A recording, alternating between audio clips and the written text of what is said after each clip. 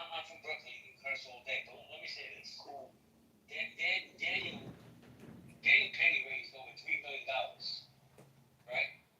Carmelo raised $500,000. I don't understand that.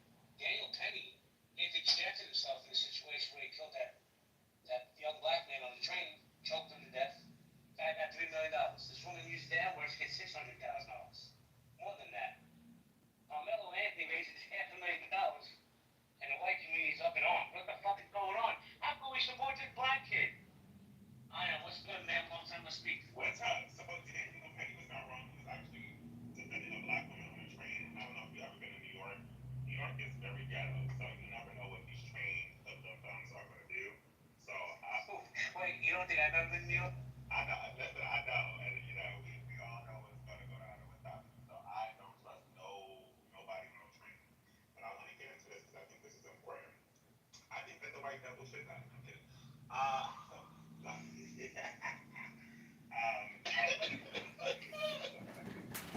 I really believe that, one, that this is like some race-baited conspiracy.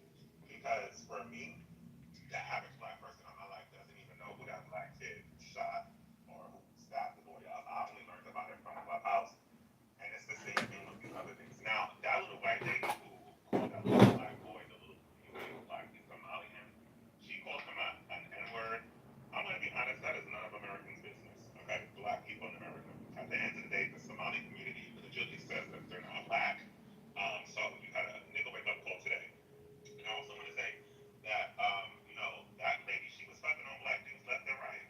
So I don't think that she has a problem with, I think that she really thought that this nigga was acting like a stand nigga. So I'm sorry, it's a child. But, she was like, fuck it, I get to say it. I mean, she said it in bed. She's probably used to it with fucking on these black dudes. So she was confused. And I'm pretty sure, if we see her child is probably half black or something. So she probably feels like she's part of the black community. And that's the problem a lot of black people are. A lot of black dudes, specifically always want to, say for white women. And here we have here. But, is there going to be a race war? I think that race wars are poverty conversations, right?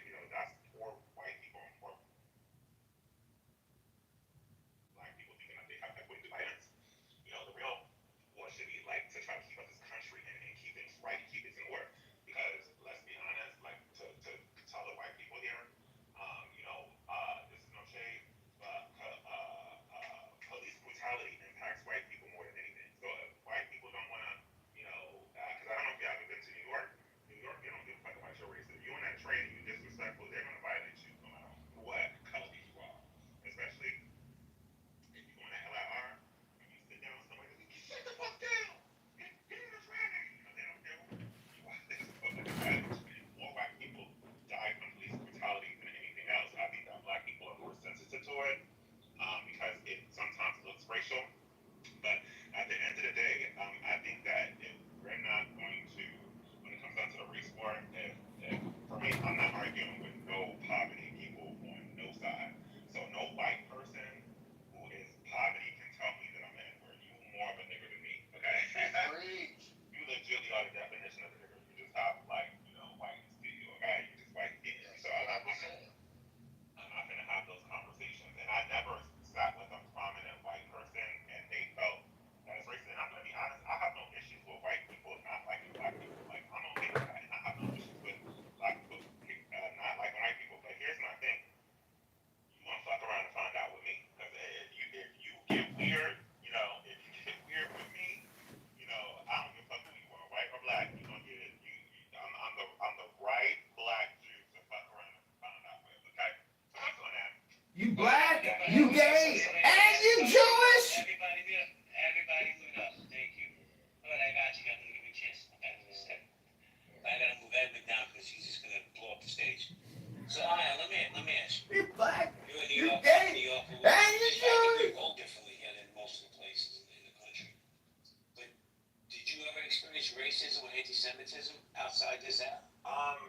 be honest. There was one time I experienced racism, and do you know who it was from? Who? A Latin person. It was a Latin, like a Latin person who was drunk as fuck and was like, "You're a nigga, you're a nigga, you're a nigga." And his friends, because I was sitting down, and his friend knew how big I was and snatched him up for me and like kind of covered his mouth because he knew that he was going to get his ass whipped. But I'm going to be honest, I experienced more racism from Latin people than I've ever from white people.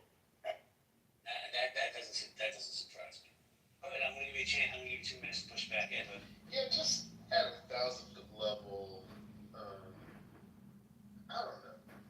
I think that, I don't know, some people have been modded in this room. So I think you just And I'm gonna call it out. I'm just gonna call it for what it is. Jonathan!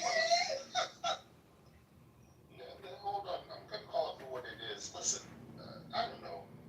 I've been on Clubhouse for 5 years. Yeah, Ion has a big following. I'm not gonna discredit that. He's built a community rooted in Black women, largely, that are dedicated to that sort of that thing. sort of feed And then, into testing is what really all he's the experience. proposing. Right? We put them out there. You hear us talk about the experience. A few things. I don't think that Ion's smart. Like, I just don't think he is. No disrespect to you, Ion. I don't think you're the sharpest tool in the toolbox. Come on, bro. You just chill. And that's fine. And sometimes, let me say, and sometimes, like, you don't have to be the smartest person to get under a problem. How you quantify Let me finish. The other thing that, let me finish. The other thing at a high level, because I know that we got Ion cronies and, booty clappers that, he has fan club in here that are going to attack me. The second thing that concerns me about Ion is that his ethnicity it's rooted in the Caribbean, right? He's a Caribbean. He's Jamaican. I think you're Jamaican, right? And so I think that a lot of his ideology and his philosophy, I think that it sort of straddles like him being a Black American, but then also it straddles like him being like a Caribbean, which to me, I think that those are sort of counter-opposing positions, which makes his rhetoric, in my opinion, again, really problematic. And why, and I'll end here, why, sort of JB and liberals sort of elevate him. I'm not a liberal. Let me finish. You did finish. I'm not a liberal. He's my friend for 5 years. And when the barbarians were at my fucking gate, this is the only dude that stood shoulder to shoulder with me. So for that, he has my respect and gratitude for the rest of my life. Ion, you want to rebuttal? Yeah, JB, I want to say this. This is very important because this is a man who's saying that I'm not educated, but he chose the name. You voted Kamala. You're a liberal, JB. Is legitimately connected to degeneracy, right? That's the first thing. So education, that's not a smart choice to do. I also want to say this. He also mentioned that my audience is Black women, right? But here you have a Black man, right, who is on stage speaking to me. Like, he knows more about my ethnicity than the majority of my following, which is crazy to me, right? One other big thing, too, I think that is very important to acknowledge is that, he had mentioned, mind you, y'all, this is why I could never be pro-Black. This is why.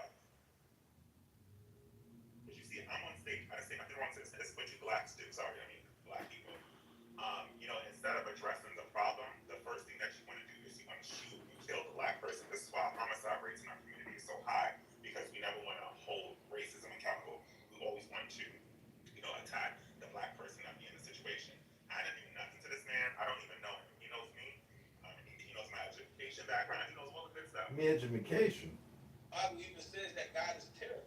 So when it's saying that, it's saying that it's directing to certain things he's doing. But everything that he does it in balance. So that's why it's important to leave the context of what the Bible says by itself and not try to add to it or take away from it. Because then you It says God is good. Why does God is righteous?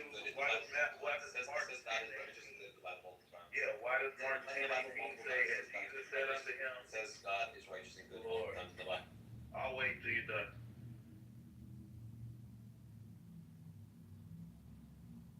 Thank you. Yeah, he just ignored.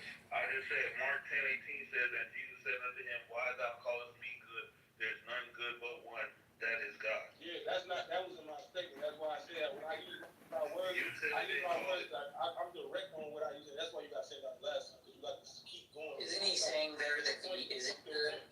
No, and I made sure my statement was clear. I said God is the balance of both good and evil. So if you say God is good, you're speaking about the things that God does, and these things that God does is good, right? But there are also things that God does that is terrible, right? And that's why the Bible says that God is terrible. So there's a balance. There's a balance on what's being said versus what people are trying to portray about God. So you won't hear me say that God is not good. That's not the argument. Wait, Mind, can I ask you something? Mind, are you there?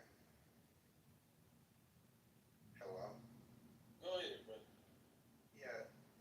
Could you teach me? You seem I haven't been here the whole time, but you seem like you really know your stuff. Could you help me out with some of this stuff? Oh It's a boy. trick. Don't fall for it. Simping.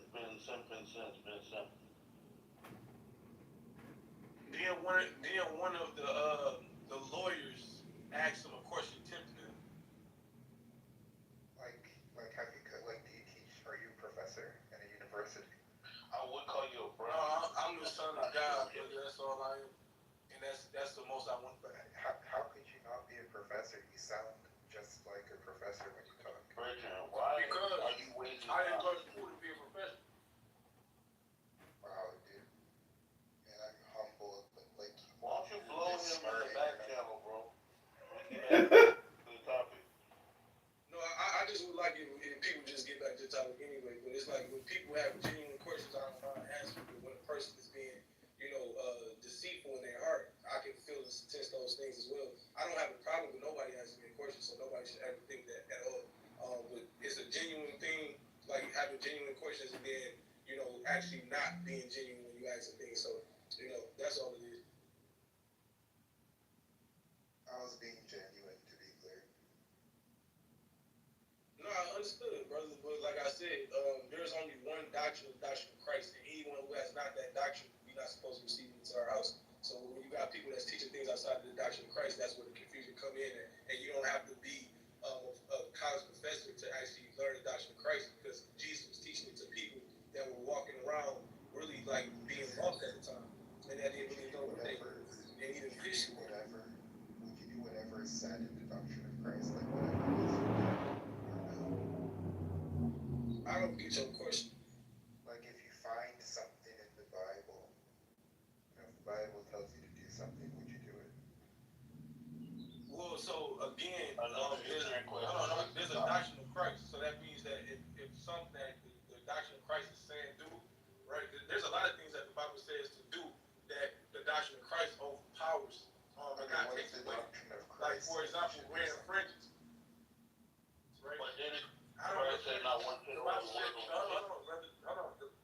The Bible's stop it, brother. So again, like for example, fringes. Right? I don't there's a reason why fringes were. Yeah, my bad. There's a reason why fringes were actually told for the children of Israel to actually wear is to remember the law. But when the Bible tells us that God will write the law on our hearts and we are born through the Spirit of God, we no longer need that remembrance because our remembrance is through Christ.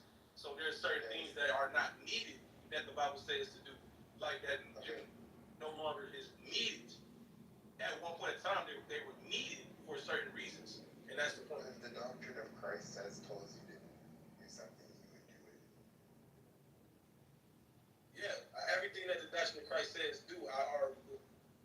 Okay, and this is a quick question. Do you happen to have family by chance, children, parents, whatever? Those who are born in the Spirit. No, a biological family. Yeah, I'm not biological.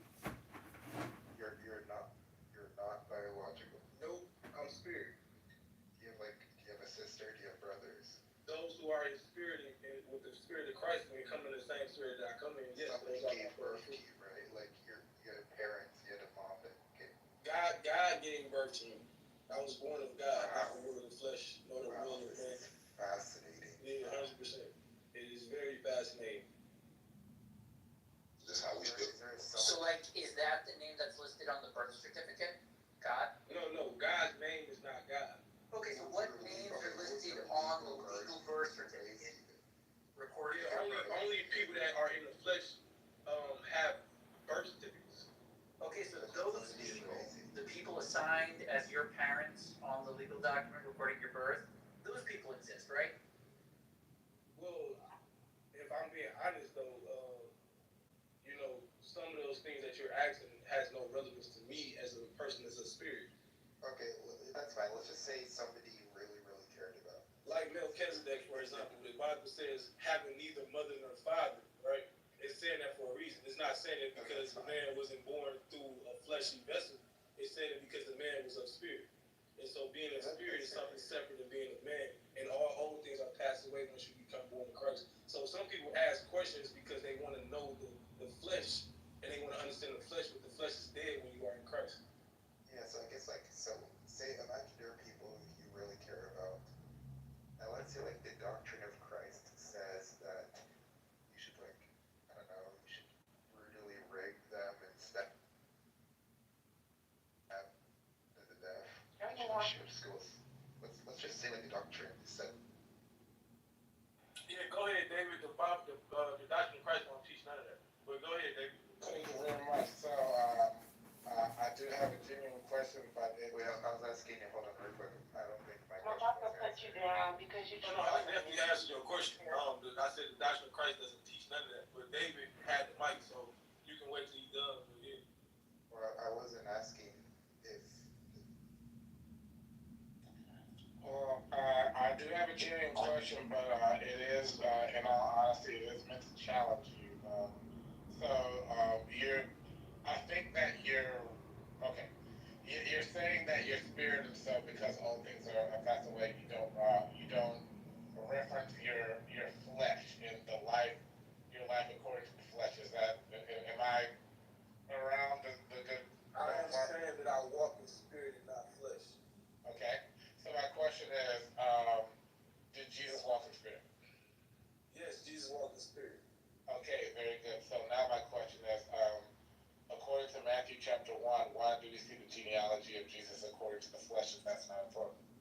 Yes, because the Bible teaches that there is a children of the flesh which are not considered the children of God. So when you read Romans chapter 9, verse 6, it makes this strong distinction. It says, and I'll read it real quick for you, right? It says, not as though the word of God have taken non effect, for they are not all Israel which are of Israel, neither because they are the seed of Abraham are they all children, but in Isaac shall their seed be called. That is, they which are the children of the flesh, these are not the children of God, but the children of the promise are counted for the seed. So that's why the Jews who were also born through a certain bloodline, and they were considered Israelites and things of that nature at that time, they were not considered sons and children of God because they were not born in the spirit, but they were born of the will of the flesh. So, like, again, Jesus himself, the Bible teaches that he was born by the actual through the seed line of Isaac, and so it made sure it was clear on indicating that because it wanted to let it be known that he was born a child of the promise, and not only did he start out as a child of the promise like any other Israelite, but he was born of the Spirit at a certain point in Luke chapter 3 verse 22 where it says that. It also says in Luke 2 and 52 when he was younger, before he was born of the Spirit fully, it said that he increased in wisdom and stature and favor with God and with mankind. And then at his baptism, he was born of Spirit, and the Spirit of God came down in the body of this man and allowed all things to be passed away and allowed him to walk in the Spirit of God. That's wonderful, but respectfully, that didn't answer the question because I can answer your question, but your question, just for clarity, your question was why is it listed that Jesus had a certain genealogy? And I just told you that the reason why he had a certain genealogy is to let you know that he was born of the children of the promise, and that's what that was for. But that didn't. What Jesus made sure was clear in John 6 and 63. He says the flesh profits nothing; it is the spirit that quickeneth. So he let it be known that genealogy that's written in there about him doesn't even matter, and it's not something that people should be concerned about. Okay. Again, and I'd like to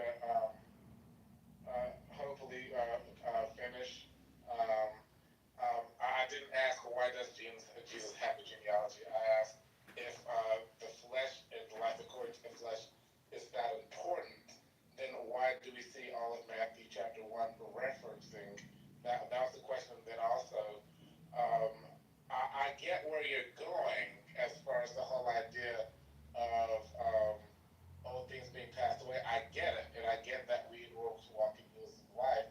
However, we're never commanded to disregard our life according to the flesh as far as passing and understanding, because if that were the case, then Jesus' genealogy according to the flesh would be important to get him here. But if since he was apparently so-called renewed spiritually after his baptism, then why put his genealogy in the Bible, since it profits nothing, where his very genealogy according to the flesh is part of how we verify that he is the Messiah according to the promise. Yeah, so again, I think you're missing the Savior of the world again is Christ, which is the anointing of God, which is the Spirit of God, which is the Word of God, which is God Himself. That's number one. That existed since the beginning. There was a promise that was made to a specific bloodline, that through that bloodline, then that's where the saving will come through. It will come through this specific bloodline. So it is identified that he was born in flesh through that bloodline, but who he is, which is the Spirit, right, that is bringing salvation, that is actually who he is. He's no longer, when he was born of that Spirit, that became who he was. He was no longer the fleshly man that people identified him as. That's why he said, I come in my Father's name, and you receive me not, and another shall come in his own name, and him you shall receive, because people were fascinated with the flesh, and they always wanted some type of fleshly man to lead them, and not the Spirit of God itself, which God intended. So the only reason why God gave them actual king is because they a fleshly king over them, is because that's what they wanted. They always wanted that.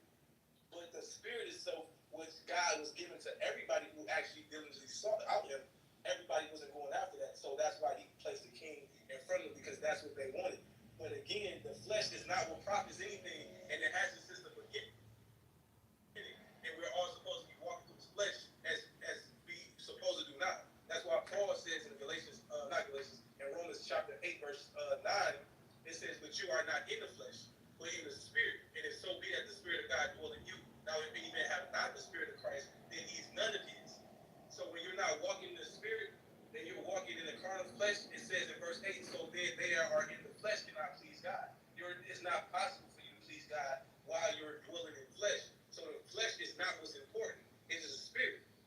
And that's not just for Israelites only. That's for every person that believes and receives that same Spirit. It was just through Israel that was to come through like it did. And it's showing you that evidence by showing you this genealogy, letting you know that through Jesus is where we get that Spirit of Christ from, because he's the one that came and showed us the blueprint and the doctrine that we are to live by, that is to give us life and eternal life with God. So that's why it's mentioned. It's mentioned to show you and to prove to the people that need evidence, right, that he came through that line. Now, whether a person believes that or not, that's a whole other story. But it's only written there to give people understanding of the fleshly man that was born, that ended up becoming born of God, like we all have the ability to do as well. For my sake, I want to make sure that it's not me. Can anybody else verify? I'm not trying to be rude. It seems like you're very untethered with your position, because you went. It sounded like it, and somebody can verify to make sure that I'm not just trying to be unkind, but it sounded like you went in 4 or 5 different places instead of staying with the one issue that I was trying to address. I was asking about, supposedly you're not even having any kind of reference to your fleshly life, and then I asked the question, trying to make the position that I still feel like that's inconsistent with Scripture, and I went to what Jesus' line is, and then I saw you going just in 4 or 5 other different places. Can somebody else verify whether it seems like he's on topic or if he's kind of just brother, and I want to make sure this is real and very clear. Jesus fulfilled the things that would need to be fulfilled in flesh already. So there's no need for me to have to fulfill anything because I only live through him, right? So that's the part that becomes the issue. So when you're not understanding that part, you're going to continue to keep asking these questions because you're not getting what I'm saying, and you're not able to. I think the reason why I'm not able to get it is because you're not clear, because you went to something else that I didn't ask. The way that I am is I'm not one of those guys that just debates for the sake of debating, but when I feel like we're not on the same page, I just kind of drop it because I don't think that there's any profit in doing that. So I feel like there's no profit in continuing to try to build on that discussion. So yeah. The 1 Corinthians 2:14, it says, the natural man receive not those things of the Spirit of God, for they are foolishness unto him, and neither can he know them because they are spiritually discerned. So when we have certain conversations, it tells us in 1 John 4:6, it says, we are of God, therefore they who are of God hear it. Because those who are not of God hear not us, and hereby we know the spirit of truth and the spirit of error. So it's always going to be clear when certain conversations like this occur. Like, nobody's, like, if you was asking questions that was going to bring forth edification to something, then that would be a thing. But what you're doing is asking questions to try to verify a fleshly concept that doesn't relate to God at all. Incorrect. Right? So, no, it's not incorrect. So you're asking about a fleshly concept about the genealogy of Jesus, when in fact that genealogy that he came from, again, is now the prophets, the actual salvation itself. It's the spirit. And before we get to Jesus, right, that same spirit was already available for people like Noah, who actually was able to get salvation as well because of the fact that he actually had faith in God and he feared God. Same thing with people like Job and things of that nature. There are many people in the scriptures that actually was able to be born in the spirit. People like Enoch, or people like Enosh, or people like Melchizedek. This is the scriptures teach this, that it's not about your lineage, it's about your actual spirit. And it became about lineage when one group of people tended to be more in alignment with God's word than others. So that's why you're going to continue to do that, because most people get caught up in that. That's what a lot of people get confused by when they hear a person speaking about the spirit and the spiritual things, because they're not able to grab onto those things because it's foolishness. It's like it doesn't make sense to them. Well, respectfully, I openly welcome discussion of things of the spirit. I'm in many different rooms where we sharpen and edify one another. We also challenge one another scripturally to make sure that we're on, doctrinally speaking. And so I think that just because somebody challenges the accuracy of a contextual argument, I don't think that that's evidence of somebody not receiving the things of the Spirit. Like I said, there are certain things that you're saying I don't all the way disagree with you, and I actually see where you're going.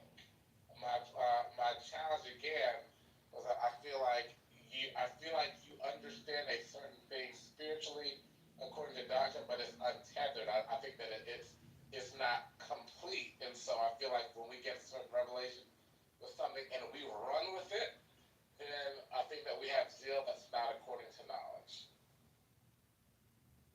And so that's where I'm trying to push back with something to try to get you to kind of maybe consider the fullness of the topic and not just one thing, because like I said,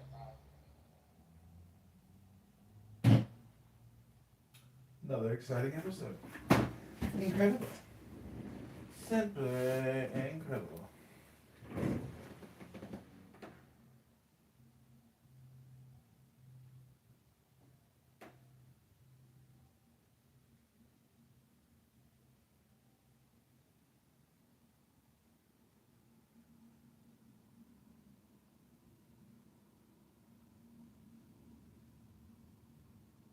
Good afternoon. This is Brett with USA's Property Claims Department. I was giving you a call in regards to the claim that you had submitted for the water damage to your property.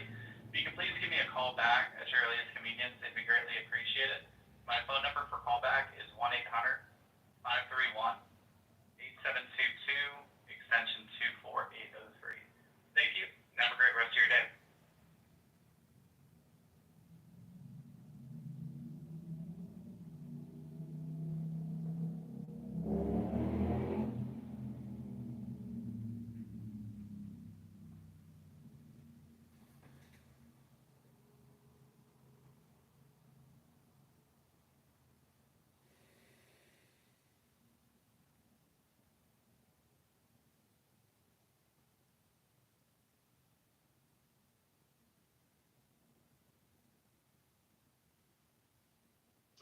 groups to answer the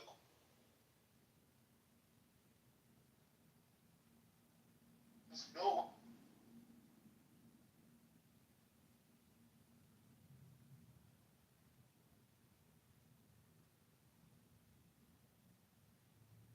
Nah, man, you know, all it's gonna mean is that we can have a conversation on that. I don't think it's that important. I think you should address the points that I'm making. All right, rather than trying to all right. decipher. So And I got already said I'm black. Give me 1 second, cause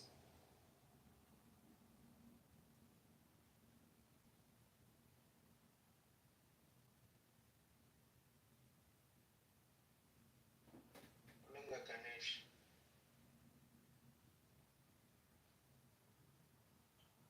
Sorry, Brandon, I was just away from my phone. Can you Yeah. repeat the last part? That's not a problem. Hold on. What were you saying? That it comes to what? I think like one thing he says is energy can't be created nor destroyed, so therefore creation ex nihilo is impossible. I mean that's like horrible philosophy.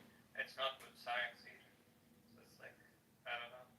That's kind of like why I get the impression that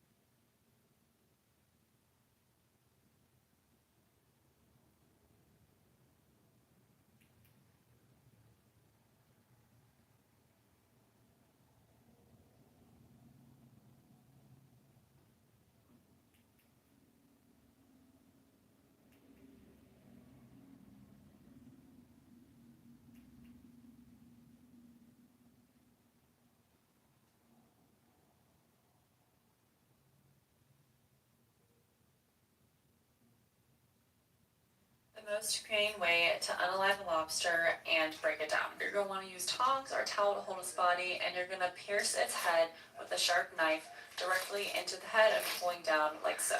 This immediately unalives it and is the most humane way. Also, boiling is pretty quick as well, but not quite as fast. From there, I cut it in half for the rest of the butchery. I think it's really important to be able to do this and see this if we're meat eaters and seafood eaters. Follow for more cooking tutorials and videos.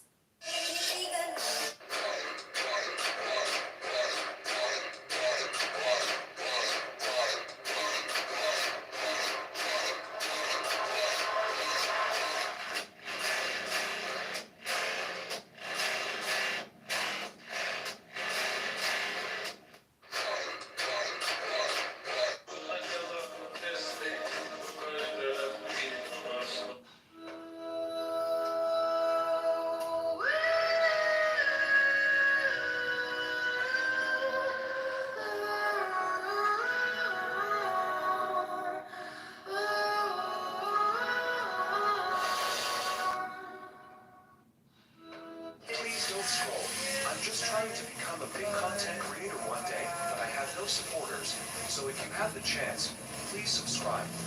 Please don't scroll.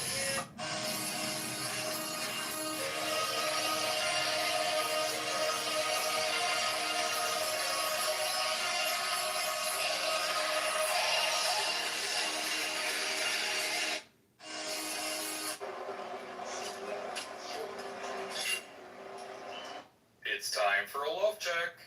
Please don't scroll. I'm just...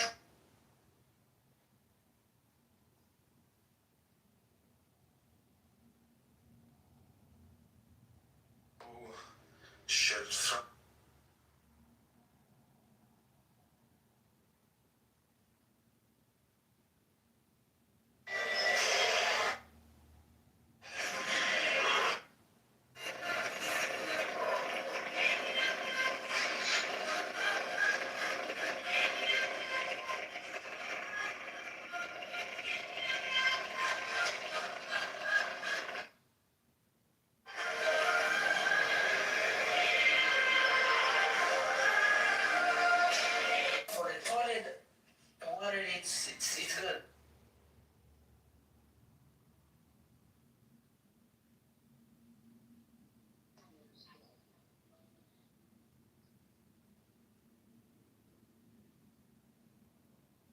but இப்ப India வந்து நீங்க fund கொடுக்க கூடாது அப்படின்னு சொன்னா எல்லாருமே ஒத்துப்பாங்களா நீங்க சொல்ற மாதிரி? அவன் வந்து ஐ திங்க் கிட்டத்தட்ட ஒரு 5 வருஷம் எஃப்ஐடிஎஃப்ல இருந்தானா. எனக்கு தெரியல கரெக்டா.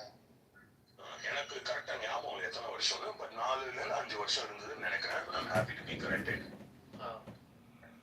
And அது ஏன் இந்த மாதிரி வயலேஷன்ஸா?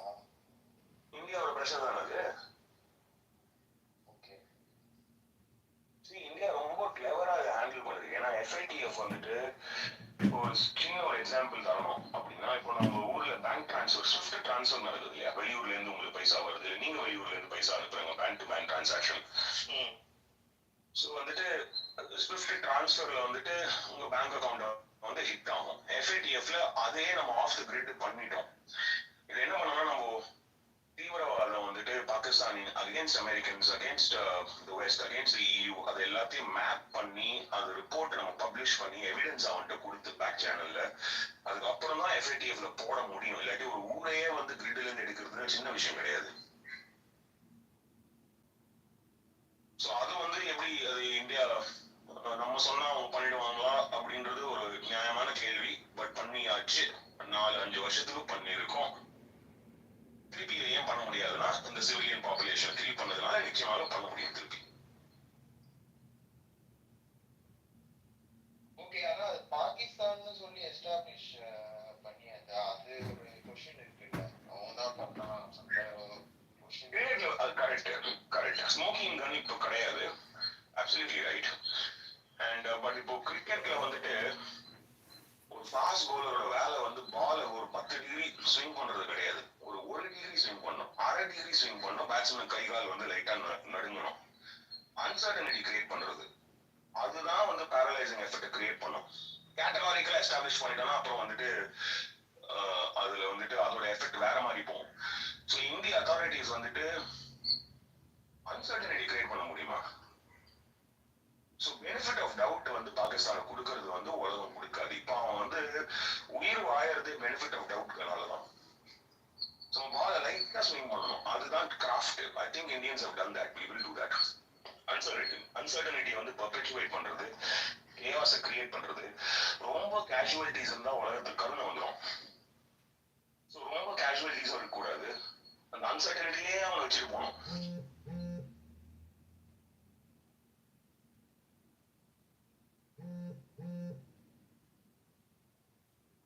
பட் நீங்க வந்து இப்போ எவிடன்ஸ் பத்தி ஐ திங்க் இந்த ஈவெண்ட்ல வந்து எவிடன்ஸ் இருக்கா இல்லையா? ஸ்மோக்கிங் கன் நமக்கு கிடையாது. மும்பை அட்டாக்ல உங்களுக்கு ஞாபகம் இருக்கும் பிராண்டன், கிளியரா வந்துட்டு ஸ்மோக்கிங் கன் இருந்துச்சு. இப்போ இந்த இந்த இதுல இல்ல. அதனால வந்துட்டு பட் அடுத்த லெவல் இன்ஃபர்மேஷன்ல இப்போ மௌலானா மசூத் அசர், அப்புறம் அந்த லக்ஷரி தலைவா, அவன் பேர் என்ன, அவனை தூக்கி ஒரு வேணும்ட்டே ஒரு லாகூர்ல வந்துட்டு ஒரு கிரௌடட் ஏரியால போய் அவனை இம்ப்ரிசன் பண்ணி வச்சிருக்காங்க ஹவுஸ் அரெஸ்ட்ல. அதாவது அவனை ஏன் அரெஸ்ட் பண்ணாங்கன்னா FATF சாங்ஷன்ஸ்ல இருந்து பாகிஸ்தான் தப்பிச்சு வெளில வரணும். இவன் குளோபலி டெசிக்னேட்டட் டெரரிஸ்ட். அதனால அவன் ஹவுஸ் அரெஸ்ட்ல வைக்கிறேன்னு சொல்லிட்டு அவனை வேணும்ட்டே இந்தியா அவனை அடிச்சிடக்கூடாதுன்னு சொல்லிட்டு ஒரு கிரௌடட் பிளேஸ்ல போய் ஒரு மஸ்ஜித் பக்கத்துல சுத்தி வட்டாரத்துல ஒரு 2-3 மஸ்ஜித் இருக்கு, அந்த இடத்துல போய் பிளான் பண்ணி ஹெவி செக்யூரிட்டி கொடுத்துருக்கான். அதை தவிர இவன் எலெக்ஷன் கேம்பெயின் எல்லாம் பண்ணிருக்கான். சும்மா சும்மா உள்ள போயிட்டு வெளில வரான் அந்த வீட்டுக்குள்ள. பட் அவன் அவன் ஒரு பொலிட்டிக்கல் பார்ட்டியை லான்ச் பண்ணி எலெக்ஷன் கேம்பெயின் பண்ணிட்டு இருக்கான். இந்த மாதிரி எவிடன்ஸ் எல்லாம் நம்ம எடுத்தோம்னா பாகிஸ்தான் வந்து FATFல இருந்து அவன் திருப்பி உள்ள தள்ளுறதுக்கு நமக்கு எவிடன்ஸ் இருக்கா? இருக்கு. ஆனா இந்த ஈவெண்ட் ஸ்மோக்கிங் கன் இருக்கா? ப்ராபபிளி இல்ல. பட் FATFக்கு இந்த ஈவெண்ட் தேவையில்லை. FATFக்கு பாகிஸ்தான் வந்துட்டு இன்னும் தீவிரவாதி, இன்னும் அவன் வந்துட்டு பில்டப் தான் பண்ணிட்டு இருக்கான்னு அதுக்கு எவிடன்ஸ் இருக்கு.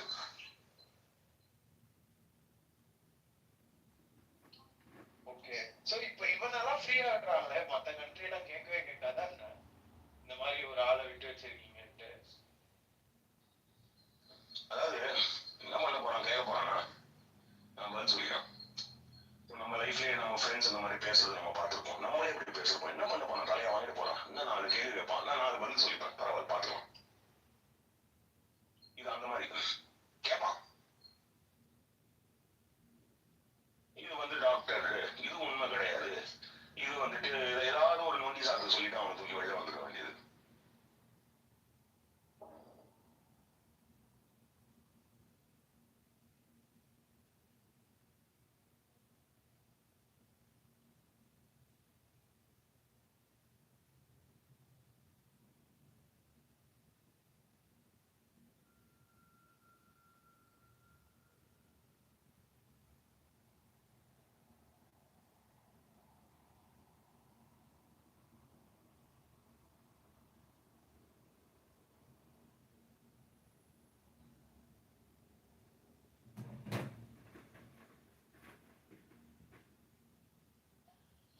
இந்த போர் வந்துட்டு அவனோட சைட்ல இந்திய மக்கள் வந்து ஞாபகம் வச்சுக்க வேண்டிய விஷயம் வந்து அவனோட சைட்ல இது மதத்தை பத்தி அவன் ஆக்கினான். பட் நம்ம சைட்ல இது மதத்தை பத்தி ஆக்கவே கூடாது. ஏன்னா அது தர்மம் அல்ல. ஸோ வந்துட்டு இன்னொருத்தரோட மதத்தை கொச்சப்படுத்தி பேசி இன்னொருத்தரோட மனசை புண்படுத்தி வந்த உடனே நத்தீஷ் வந்து சொன்ன டைலாக் என்னன்னா, இங்க இருக்கிற இஸ்லாமியர்கள் கதறுவாங்க அங்க அடிச்சதுக்கு அப்படின்னு சொல்றாரு வந்து. இல்ல அதாவது கதறுவாங்களா இல்லையா, எத்தனை பேரு, சில பேரு, பல பேர், இதெல்லாம் வந்துட்டு நம்ம வெயிட் பண்ணி வாட்ச் பண்ணு. என்னவா இருந்தாலும் நம்மளோட சகோதரர்கள் அவங்களோட மனசை புண்படுத்தி நம்ம பேசக்கூடாது. இது ஒரு பேசிக் ஹியூமன் வேல்யூ. இது நம்ம எல்லாருமே இந்தியர்கள். இது வந்து இந்தியாவோட இந்தியன்ஸை வந்து ஸ்ட்ரைக் பண்ண நம்ம எல்லாருமே சேர்ந்து அவனை ஸ்ட்ரைக் பண்றோம். அதனால வந்துட்டு சில பேர் சப்போர்ட் பண்ணாங்க.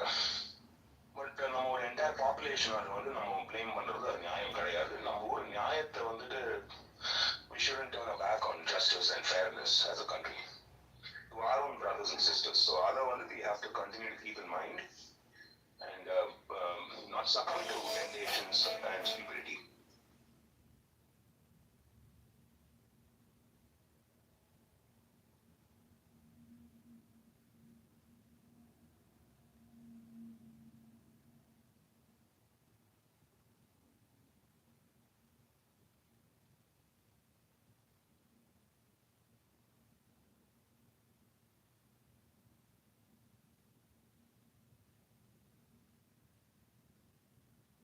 பாகிஸ்தான் ட்விட்டர் பேன் பண்ணி வச்சிருந்தாங்களாமே, எனக்கே நேத்தான் தெரியும். பேன் லிஸ்ட் பண்ணியிருக்காங்களாம் இப்பதான்.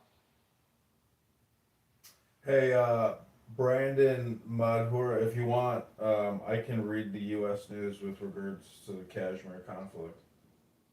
Yeah, go ahead. All right. This is dailymail.co.uk. It says Brink Award deaths on both sides as India launches airstrikes on terrorist camps inside Pakistan.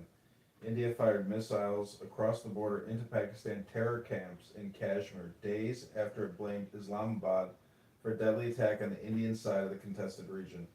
The long simmering conflict between the neighboring nuclear powers intensified dramatically overnight. Fighter jets roared through the skies over the Himalayan territory early Wednesday, and the sounds of explosions could be heard near the so-called line of control. A little while ago, the Indian Armed Forces launched Operation Sindoor, hitting terrorist infrastructure in Pakistan and Pakistan-occupied Jammu and Kashmir from where terrorist attacks against India have been planned and directed. Indian government said in a statement in the early hours Wednesday. Indian Army added that no Pakistani military facilities had been targeted, noting that India had demonstrated considerable restraint in selection of targets and method of execution.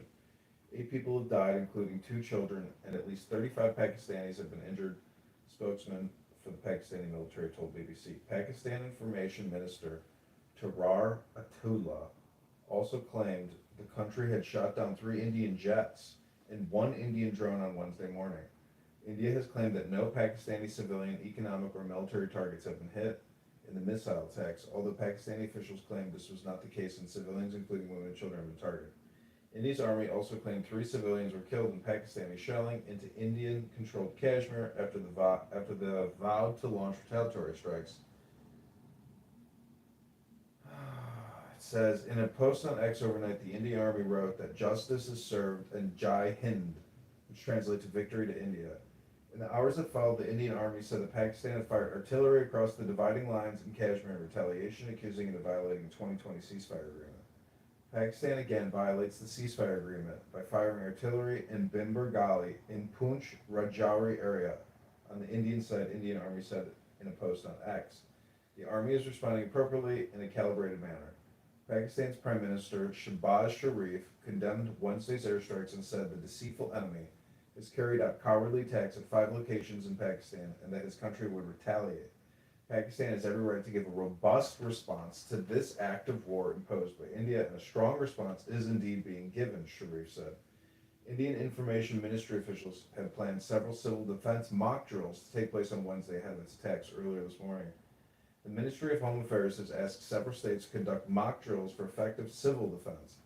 Kanchan Gupta, a senior advisor from the Information Ministry, said in a statement earlier this week.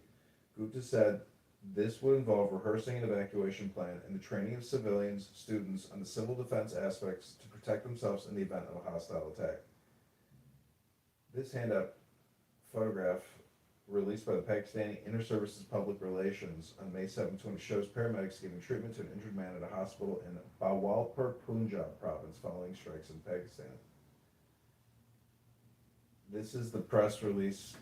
Operation Sindoor, Indian Armed Forces carried out precision strikes at terrorist camps. A little while ago, the Indian Armed Forces launched Operation Sindoor, hitting terrorist infrastructure in Pakistan and Pakistan-occupied Jammu and Kashmir, from where terrorist attacks against India have been planned. Altogether, 9 sites have been targeted. Our actions have been focused, measured, and non-escalatory in nature. No Pakistani military facilities have been targeted. India has demonstrated considerable restraint. These steps come in the wake of the barbaric Pahalgam terrorist attack in which 25 Indians and 1 Nepali citizen were murdered. We're living up to the commitment that those responsible for this attack will be held accountable. There will be detailed briefing on Operation Sindoor later today.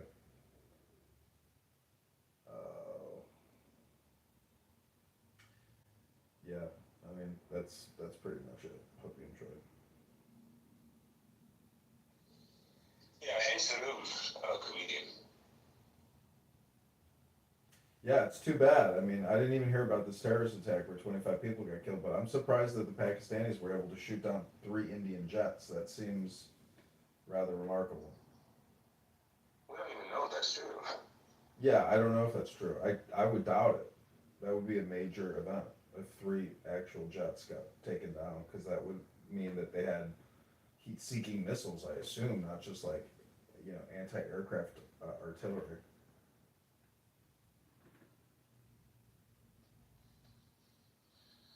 Look, generally speaking, I think the Indian Armed Forces are due for a press release. It's likely to happen sometime today, wherein a total summary of events.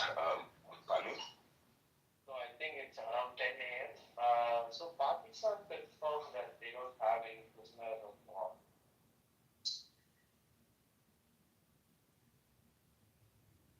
Sorry, say that again, Brandon. Pakistan confirmed what? See that tweet that I have pinned.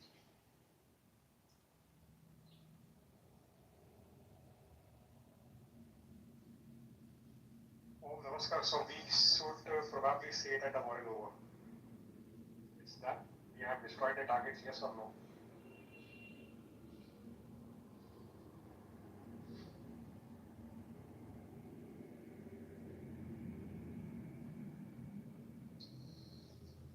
Yeah.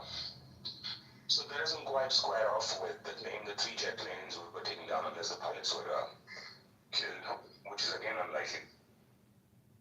And but nonetheless, the Indian Armed Forces and the attaches are likely to hold a press conference in a few hours from now. They're building up possibly. So right now, 7 in the AM in 3 hours. And people of India, and generally speaking, the global community, but certainly the people of India would not just look forward to an update, but would also trust our own institutions in telling us the truth. Pakistan, on the other hand, enjoys very little credibility, certainly in India, but across the world. Having housed Osama bin Laden, Khalid Sheikh Mohammed, the brainchild, whose brainchild was 9/11, that ghastly day, a tipping moment in history when the world plunged into war for the next 15 years, perhaps, irrevocably so. And the top 100 designated terrorists, good chunk of them seem to be having a beautiful relationship with Pakistan, if you know what I'm saying, within quotes. So, pathological liars, aka the ISI and the minions, are not likely to inspire any trust. So I would urge people of the world to just ask yourselves basic questions of who is more credible. This country that brought down, it's a beautiful book by Steve Cole. It's called Ghost Wars. It's a beautiful book. You get a chance, pick it up. Pardon. Sorry to interrupt you. Yeah. Raghu here. Hello guys, how are you? Well, I always love you and it's something that you can do and where you explain things. I love it. It's something that you can do. But listen, can you sometimes please talk something in layman language, because fucking 99% of the people who are you talking about, they're fucking unpredictable. And you talk like I'm only graduated, okay? And sometimes I don't understand what you're saying because of the English. So I would say tone down a little bit English, where the simple English, or sometimes maybe a guy like me, like backward type of guy, I want to make very simple way of talking. But anyhow, I'm a little bit confused about, I'm with Modi all the way, okay, first of all, but I'm a little bit confused about, the attack happened today, and the defense minister of India said, we're going to do what you would like us to do. He had that today, okay, yesterday. And then Modi said, listen, we're going to come to the bottom of this Palgam thing, and we're going to not only going to kill punish the people who killed them, not only that, but the judge of that, like where this roof's coming from. So now with this attack, the one over, I'll finish, go home, everybody. Like, and tomorrow they're asking for people to do this drill. Okay? Now, people will get confused again. Is it real or is it just a drill? Because now they need to an answer for that attack. So I hope not, but I'm expecting a little attack from Pakistan now. Tomorrow maybe, while this drill is happening. So how, this is more important right now to know. Are we done? Because they killed the 7 targets and what do you call, everything is targeted, perfect, go, get it. So the real Janta, Aam Janta has nothing to do with it. And they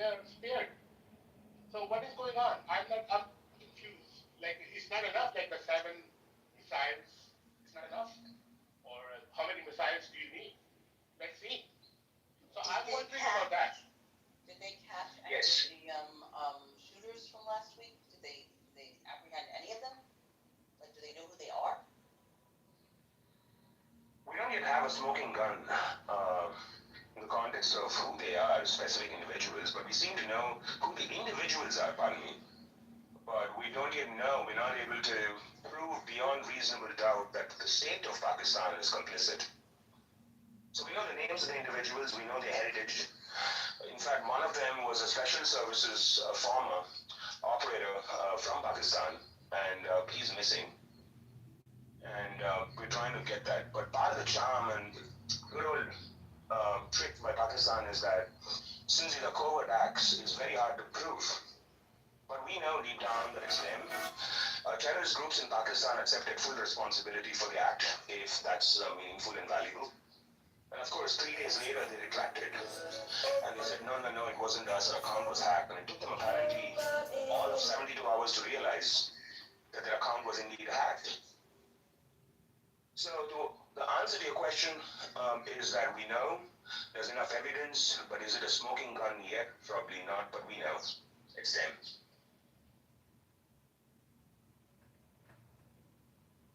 So today's attack, what is, I might be talking ahead of the game, but what is the president of Pakistan, has he responded, has he said anything? Like, what does India want? What do they want out of this? They want them to turn over the terrorists? Like, what's that? So these are, sorry, go ahead, please. No, I just saw on Instagram, I can tell you after, sorry for that again. This is a perfect timing to reclaim the other part of the Kashmir. Yeah. So, it's partly right, and Raghu, I'll try to do better next time. Thank you for helping me understand that it's more important to communicate more clearly. I appreciate that. JLo, the thing is, these are retaliatory strikes by definition, because 26 innocent civilians, including one Nepali, were actively sought out by these terrorists. And India, in its discretion, felt that there are terrorist scams optimizing from Pakistan's side. And it was important for us to strike, and for 3 reasons. One is to simply bring down the infrastructure, and it's the first step, a significant one. Secondly, to reassure the Indian people who are not doing nothing but vacationing on a regular day. These are middle-class Indians that went there with their family and loved ones to have a good day. These honest Indians, I will create a government, particularly chosen on account of being from the Hindu community, because they were asked to strip themselves. The men that were brought down were asked to strip their pants out just to see if the circumcised men or not. 99% of the casualties. Yes, and regardless of our traditions and persuasions, I'm sure all of us agree that that's a terrible act, objectively speaking. And so the Indian Union and the people seem to be terrified because such is the act of terror and the proportion. So we responded. It was a retaliatory act. It was what was fundamentally a terrorist act of terror. So what does India seek? India seeks reassuring its own people that it's a safe country, reassuring the global community that it's a safe country, takes its national security extremely seriously. And now we have to wait. The cat has been set amongst the pigeons. We have to wait and see what Pakistan wants to do. India will retaliate yet again if Pakistan tries to escalate this. Fighter jet pilot has just been captured, and who's claiming it? I don't know if you know the update. Yeah. That was my friend. Come on. This is what this has no basis. This has no basis. Is there any Pakistanis there? Because I was just being in a Pakistani room. They were just flying up their 2024 or Gujarat Rafale it got accident, right? They were just flying with the video for like Pakistani army just shot down our Rafale like that. And they removed me also. Can I ask a question? Please do. Comedian John, are you there? Go ahead, Sanan. Can you hear me? Yeah, I can hear you. I was Yeah, going to go ask comedian if he was there, John. Yeah, what do you Hey, want to John, ask? as a former CIA operative and stuff like that, what do you think's going to happen? I don't know. I think it's just like another normal day, right? I mean, India's responding to terrorism. India's nationalism is, a big problem for Pakistan.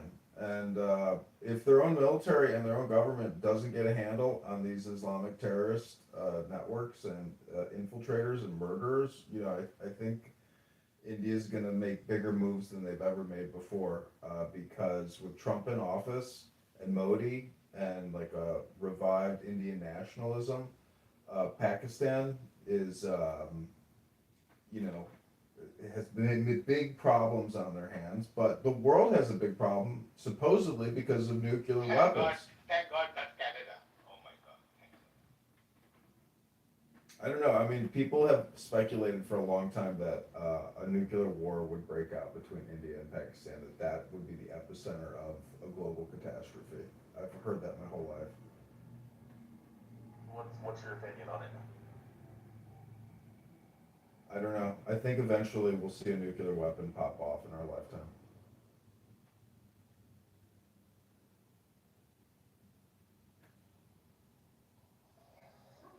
Part of the problem that the Indians were facing up until now was that, you know, the threat of nuclear escalation was something that the Pakistanis never failed to, within quotes, reassure us about, and indeed the global community. And so if you just do a laundry list of all terrorist attacks that were staged against Indians within Indian territory in the last 20 years, I think 20 perhaps, the list is mind-boggling. And we can't be held hostage to a nuclear threat. Not for far too long. I think that ship has sailed. And the Indians are now beginning to ask more fundamental questions. What if India retaliates to a nuclear strike with an equal amount of vigor and passion, which I think any self-respecting country would? And what would that mean to the people of Pakistan? And consequently, what would that mean for the Pakistani policymakers, capacity to be the first to pull this off? It is a considered assessment that this is a nuclear bluff. And, we think we're right in calling them out. We gotta wait and watch. You're right. It's problematic, but we're not gonna lie down like dead pigeons, volunteering to be skied. It's not gonna happen anymore. Yeah, see, one more thing that came to my notice is that last time these people lied about the entire activity itself. So people who are to the press should immediately go there and ask them to let them do the survey for what has exactly happened. Otherwise, they will again bluff around. Do you know the U.S. solar company's nasty little secret? It turns out if you live in Illinois, they have... Considering They are pathological liars there. They will do something or other like that only. But if you just use basic common sense, Indian armed forces are significantly more powerful than the Pakistani ones. This is just basic common sense, which means Pakistan has to rely on creative means to tip the balance, and propaganda and information warfare is just the right pill for the problem. So you're likely to see all kinds of fake narratives being judiciously peddled, and certain other so-called allies of Pakistan, including Turkey, Malaysia, and whatnot, are likely to enthusiastically peddle these fake, bits. So I don't know if India's prepared for that. I don't think we are. I think the real theater is going to be the digital landscape to tip the opinions against India. And I think this is part of the problem that Indians will have to be cognizant about. It's no longer about missiles only. It's about fake propaganda, and Indians will have to be hit to the shit.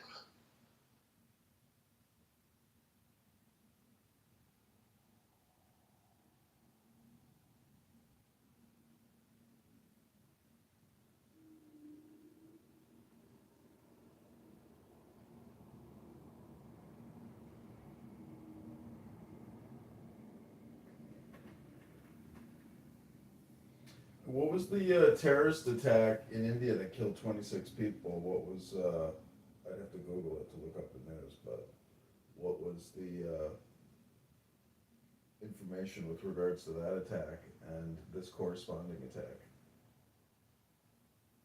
Yeah, 1 second, please.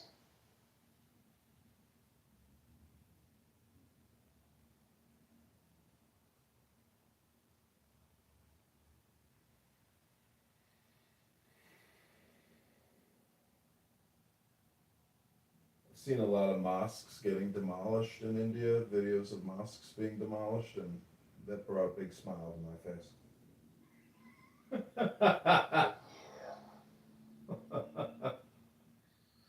Yeah, sorry, I was away. Comedian, what is the question again, please? The 26 Indians that died from the Islamic terrorist attacks, you know, I haven't Googled it to see where it was or what happened, or, you know, this is a retaliation response on behalf of those victims and India, you know, taking care of business. Yes, in a democracy, as you appreciate, symbolism goes a long way. This operation by Indian Armed Forces is rightly so touted to be Operation Sindoor. Sindoor is a cultural identity of Indian women. It's the proverbial red dot on a lady. It's a sign of women that are yet to be wedded or certainly wedded, women that are committed to their families. It's a part of a culture. So, people across different traditions don the Sindoor in India. So Operation Sindoor is in honor of the women that lost their sons and husbands and lovers, and as the case may be. So for a country to take such a position, the fundamental act should have been so terrifying that what really went down 12 days ago, or thereabouts, is just innocent wandering tourists were having a regular ass day in Jammu and Kashmir, in a place called Pahalgam. The site is a place where there are zip lines. It's a tourist-friendly place. The country as such is, and certainly dislocation. The Indian Armed Forces brought the guns down because they assumed that civilians would not be targeted by the terrorists, but they were wrong in their assumption. And 7 or 6 gunmen got into the area, mostly from Pakistan, some domestic, I think 1 or 2 were locals, but the rest of them were from Pakistan. The handlers of these ghastly human beings were all Pakistani. And they were given marching orders to bring down terrorists, and so they actively started shooting indiscreetly those civilians. But prior to indulging in this ghastly act, as though it's not bad enough in itself, they made sure that they sanitized who the victims are. So they asked them, are they Muslim? And then the moment they said no, they would shoot them. They would also ask them, if some of them in panic like that they are Muslim, they'll ask them to read the Kalma, which is an Islamic prayer. And if they weren't able to, they'll shoot them. And all of them, I think, were asked to strip down so that they could check their penises, forgive my language, to see if they're circumcised or not. And as you probably appreciate, being circumcised is a fundamental marker of what they believe are Muslims. And so all of this was done in broad daylight, you know, inflicting severe terror amongst the masses. And they were also, one of them were actually told, one of the ladies, she said, you've killed my husband, you've killed my son, why don't you kill me, you tyrant? And the terrorist, soonly enough, coldly enough, told this lady, no, I'm not going to kill you. Go and tell Modi that we looked for the penises and we made sure that everybody killed were Hindus. All of this is recorded. So that was a tipping point for us because, you know, it just was, surely anybody with a half a brain and a clear heart would readily agree that this is a barbaric act of terrorism. And India's got to be careful because, you know, it's not an indictment on the tradition of Islam. It shouldn't be. And we're perfectly acquainted with this tradition, with Muslims. I think majority of them are good people. But this section of Islamic or radical Pakistani terrorists are a massive problem, and we need to deal with it.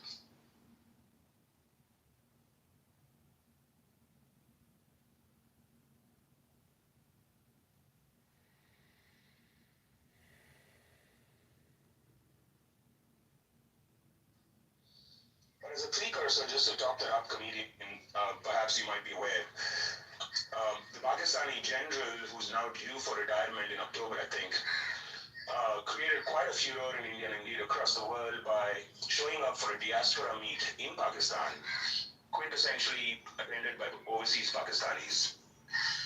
And he made a provocative speech. He said, we are not Hindus.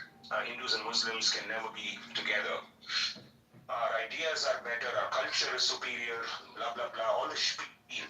All of that was hurled at, the world, certainly the Indians, and then what followed in a couple of days was this ghastly act of terror. So the General Asim Munir seems to be looking for a tenure job. Is touted to be perhaps the most radical of all Pakistani generals, not that they weren't previously, but this one is the icing on the cake. It's a piece of work, this guy. And, just to put that in perspective, this was a part of the runway to the, what was then this act of terror. And so all these things put together certainly seems to have outraged the Indians, and rightly so.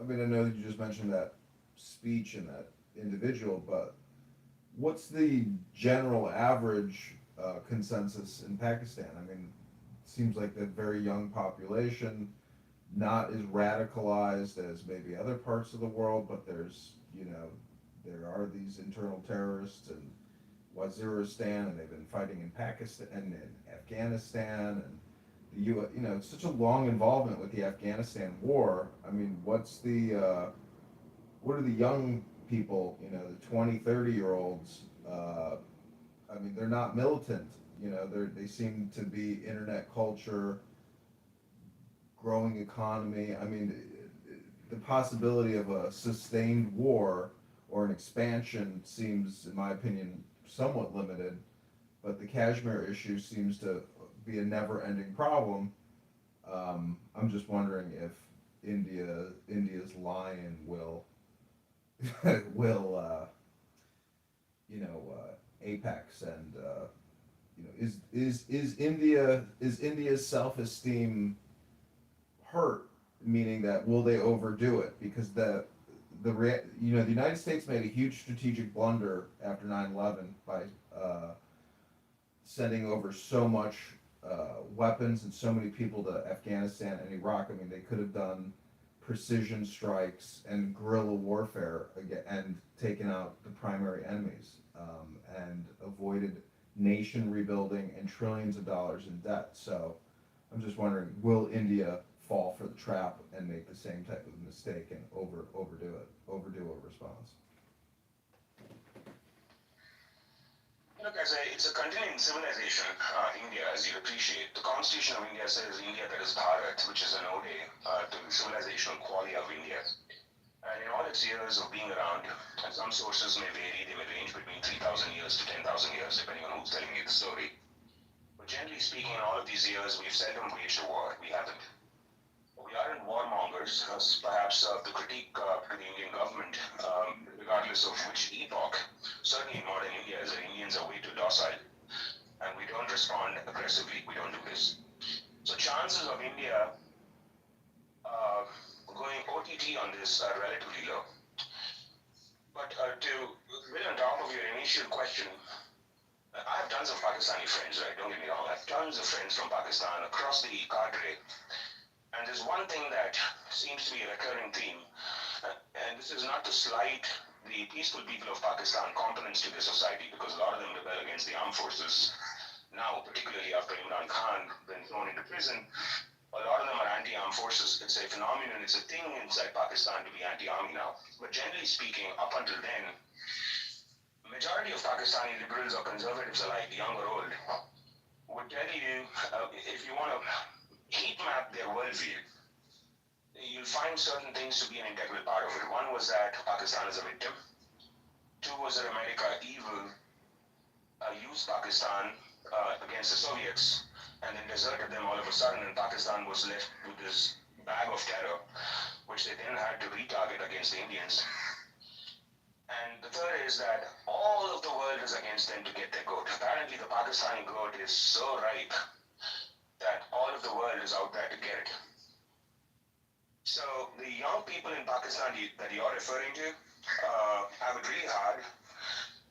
They're there, but they have it really hard. They're a slice of life in Pakistan, but the majority of young people believe in these ideas because the powerful propaganda that the Pakistani state has indulged in, right from curating textbooks against our country from 9th standard or 9th grade, as you guys would refer to it, the kind of atrocity literature that's created against us is actually boggles the mind.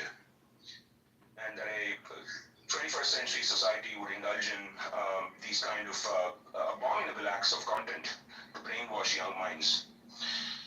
So I'm afraid that the people of Pakistan are likely to continue to view India as the enemy, sworn to the cause of undoing Pakistan. It's a paranoid state, paranoid society. But that doesn't mean that there aren't well-intentioned people on ground zero that are pushing back.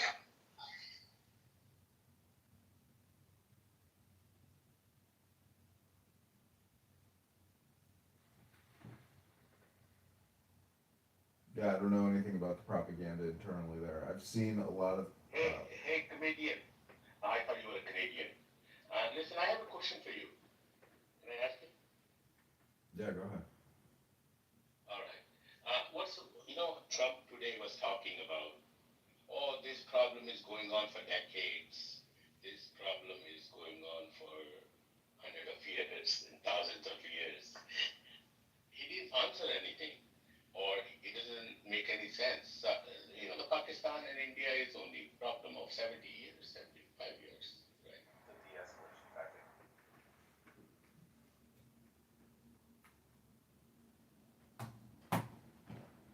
Yeah, did you hear what Sunan Abiy said? De-escalation tactic, meaning that Trump,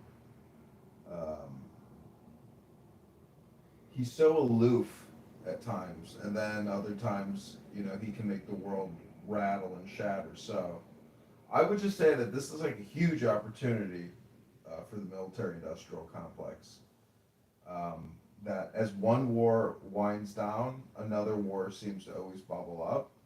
So Pete Hegseth recently halted Ukrainian weapon shipments. And so I'm just saying that, profit loves war. And Not likely to do this in a lot of countries. yeah, I mean, it's not just the United States, it's Britain. I mean, India, is very advanced, but they still have to purchase weapon systems, I assume. So I'm just saying that there's a lot of people, including China, that are, they're just waiting to start selling, billion-dollar shipments.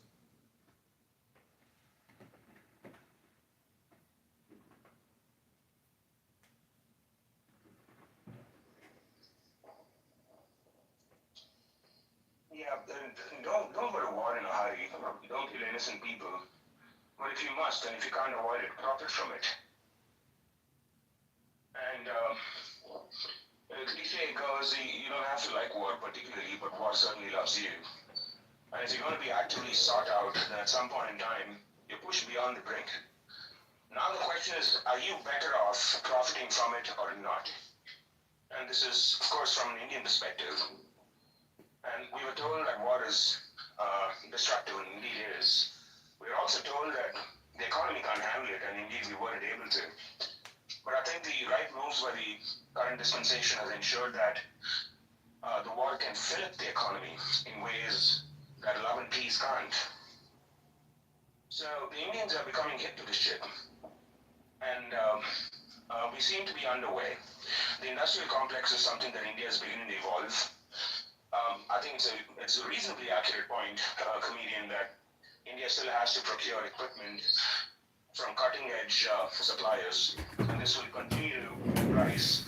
But so is domestication of capacities. And in the near future, we're likely to see the Indian government accelerate its capacity investments and commitment towards what we call as Atmanirbharta, or self-reliance, particularly on defense procurement. So these are tragic but interesting times alike.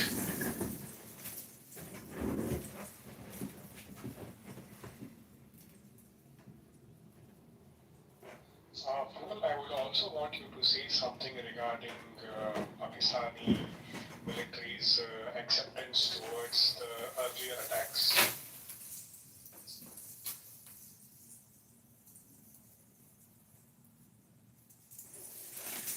Sorry, what's the question for, Ganesh?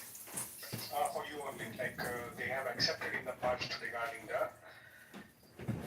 their involvement in earlier attacks, they have publicly accepted it on television. help reminding us that, yes, that's absolutely right. You look at Yalla Hakim interview with the Pakistani president-serving minister. He's a sitting minister, so he's not some, guy on the frills of Pakistani society with some opinion. No. This guy serves in the government. A few days ago, with the Yalla Hakim on Sky News, he said, yes, we did perform these acts, but we did it for the US, what he referred to as the dirty job. Apparently, poor Pakistan was sucked in by evil America to kill innocent people, and he also indicted Britain for it. And he turned around and said, we are a part of it, we did it, it's a part of our history. And this is why I would submit that the credibility of Pakistan is not very rich, not very inspiring, and anything that comes out of the Pakistani propaganda industrial complex needs to be assessed thoroughly.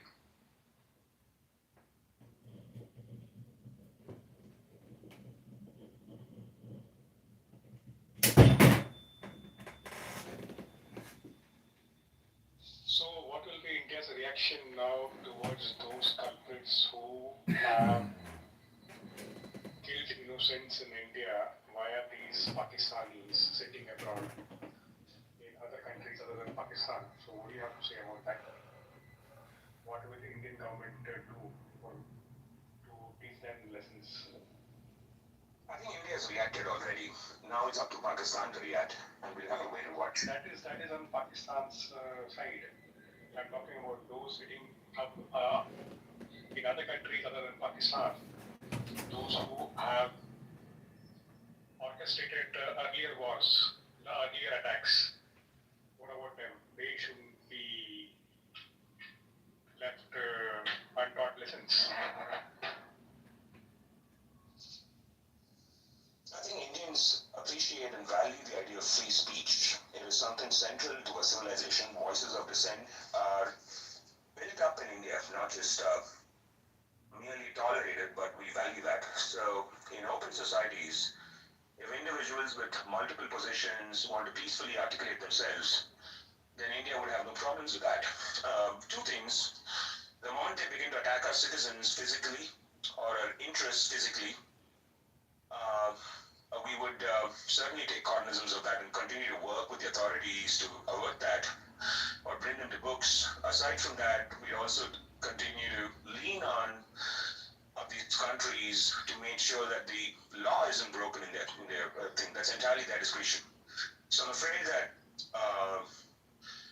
India would just have to wait and watch as to what these people do. But the Indian diaspora is also extremely excited, as you would know, Ganesh, better.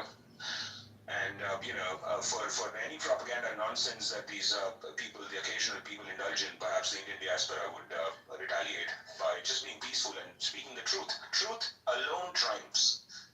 Satyameva Jayate. It's not truth triumphs. Truth alone triumphs. And every Indian would be invested in their idea.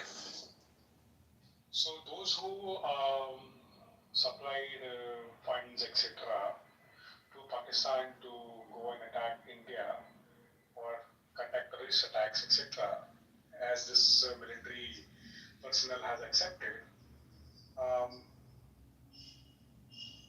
reiterate the question. What will Indian government do to those sitting abroad in other countries other than India who have remote controlled attacks in India via funding them? We have to pick our battles, I'm afraid. It is a problem. I concede that it is a problem. But right now, that's also something that's been continually happening even before this terrorist attack. And there are no easy options on the table. What India can do is to push them back on FATF, as you would know, and try to dry up the pond for Pakistan, and then continue to work with global authorities towards making sure that these people are pulled up. But there's nothing else that you can do.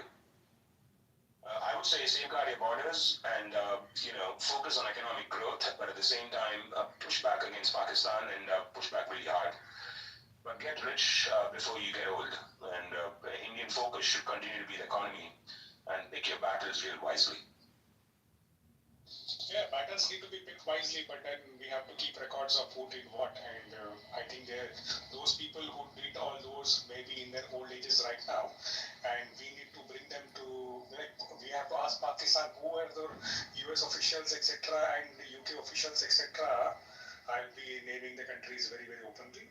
Who were they, and who has funded, and give their names. So they have to be brought into international courts, and they have to give answers.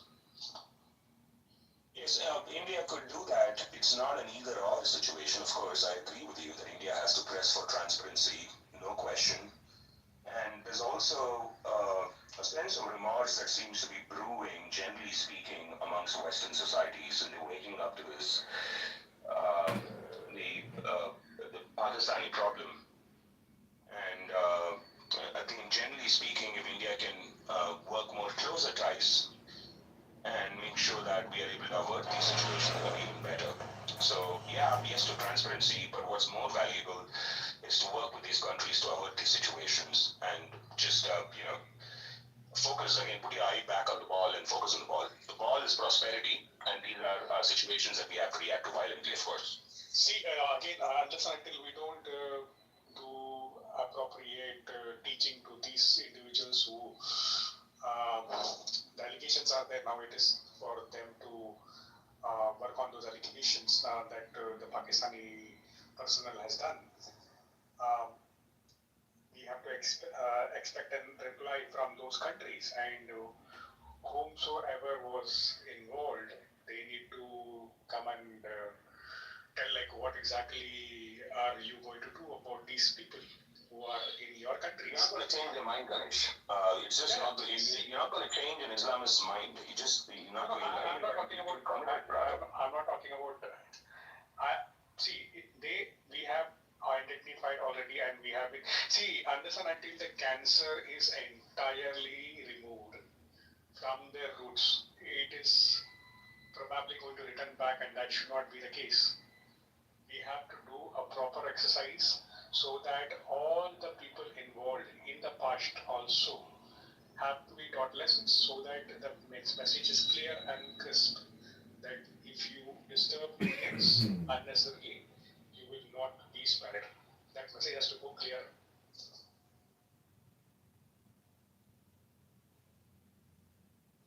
One of the things that I worry about is covert operations by jihadi complex in Pakistan in Indian cities. This is something, not all wars fought through missiles and guns and weapons, because that would be honorable, as despicable an act of war is, that is at least honorable. But, terror, one of the things that we have to worry about is what would Pakistan do to activate their assets, ground assets in India, and they have some, we all know this, in order to create more mass panic. And that's something that we need to focus on, and I think what you're saying acts as a carpet, a runway for those events. So you're right, we have to worry about this. But right now is the time for us to teach these guys a solid lesson, and then we have to fight future wars on an as and when basis when they do occur. There are no good answers, there are no good options on the table, I'm afraid.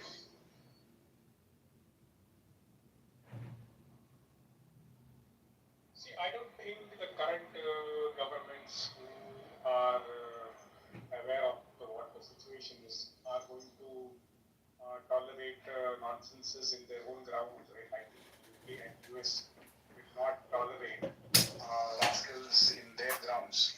So obviously they are morally duty bound to address those themselves at first, and we have to give them ample amount of time, while this statement has come from the Pakistani personnel. So let's not be pessimistic about those things as well, and let's see what happens.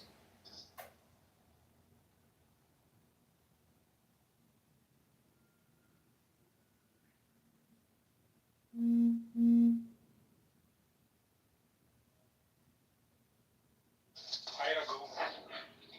Why don't others speak? Brandon is on phone. Jay, comedian. Yeah, please. I think Rural is alone speaking. So we have to support him.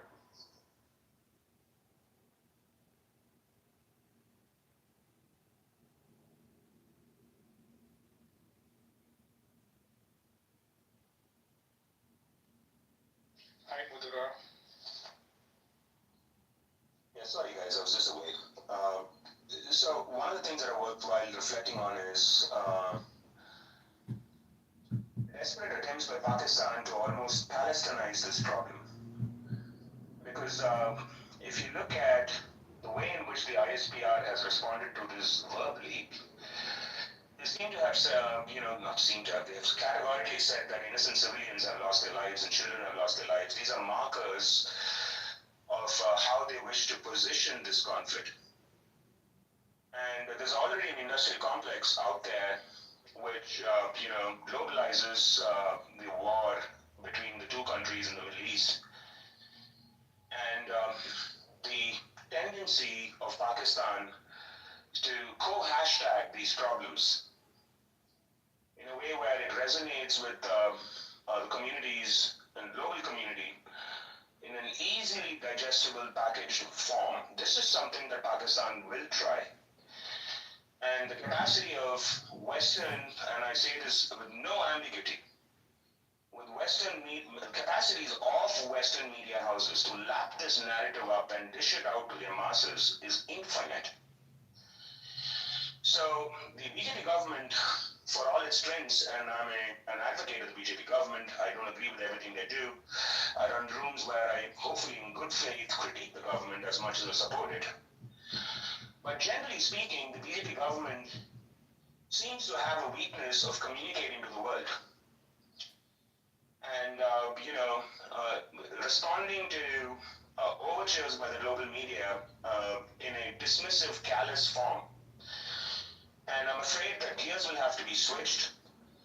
You young Indians who understand the problem will have to be collaborated with so that a perfectly holistic picture is presented. Soft power is launched into, so the people of the world have a reasonable grasp. Otherwise, you'll end up winning the war on ground zero, or the battle on ground zero, but you'll have lost the war of narratives. And considering the nature of AI and algorithms and whatnot, we know that the digital theater is just as important, if not more, than the actual theater of war. So I would submit to all Indians tuning in, politically we could be different and that's okay.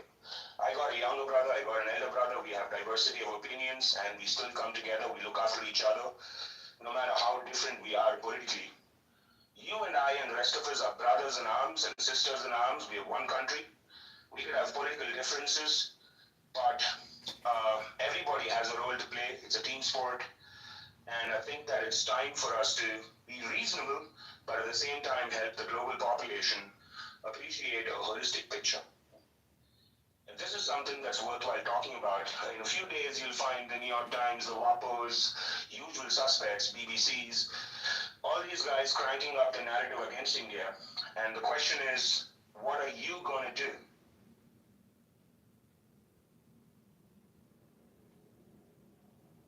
What are you going to do?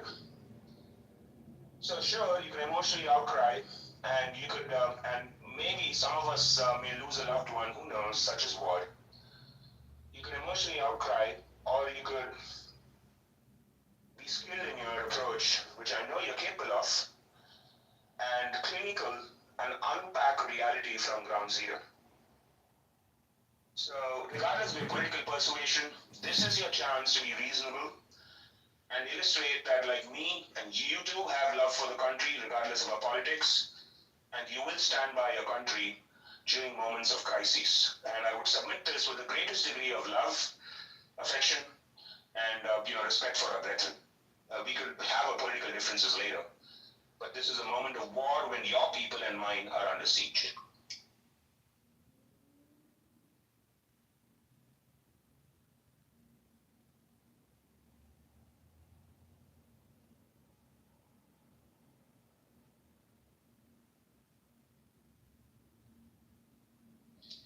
Why do you think Pakistan at this moment announced regarding UK and US, etc.?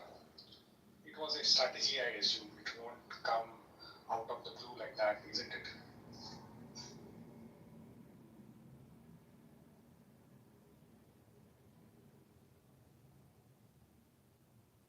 Sorry, Ganesh, can you repeat that, please?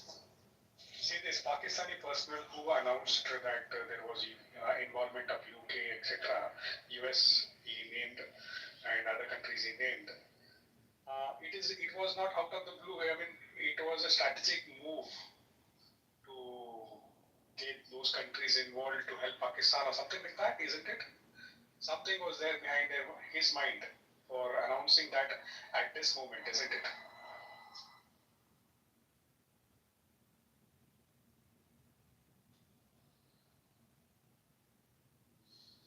Excuse me, sorry. So, I think this is likely to be excuse me, sorry. Yeah, pardon me. So, it's likely to be a situation where the Pakistani armed forces will have to seem like the brave in front of the people. And it's the reason why Shahid Afridi, Shoaib Akhtar, names that all of us are familiar with, these cricketers from Pakistan who have benefited from the Indian monetary system tremendously. They keep playing to the gallery of the masses, and they keep reiterating rhetorics constantly. So the Pakistani army is already losing credibility within their country, as you would know.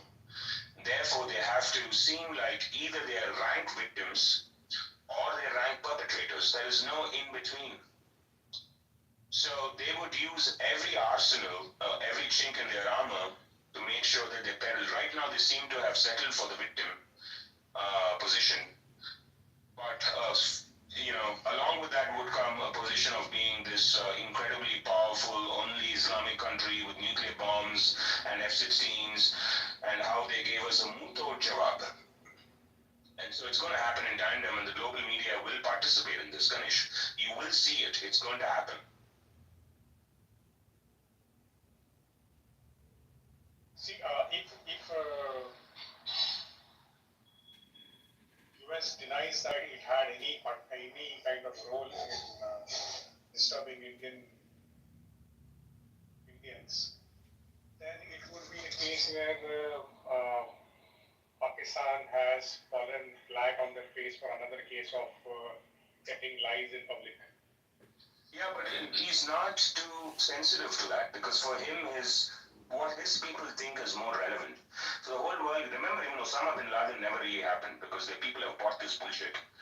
That Osama bin Laden never really happened. Did you see the dead body? I didn't. Who knows? Propaganda by the evil Americans. Blah, blah, blah. So the thing is, I would submit a slightly different approach.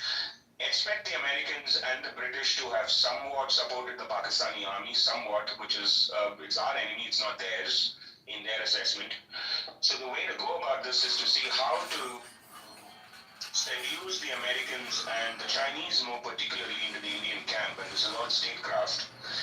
And we have to be able to give them plum investment opportunities into India and get them to drop the bag. And when they do so, Pakistan has a tendency to beautifully calibrate, and you got to respect your opponent. What he does is, until now, he was in the American schema, and then the writing was on the wall.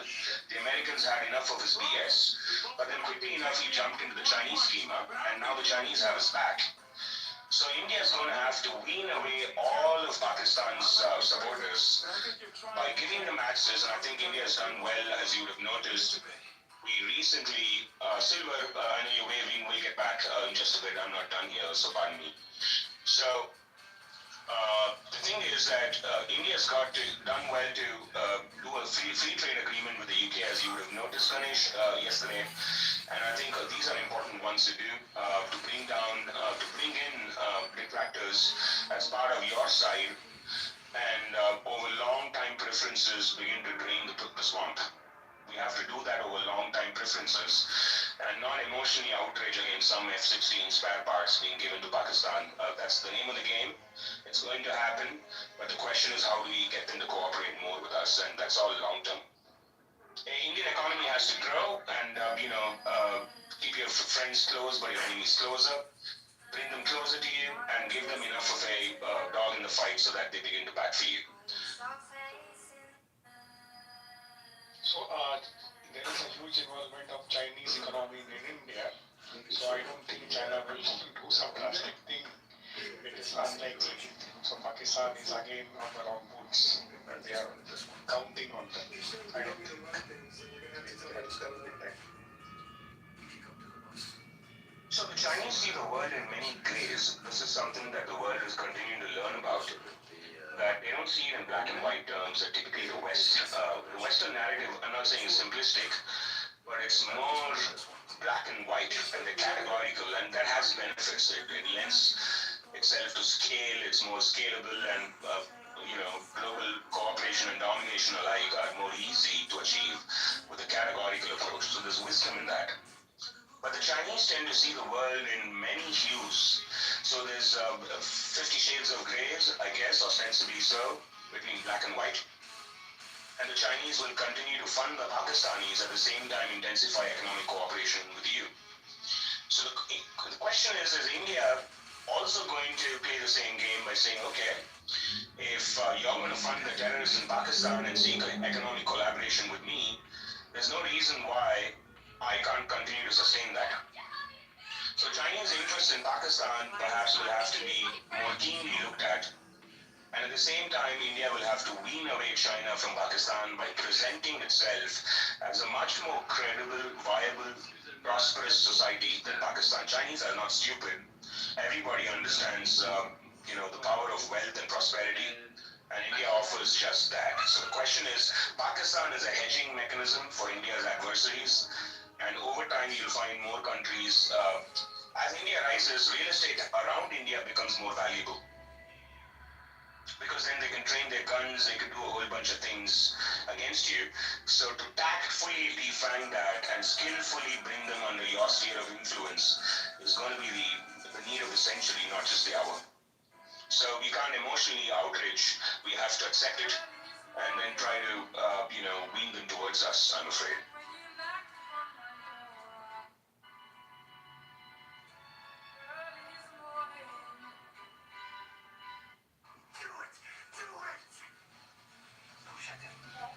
I don't think China is currently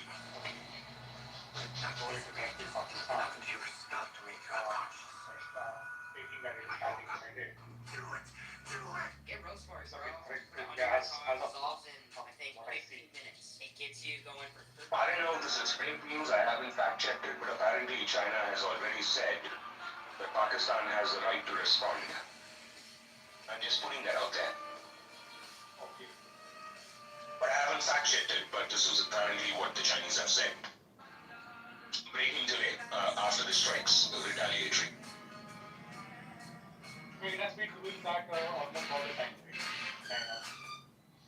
Yes, but insofar as today's event, where we stand now, apparently the Chinese have said this, saying that, so the Chinese are calibrating this in a way where India is the offender, because language matters, and subtext matters, fine print matters. And by characterizing Pakistan's attack as a counterattack, the Chinese are also helping shape the narrative that India was the offender. So that gives us an inkling of an idea as to what China will do. See, when China is doing that unnecessarily, and it knows very well, it is not that its intelligence is not aware of what things have happened. It is leaving a footprint for the world to know what it is. And it also shows that China is also afraid of India in its progress. So that is a sign that we are going in the right directions, and that kind of fear should be there in the world.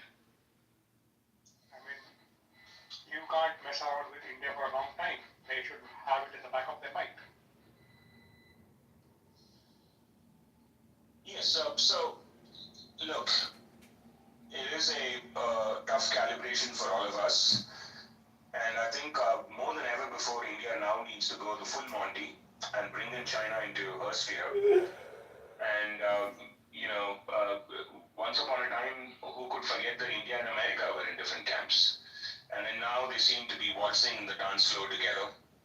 No permanent friends and enemies, I'm afraid, as you would know all too well, Ganesh. And this is the name of the game. This is the life we've chosen. And we have to rise above this and say, okay, you did, I did, okay. So, but all that is bygones. How can we meaningfully engage each other for a more? China is likely to do a deal with you now because of Trump. Trump has put China underneath the microscope. The whole world, generally speaking, building an anxiety against Chinese, hegemony within quotes. So China is more malleable to do a deal with you. Domestic concerns of job losses and whatnot. So when he's vulnerable and most vulnerable, even though he's doing slight things on the side, it might be an opportune moment for India to see the writing on the wall, bring the Chinese to your side. And you can still have these minor skirmishes. If you must, you and I can still play cricket, but, that's fine. But you should be on my side. And this is something that Indians will have to handle with a great degree of nuance and maturity. See, I won't name any countries, but I would say that India is not ignorant about the vulnerabilities and various ends in the world. It knows to put that to use. And we always try to put that to good use. They have not attacked any country and turned out to be alright. Still allowed to perish that I'm aware of. We should bring him in. We'll look at this guy. Having said that, fuck this guy. If somebody is trying to be oversmart things, that's not going to work for long. Yes, on the bottom of the barrel. Yes, I say focus on the economy, accelerate Chinese investments in India. This is unpopular position to take in India at this point in time. But accelerate Chinese participation in the Indian economy, get some buying power with the Chinese, so that they're able to not hurt you when the chips are down the most. When there are resolutions in the offing, you need to build more. China is a relationship-oriented country.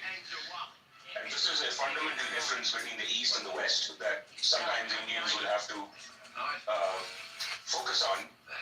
That if you build a relationship with them, they wouldn't let you go no matter what. It's a relationship-oriented society. And look at Pakistan, they...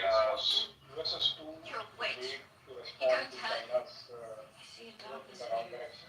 And in that darkness, eyes staring back at me. Brown eyes. Yes, but before that, the point I was trying to submit is, since Chinese people, generally speaking, respond well to relationships, Indians and Pakistanis have taken full advantage of that, right? Because even during 9/11, during Osama bin Laden, China didn't condemn Pakistan. Don't forget that. And so, the Chinese, generally speaking, tend to back you all the way through, for good or bad. That's not the point, but this is the qualia of China. So India will have to slowly but steadily build confidence with China. You are the smaller country, and there's no point in allowing pride to get in the way. Larger countries will have tantrums, that's just a fact, but India will have to develop the skills to get them to see why India is a secure, better investment than Pakistan, and build relationship with Chinese so that over 10 years, 15 years, long time preferences, you're able to reverse the scales. And generally speaking, Indians need to be strategic in our interests. Our interests, what did China do to the US? China said, I'll lay low by time, first point. Second point, they said, I will take all the technology from the US and accelerate my industrialization. 3, I'll secure plum deals from them. And they never got into any altercation until the last few years. See, I think China is trying to... So India can actually do it back to China, Ganesh, saying, I don't want to pick a fight with you. You're sitting on a bunch of technology I need access to, I need jobs, you're becoming expensive to conduct business out of. Chinese business guys know this.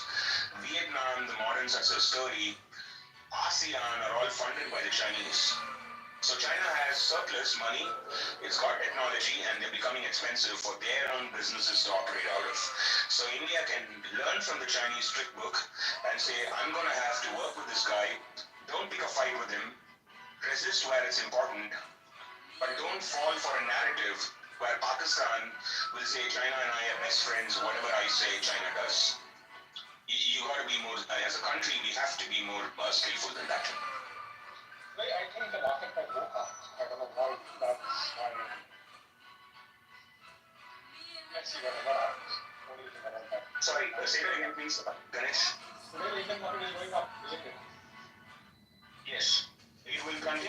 rise, and that's one of the things. The Pakistani market will possibly go down, and it's in an open society, markets give you a sense of the pulse of the people, and the fact that no matter how much you tell lies on the media, the public at large understands where it is. So where the market goes today in India and Pakistan, we will know it. Yes, but the question is, what will the market do tomorrow? Because if Pakistan stages a fight, then if they strike you back tonight, for example, what will the Bombay Stock Exchange do tomorrow? This is the question. So I would submit that have 10-year positions in the market as ever. Ganesh, you're a smart guy, and say that anything that happens within 10 years is just white noise, brown noise, whatever. And larger markers of the market usually emerge trend lines over 10 years and continue to focus and consolidate there. One of the things, I'm glad you brought this up, because Startup India, as you know, has funded many defense startups. One of the things that as a trend line from a market perspective, not to speak about money during a tragic hour, but from a social capacity perspective, is the listing and the scaling up of defense startups in India. Now that you brought up the defense thing, I think today the defense stocks may go up, probably. Yes, defense stocks, blue chips, of course, and then you have the emerging order, where you have well-funded startups, and now the Indian government may be investing in capacities by placing orders and underwriting their order books, by saying, here is a drone company, for example, and I used to need 100 drones, now I need 5,000 drones in the next 6 months. And give you the advances and the assurances that the government will not back out of it no matter what, and what that means to valuations and potential listings in the public, in the bourses, is something that is worthwhile tracking. Indian defense startups will tend to do very, very well.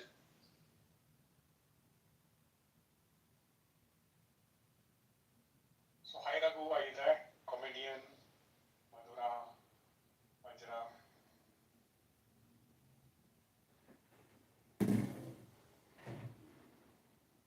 Yeah, we're trying to get more voices in the house. If you guys want to weigh in, that'll be wonderful. Comedian, are you still there, bro? Raghu? Yeah, I'm here. I'm just sitting there. I'm sitting here watching YouTube videos. I mean, I don't know. This is like, seems to be, the never-ending story, the song that never ends. It's just, unfortunate. And, these drone startups, I don't know if you've seen any of the war footage from Ukraine, but Russia has, and the Ukrainians, because of US technology coming out of Silicon Valley with regards to these, I don't know, you wouldn't call them automated drones, but you would call them like precision strike drones, where they're able to, through video cameras, essentially detonate in, target-rich environments and deploy from fields, and maybe even, there's some automation maybe with these drones, because they're acting like landmines that just come to life and make very smart targeting decisions. So it's just remarkable how these drones have in a way turned the tide against larger weapon systems, meaning that artillery, transportation, everything is impacted by these drones in a way that they weren't impacted before. It used to be kind of more symmetrical, and now these drones have completely changed the battle landscape and have become a major priority. I think the U.S. is making a big push and planning on fully adopting and deploying these types of drone technologies in all their army and marine, and basically the infantry type of deployment, where they're becoming so important. And then you think about the naval sea battles and how drones or hypersonic missiles can cause mass chaos to very large weapon systems like aircraft carriers or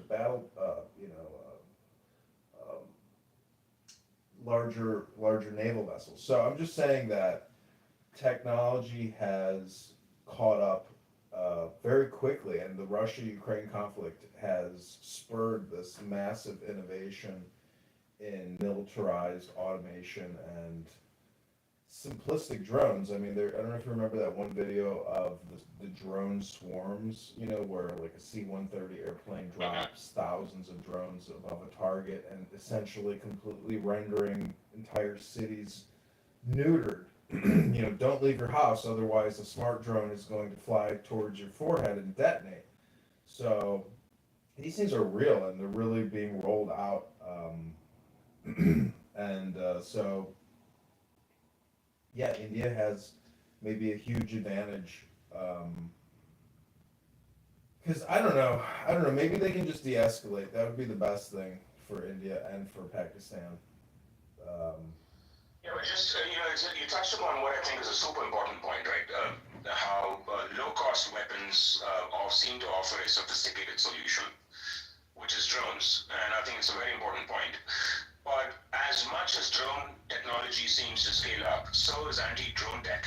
So I think there are 4 countries in the world, now India's joined that club, albeit lately, which has built the technology, or have built the technology, to basically disarm drones by using, some kind of a scramming whatever, to completely paralyze drones the moment they get into a certain visibility range.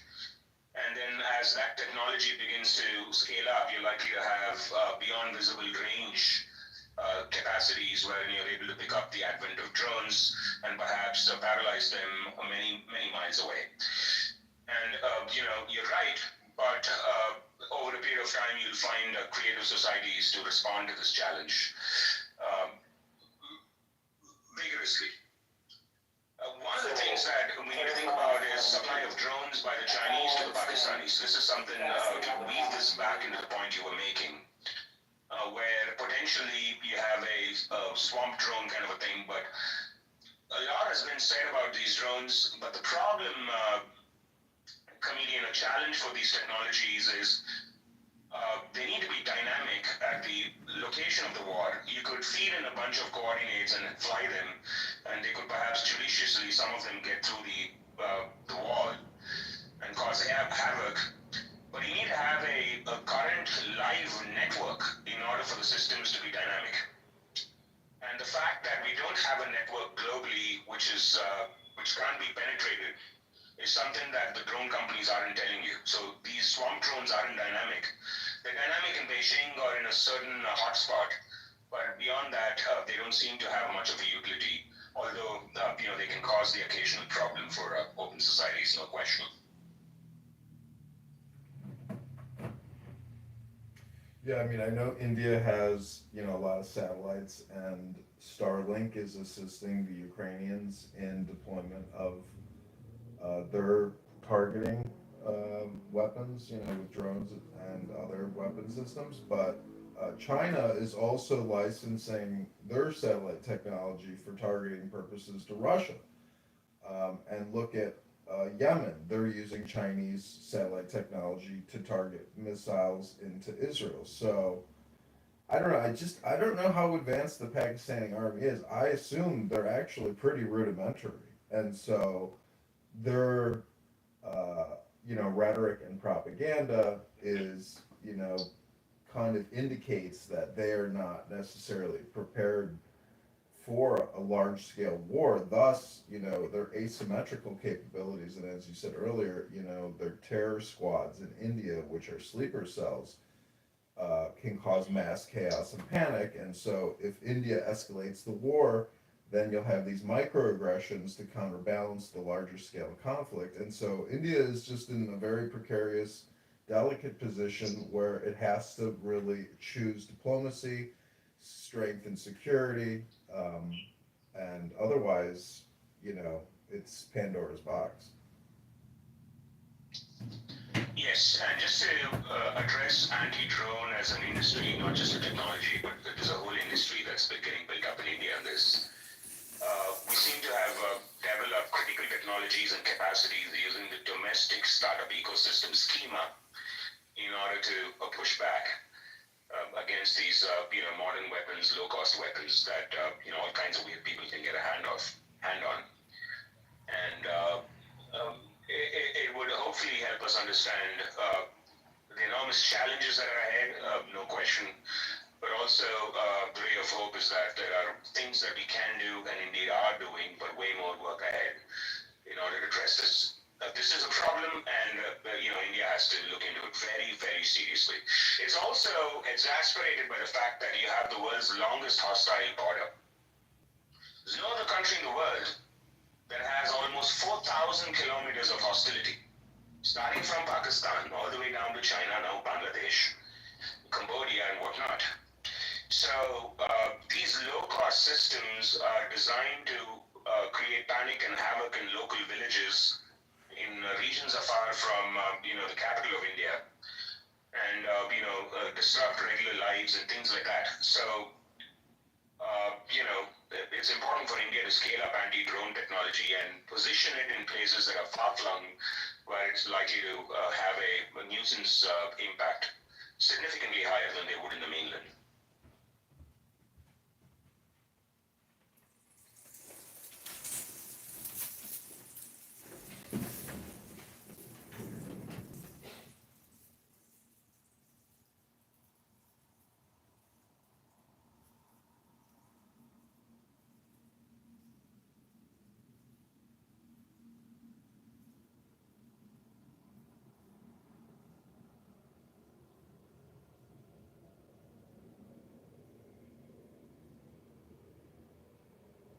Yeah, I would imagine China is like a major manufacturer of, drone technologies. I mean, they're so advanced in their manufacturing and at such scale, it's unbelievable. And when you just look at your average commercial drone technology and how most of that stuff comes out of China, I assume, these low-cost toys with C4 explosives,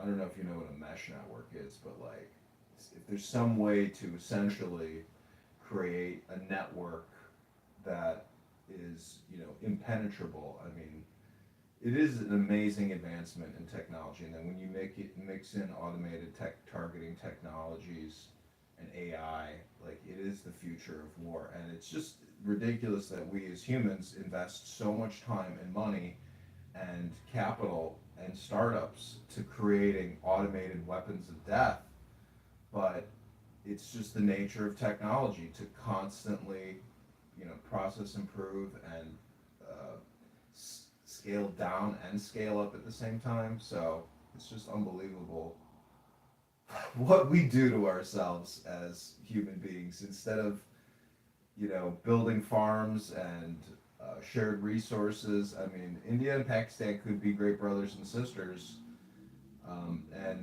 I've never met a Pakistani that I didn't like, and I've never met an Indian that I didn't like. So it's just, it's same thing with Israel and Palestine. I don't know if you've ever been there either, but I mean, everybody's great on both sides. It's the governments that keep misappropriating our dollars to invest in supposed security. But then you have these terrorist cocksuckers that ruin the party for everybody. And this is the problem with angry, violent, radicalized people. And God knows what they're trying to achieve or what they're thinking, or how they're co-opted or how they're put into these types of positions, or if there's other sinister aspects. So you saying there is no honesty left? Is that what you're saying? There's no honesty left? No, there's never been honesty, meaning like all wars have been based on deception and false flags. I mean, you can't get hundreds of thousands of people to go to another city to ruthlessly murder all those people in those city. I mean, look at, I don't know how much you know about Roman history, but when you look at the genocides and the enslavements and the profiteering from conquest, it's the biggest business, because it's pure profit. It's, you just take it, there's, so there is no honesty in war. It's all based on deception. That's the art of war, is to deceive. Otherwise you lose. It's really just how immoral can you be to win, meaning that, especially if nobody finds out. I mean, but that's the secret, is to win by letting nobody find out. I mean, so India has a capability that Pakistan does not have, and it's just a question of willpower. But it's also a question of how crazy are you going to get, because there's that, what is it called? It's like that Roman victory where you don't actually win. Pericles' victory, I think. But anyways, meaning that even if you win the war, you actually lost it because you spent so much blood and toil and resources. So look at America. Yes, we have the Federal Reserve and basically unlimited money to shit on the world, but the problem is we suffer from inflation, and then it's just war profiteering. It's offshoring dollars to tax havens for the wealthiest people on the planet. I mean, it's never going to end, and hopefully, though, it's done with intelligence. And I think Trump is one of those people who carries a big stick and walks with strength, but also intelligence in the sense that that there's a frugality to war. You can't really win a war unless you practice frugality, and it's like a herd frugality. The people of India don't want high taxes. The people of India want no taxes. The people of India want prosperity. Same thing with Pakistan. Say what you want about Islam and the psychological and problems with the Quran and the history and everything else. Yeah, but you can say whatever you want, no problem. But you tell me now what's happening with the Ukraine and Russia. How it's going to end? You tell me now. I don't know. I think it'll de-escalate, and Ukraine will have to cede land to Russia, and Ukraine will still forever be paranoid that Russia's going to reinvade.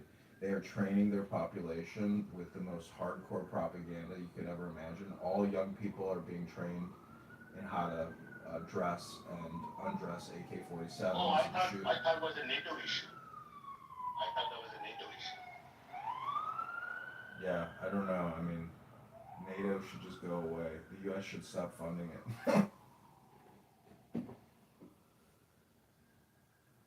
I mean, let Europeans deal with their own security. Why are U.S. taxpayers paying for European security? It's insane. So the problem in that proposition is, I try to learn about this as much as possible, and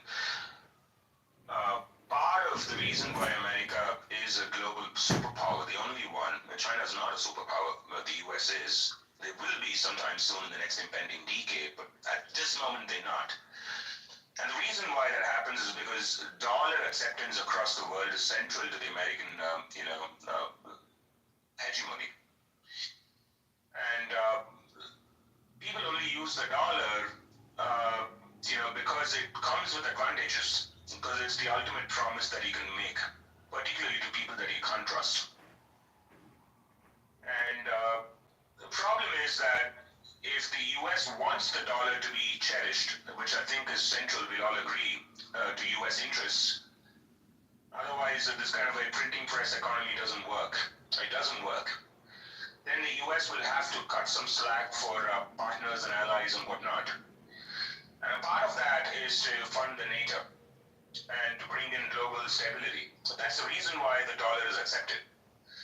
And the moment the US says, well, which is perfectly rational, right? Don't get me wrong. Like from an American perspective, it's perfectly rational for them to say, let the Europeans do it. But Chameleon, the problem with that is, I say this with the greatest degree of respect, is that if the Europeans elect the EDF, which is, as you know, the Defense Force, European Defense Force, and if the US abandons the NATO, then it's going to compromise over long-time preferences the need for the world to embrace the dollar as though it is the ultimate promise to be made. And that's going to wreak havoc in the US economy. So one can't have the cake and eat it, and if the US wants the dollar to remain the principal currency of the world, then the US has to be seen to participate in running the world through institutions like the NATO, the World Trade Organization, and whatnot. And a part of that is to subsidize costs for other countries, and I'm afraid otherwise the US will be compromising something that's more vital to it, which is the future of the dollar.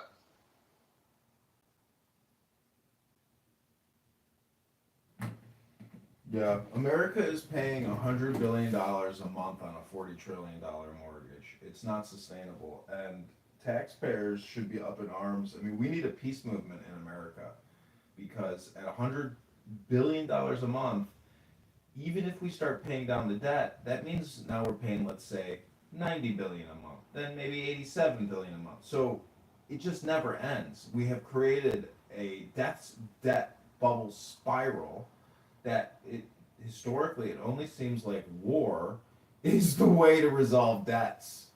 And so I don't know what these baby boomers are going to do, but I have an opinion that these baby boomers are that we could be on the precipice of World War III if we're not already in it. I mean, the Russia-Ukraine conflict is so devastating and bad, and you may live in your little bubble wherever you live and I live, but we've been untouched by these conflicts, and it is a world at war, and it is like a hidden World War III in many ways. Well, so the thing is, insofar as the way in which U.S. can respond to something like this is concerned, just to weave it back into that, right?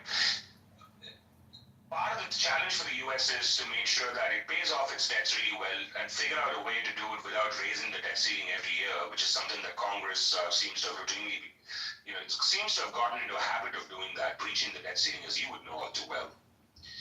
And part of that is perhaps to maybe sell off some of U.S. assets within the mainland to trusted partners, raise the corpus that's required to pay off the debt, and swear to never, be frivolous by getting into a 20-year unending war, putting children of somebody else's at risk forever. And the way to do there are more options up the U.S. sleeve than merely having to worry about this. I think they're likely to explore these options to get more inventive and creative to build the balance sheet, the American balance sheet, national balance sheet. It can be done. And I think America is, way too powerful, way too wise, way too sharp, and has the cunning to do that. What I would worry about is, however, a withdrawal of America from global institutions, wherein, it yields and cedes space. Nature hates vacuum, right? It just hates. When you have vacuum, you have gunk filling it up. And all kinds of weirdos taking those positions and, leading to chaos across the world. So I think that American presence across the world, generally speaking, is a good thing. This is not to say that America is beyond criticism. One should assess things more carefully. But I would be very, very careful about U.S. withdrawal from global institutions. I would be very, very careful about that.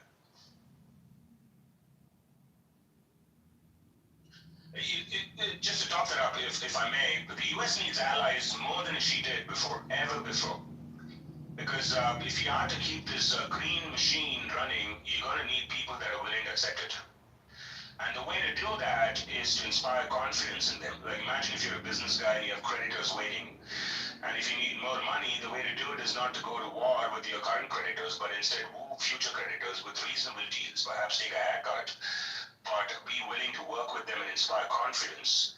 And this is when the U.S. needs diplomacy forward, push massive charm offensive, bring in every major country, already major or one day major, will be major, into the sphere of influence, tactfully, skillfully, and secure the future of the dollar for the foreseeable future. And this is all art. It's not a question of bringing a gun to the table. It's not going to work. People are proud and everybody's proud. Who isn't? And they're not going to respond to that very well, given the world we live in. But sheer charm offensive that the U.S. has, she has a beautiful side to her. And showing up to the party with that tuxedo and wooing and seducing your friends, and this is something that the U.S. does very, very well, and I would submit that she considers doing that more keenly at this point in time.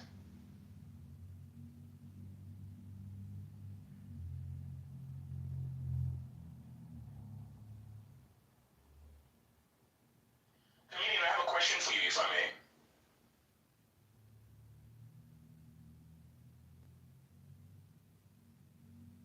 Comedian, are you there?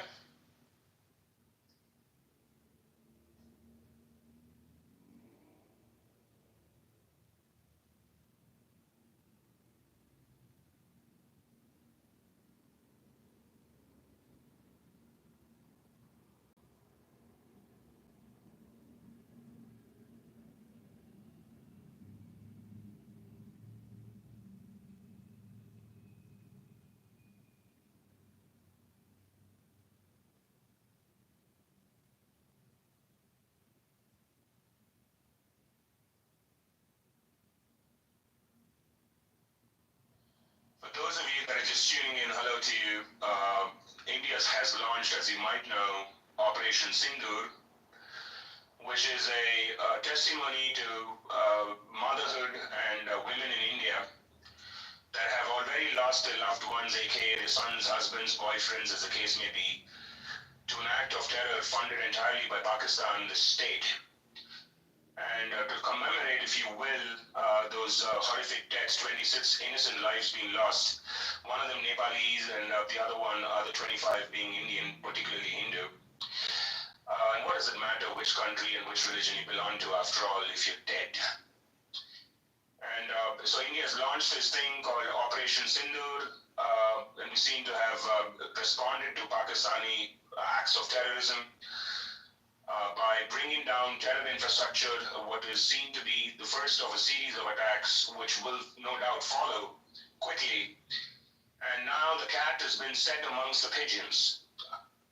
If Pakistan seeks to retaliate yet again and go up the risk going up the escalation ladder, there will be counter responses. So now it's up to Pakistani wisdom, if there is any such thing left in that country, to seek to de-escalate or risk losing it all.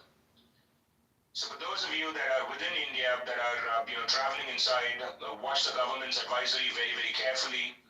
Avoid certain areas. If there are instructions from the government in case of escalation, follow orders very, very clearly. No need to be too creative. The planners and the policymakers and the armed forces and security apparatus of the country know what they're doing, and this is your chance to play your part. And sometimes it's just to listen and obey instructions that have been given to you by enlightened men and women at the helm of affairs. So if you're instructed to follow drills, please do so. Try to avoid broadcasting online what's happening, Instagram, Facebook, whatnot. Resist the finger. Anything you do will be watched by people that are your adversaries. Don't give away intel in a hurry. This is not a religious war. For those of you that are predisposed towards thinking that this is, it isn't. It is an act of war by the state of Pakistan against your people, our people, and the people of the world. And please don't succumb to rhetoric against traditions, anybody's religion. Do not succumb to this. It's a willful trap laid out by those that hate your kind and mine. Everything you stand for is hated by them. So the last thing you need to do is to play into the trap and start cussing at somebody else's religion. Do not do that.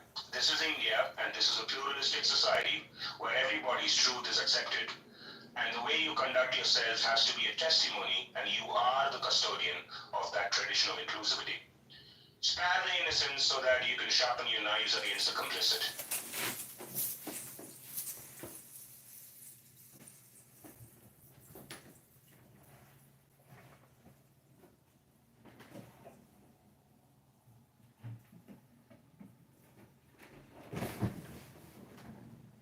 Yeah, the other problem you have is wherever a conflict breaks out with Muslims, there always seems to be a jihadist effect where international jihadists come to fight for the honor of other Muslims. So, without de-escalation, you end up getting like an ISIS caliphate effect with a lot of, especially with the polarization of media and how it becomes a mind virus. So the propaganda war is very important in terms of de-escalation and prevention of, spreading, images and videos of and lies, fake narratives. I mean, the whole Israeli-Palestinian Gaza conflict is a perfect example of one of the most polarized media events of all time on both sides, and so it's an integral part of war now is the communication aspect.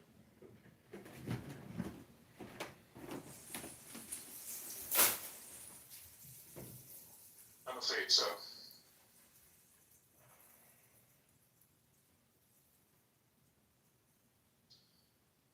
So we have a press conference scheduled by the Indian government, and of course the military attaché is in about an hour and a half. That's in 90 minutes. And the Indian government will report to the Indian people as to what's transpired overnight and give you a factual summary of events. And so that you know exactly what to do and how to optimize and what to expect. And we have to wait and watch. Until then, you're likely to have a whole bunch of news that circulate online. It's best not to, one way or the other, whether it's for India or against it, it's best to not get too overwhelmed by it. Take it with a pinch of salt and wait for the government to give you precise updates, blow-by-blow accounts of what's likely to happen, what has happened last night.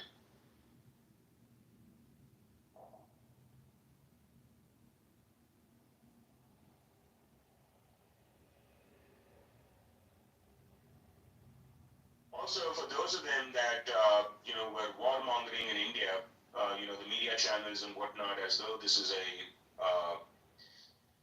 game where nobody gets hurt. Thank you for not informing the Indian people the cost of war.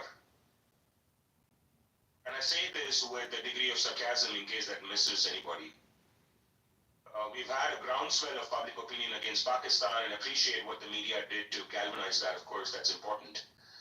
But I think somewhere in this journey, we should have warned and reminded people that war is a painful act where innocents and civilians will die.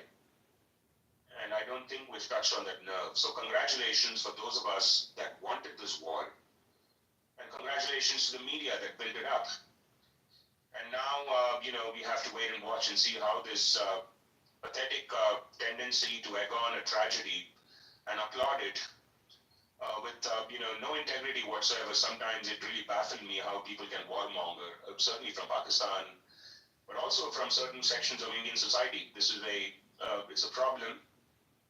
But good luck to you guys. If your parents are flying across within the country, or loved ones, your school friends, whoever, right now somebody's taking the boat back home. Somebody you love is queuing up in an airport right now, as we speak. And we got to spare a moment for those of them that are likely to be disconnected from the grid, and hope and pray that they go back home to their loved ones as soon as possible safely.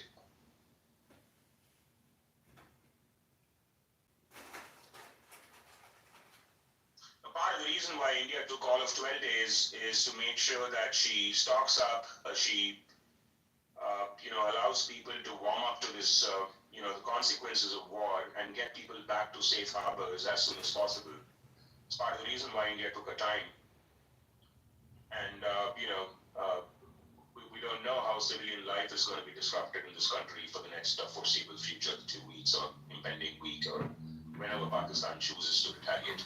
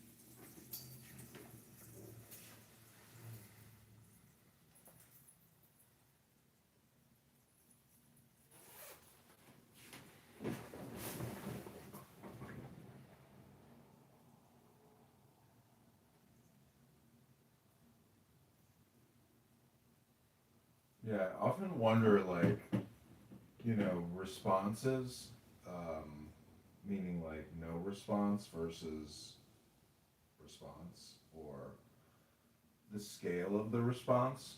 I don't know how people view India's response to the terror attacks by launching, coordinated attacks, but strength,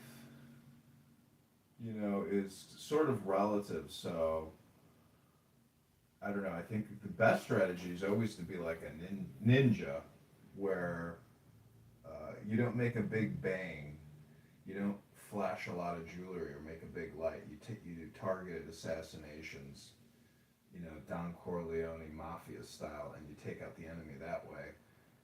A surgery as opposed, to it blowing up the hospital. So, that's.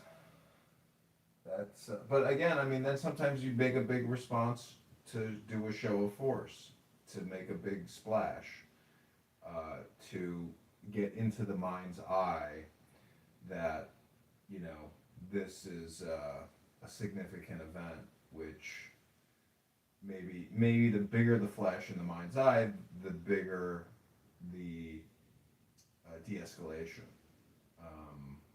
So I don't know. There's just so many ways to always analyze these things, but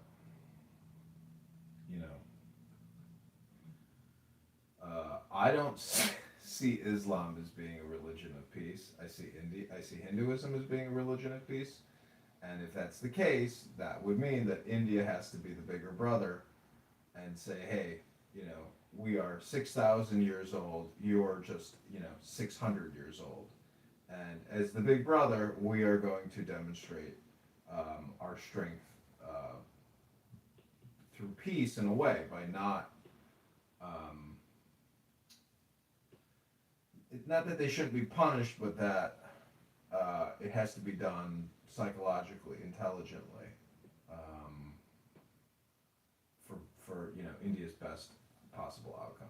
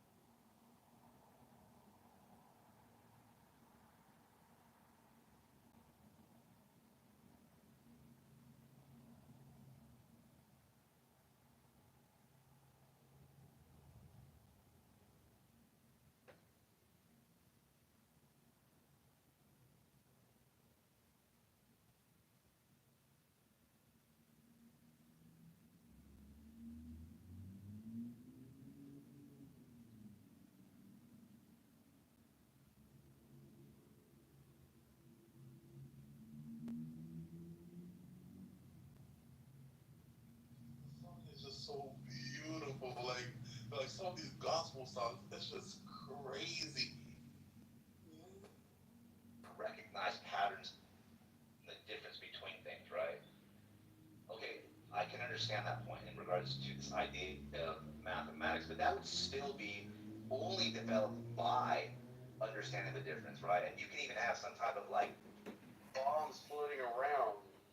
They have to wait until they hit something in order to make another duplication of itself.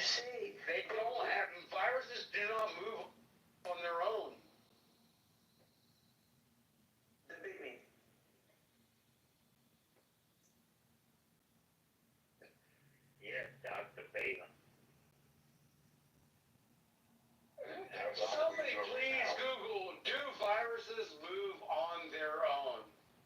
president is Googled doing. it. He just said debate him.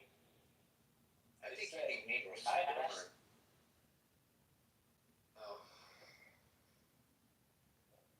Hey, Misha, how's it going on?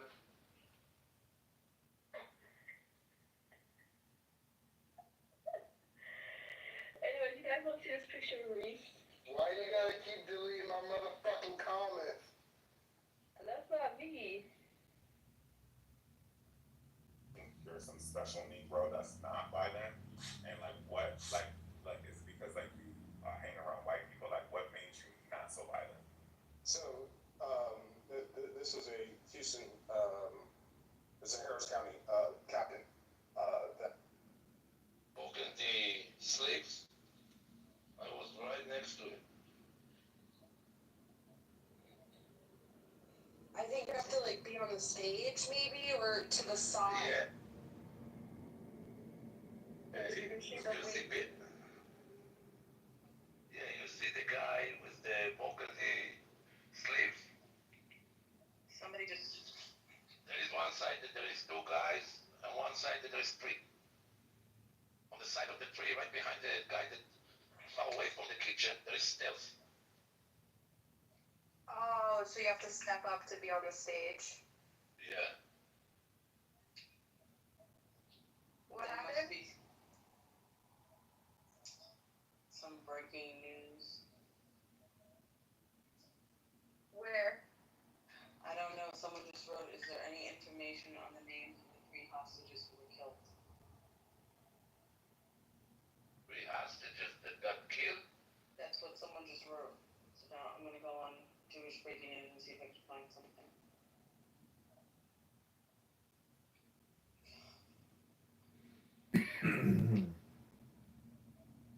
Nothing here.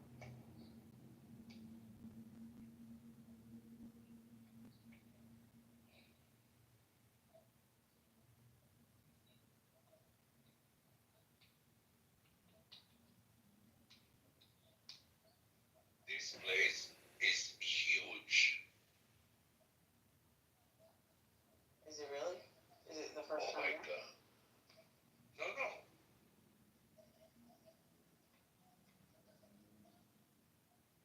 But I wasn't here for 5 years. Okay, here's what I got. Hold on. Trump says 3 Israeli hostages held in Gaza have died.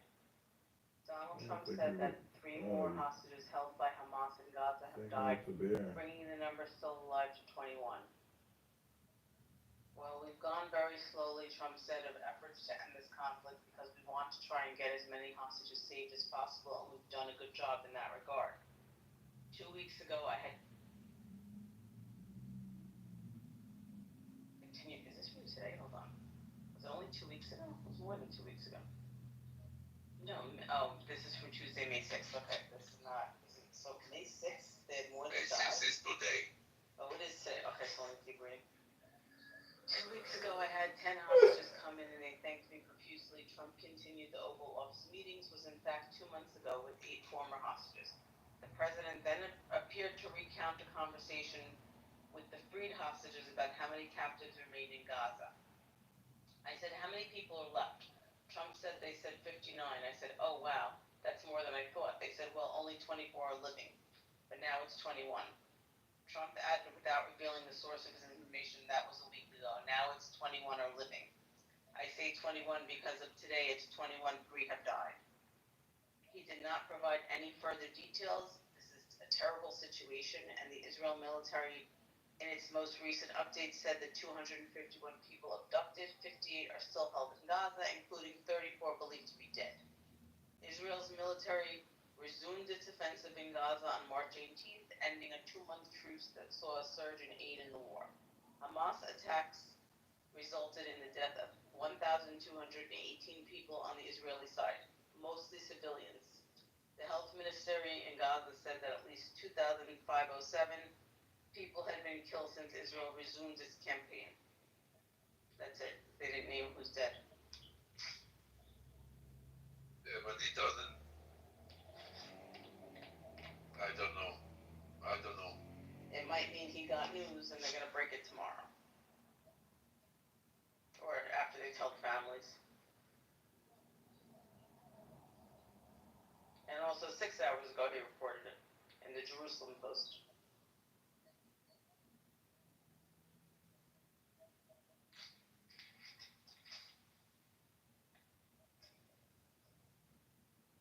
I just hope that they're gonna look. There is one thing that we all need to understand. Those hostages not gonna come out alive. What, the 21? Yeah. Okay. You tell me how many times you find your wrong. I found you wrong once. When? I'm not gonna say it here. Why? Because I don't wanna say it. No, feel free. When you thought someone, I don't know who everybody is, I'm not gonna say that. When you thought Chaver Shalanu Hayam.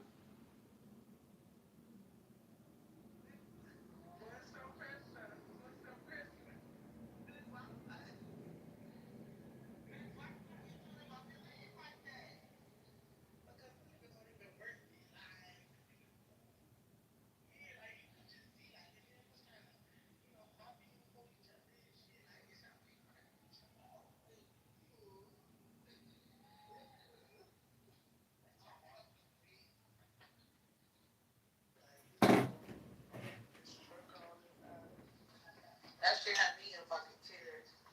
He's talking about big fat messy motherfucker. Oh, well, I deserve this. Show up, you know. The time to pray, I'll pray another time. I'm busy. You bitch ass nigga, get the fuck up here. Pussy. You're stupid. Stupid. You got fucking fired, bro. Because you're fucking stupid. And I'm stupid. Oh, but you are fucking going with people who don't give a fuck about you, bro. You stupid fucking bitch.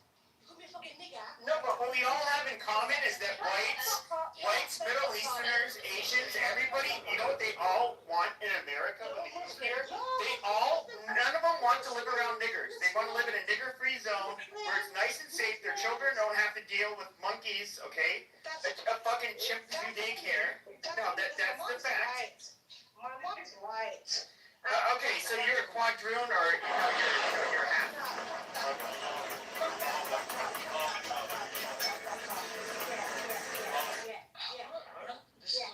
This is why nobody finds black women attractive. Defending At the suggestion of Elon Musk. Okay, she's jumping out. Just like, calm down. Oh, yeah, no. You need to kind of get your shit straight, bro. Can we put her on ice? No. This is too good. This is too good. They haven't invented ice. So, was you said your mom was? Hey, that's fucking good. Fucking. What's up, street? You fucking sucker. Bro. What the fuck you want to say, bitch? Belligerence, bro. I fucking. What belligerence, you fucking dumbass? Why don't you say something articulate? Belligerence, man.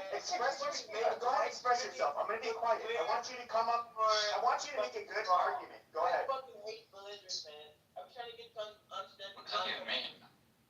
I don't even know what the fuck you're saying. You fucking chimp. I fucking hate belligerence, bro. You're the fucking Belligerence. Amazing. Nora, you Be specific about what you don't like that you heard. Now that You fucking retard. saying the fucking N-word, you see what you did? You dumb bitch. You dumb bitch, Nora. Okay, I just hear a bunch of monkeys chirping. Look what you did. Look what you did. There you go. We've got enough of this going on. Put it out. We're in timeout. Stupid bitch. Hey, hold your fucking belligerence. Your belligerence is the reason for the downfall of the Western. You know what? The Muslims were right about one thing. During the Muslim slave trade, you know what they did? They clipped every nigga that got taken as a slave. They ended up clipping his nuts. That's why in the Middle see many black people or black. I'm being serious. No, black ancestors. Why? They're like, bro, these monkeys can't reproduce. They're fucking biohazard. They practice responsible farming. They handle their farming equipment responsibly. They did not let it go out of hand like it did in the United States, unfortunately. I mean, the Muslims kind of did that better than us. You are straight fucking.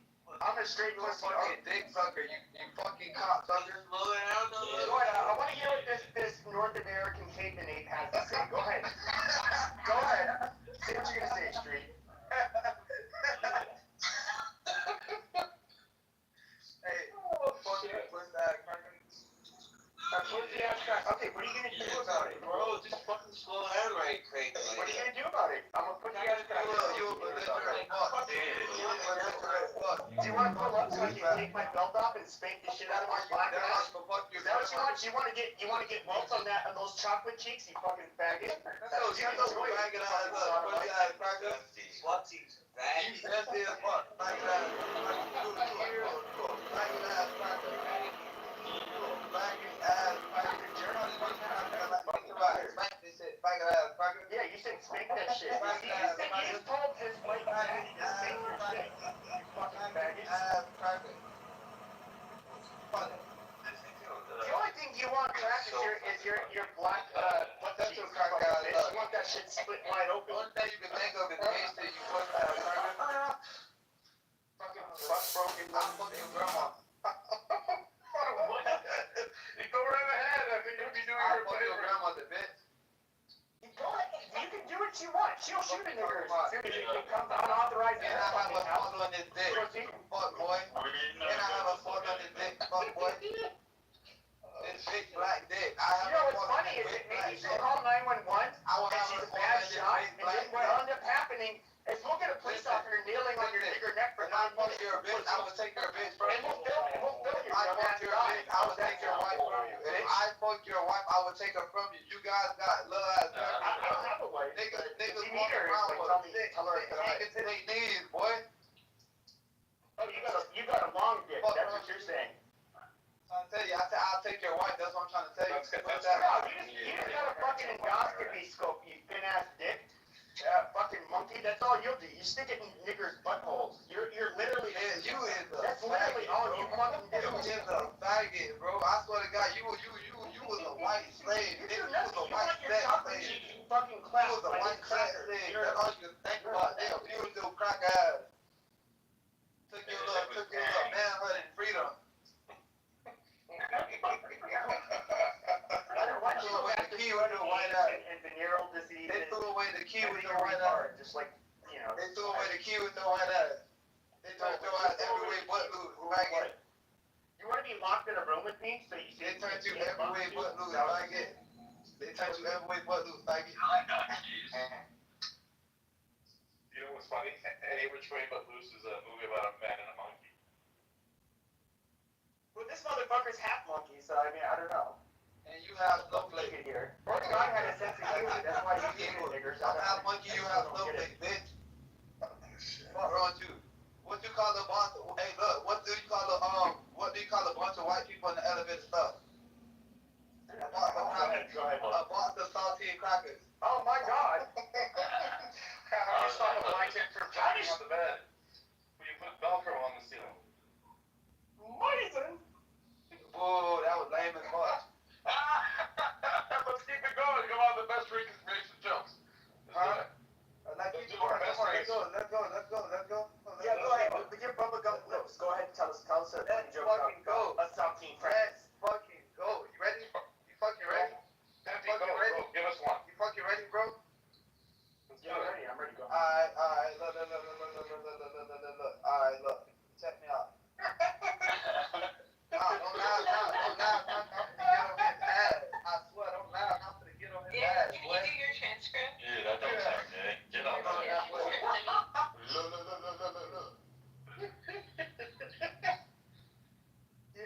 So one time this nigger went to a doctor's appointment and he was told he was impotent.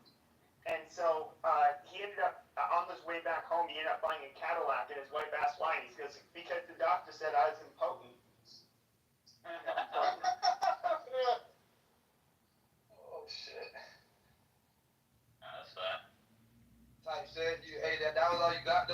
coming with? I don't have these like canned jokes that I usually. But I'm saying that's all you coming with, cause I'm finna fire your ass up now, cracker. Oh, go ahead, light my ass up like you fucking light each other up. Look.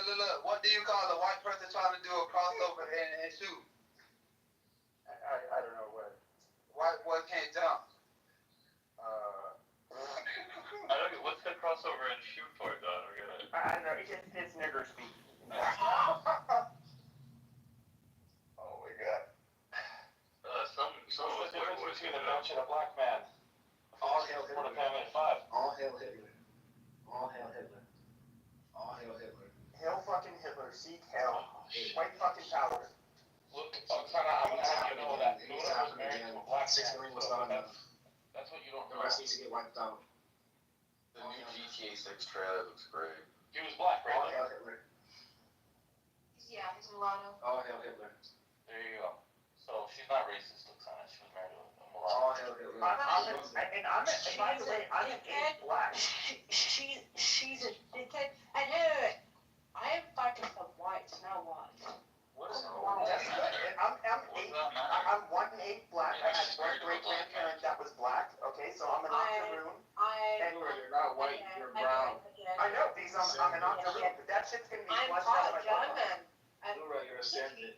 I am 5% German. I am 5% I'm an German. octoroon. I'm better than you. You're half black. Yeah. Either I'm way. literally. Who gives a fuck? You literally are you're a few generations away from being this great. This racist Muslim It's like bitch. Howard Stern. You dickhead bitch. Yes, such black people there trying to fucking defend you, fucking panic, blah, blah, blah. Yeah, fuck She is a racist. you know what? The whole I'm a African nigger. no I'm a nigger. I'm a nigger. You know what? No, Palestine. You know, actually, Gaza's kind of big. They have the elite quarters where they made all the niggers live in one area. That's fucking amazing. They still practice segregation. That's cool. Oh, look who's being racist now, cracker. Jenny, you was a fucking nigger. Now what? Oh, now what? Now what? Now what? It doesn't trigger us the way it triggers you. Okay, cool. So let's not fuck up when I'm talking. Right? Anyways, right? You ain't saying nothing. Shut up. But this bitch You ain't saying nothing, motherfucker. My God. Wait, how? Excuse me. I can't say anything if you keep fucking talking over me. Do you understand? Do you understand? Your existence isn't even supposed to be acknowledged. You fucking. Oh, The racist bitch, yeah. And this is why, actually, more and more, actually, fuck Palestinians, because again, what I'm not a Palestinian. Shut the fuck up. Shut the fuck up, right? I'm just saying that there's some overlap. Maybe you sometimes need to be put in your place. She broke the threshold, and now look at this shit. But she's not fucking mute. But apparently, free Palestine. Fuck Palestine. And yeah, fucking fuck Gaza. Well, no, a Fuck nigger's speaking Gaza. and she's Fuck got better things to Gaza. do. Fuck Gaza. Fuck that shit, bro. I'm a dickhead, bro. Again. Yeah, fuck Gaza, bro. Fuck that, bro. Are you mad? Because again, none of you guys said the N-word until she's fucking said it. And when she said it now, everyone's saying it now.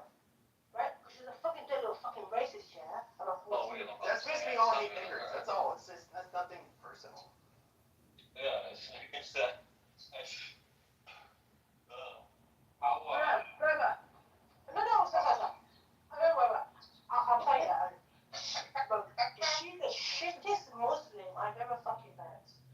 Right? Because for me, yeah, again. I think they use it today, so they don't like that shit. Shut the fuck up. For me, So unlike your people, they don't have these nappy, just like the nappy pictures on your head. You guys have these gnarly beaties all over around your butthole that like sticks to all of the poop, and you try to wipe it off with toilet paper. It doesn't quite really bottom out well. Because it's so oily, the hair's so oily, it's gross. But they rinse their I'm a buttholes. Hindu. Desperate for what? I can hear you, right? She's desperate for white men attention, bro. That's why she's again. She was You married guys to would a shut black up. man. Do you Shut up. understand And that? Diego I don't care. Mexican No, man. black people, black people are still racist. You don't fuck.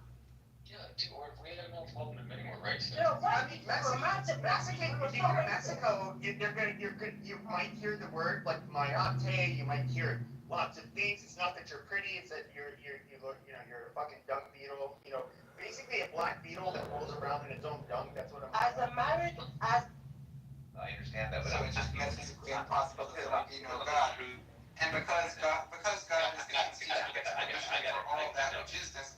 I understand that, but I'm asking you a very simple question. So God creates the world the way God wants to, whatever the case is, and then okay, look, God is eternal, right? So does that mean that there was always truth, or was God before truth? What? I mean, I don't really understand The concept of truth is that which comports to reality. What? Am I loud, guys? No, I don't think so. Okay, so I gotta talk a little. So, okay, thank you. So, she's just trying to embarrass me because she knows people are listening. Okay, there he goes. Sorry about that. So God, basically, so I'm saying that the concept of truth in itself, right, it relates to reality somehow, right? Like, if there's no reality, you don't really have truth, right? Well, I mean, truth is just a relationship that holds between descriptions of reality and reality itself. Okay, so if there is So no to say that something is to say that something is true is just to say that it bears a certain relation to reality. So I'm saying this, if there's no reality, is there truth? No, of course not. Okay, so is God a form of reality? Like, meaning, does God create reality? Is God reality? Probably. Like, what's the step when it comes to reality? Did God create the concept of reality? Like, how does Well, God relate to God? Yeah, so reality is just the totality of all that which exists. Now, God is existence, but he's not identical to everything which exists. Okay, so Because so just like redness, it may be exemplified by the red truck and by the apple, but it's not identical to either of them. Okay, fine. What I'm saying is this. So we know that existence and reality somehow relate, right? What I'm saying is this. If there's no reality, there's no truth, according to you. God exists before reality, right? Well, no. Reality always there. No, reality is just a description of totality.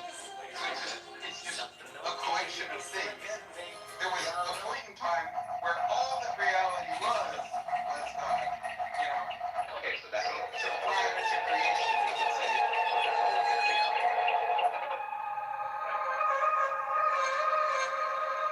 To some degree, how about that? Yeah, I mean,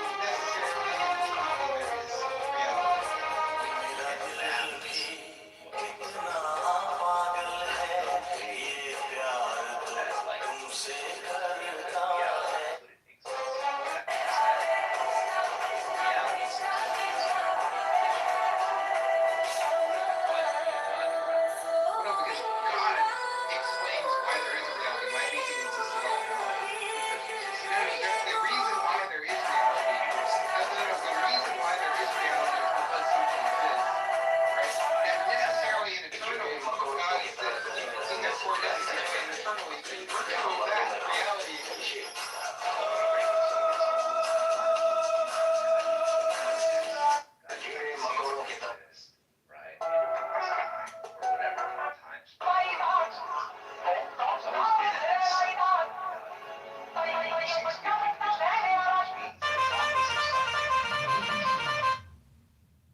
And God didn't choose to exist, which means that God doesn't ground truth.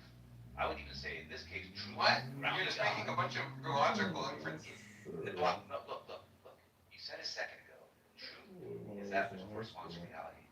And you said if there was no reality, there would be no truth. That's what you said. Then I asked you about the relationship between God and reality. And then I said, fine. When there was But did you hear what I said about it? No. I didn't. Yes, I'm trying to recap. You can tell me right. I said, fine. When God only existed, there's at least some kind of reality. He said, yeah. Right? But because God exists, there is reality. Because God exists, there's there's reality. You need to distinguish between two different types of order. There's a chronological order, right? And then there's this. How did fucking you can't have truth if there's In the no Matrix, reality. the Lord There's Fishburne is always like, been you know, reality you because have something's path for always two different existed. things. Right, God. He's so true. Okay, God. Yeah, no, it We're gonna really call is. God like But hey, the look, first episode. like the thing that's always existed, which allowed reality to be the way it is, right? Is that fine? The reason why there is anything at all is because God is self-existent and necessary. Okay. God gives birth to reality, right? God explains the existence of reality. God explains the existence of reality. But what you said earlier is that as long as there's existence, there's a reality. Right, and God is existence itself. And God is existence, but God didn't choose to exist, right? Not irrelevant. Okay, if it's irrelevant, what I'm saying is this, is that truth really has nothing to do with God, right? And the reason why is because God had no choice but to always exist. And as long as there's existence... Okay, but why in order to explain something, do you need to choose it? Here's why. Suppose there was like something else that always existed. Let's just say a rock, right? Because if you hold a position that there was no intentional fucking non-physical mind, you just said something always existed, right? Well, that by your definition is a form of reality, right? And that right there is all you need for truth. But that's incoherent. No, it's not. Yes, because you're saying that something exists without existence. No, you're saying... No, God is existence itself. To say that the rock exists is just to say that it derives its existence from existence itself. Well, look, I know that's what you're saying, right? You're saying, look, God is existence. Without God, there's no existence. There's just no thing, right? Right? Right. Okay, so work with me here. So now that we have this concept of God being what existence is without it, right? We also know that existence is basically a necessity to reality, right? What? Repeat that last part. Existence and reality, right, are like mended together, correct? Well, reality is just the description of all that which exists. Correct. And as long as something exists, you will always have a reality, right? Yeah, right. Because reality is just describing that something exists. Fine. Like, I can tell by your pause, you think I'm like gonna trap you. I'm trying to... No. It's literally just, I feel like we're going in circles at this point. Okay, we are, because I don't understand why it's confusing. What I'm trying to say is, look, if reality is the contingency of the truth, right, and God has always just existed, then like God's mind and all this other stuff is irrelevant, right? Because your God... No, that just doesn't follow. No, look, suspend your belief for a second, right? If your God was like this kind of like dumb thing that had like, let's just say 2%. He couldn't possibly be that. It's inconceivable that he could be that. I conceived it right now. No, you didn't. You just merely thought that you did. And that's the problem is that conceivability, there's additional conditions for conceivability just besides the fact that you think it's coherent. Such as what? And we can go through, and I can show you the absurdity of that, what you're saying. Hold on, let's just look at this line. Let's see what defines conceived means. Yeah, you can just go to the Stanford Encyclopedia of Philosophy for conceivability. Just on ChatGPT.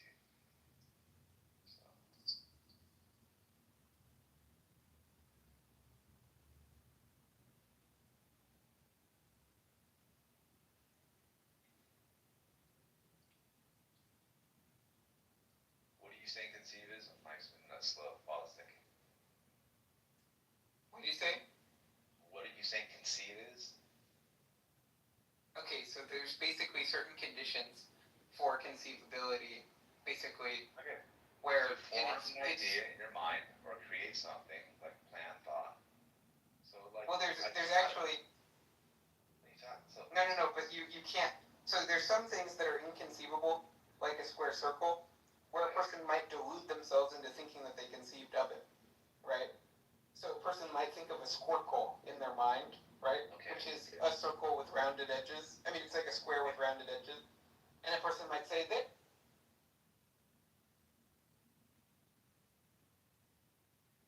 Black struggle, love. Why you gotta be fucking stand in front of me? Oh, man.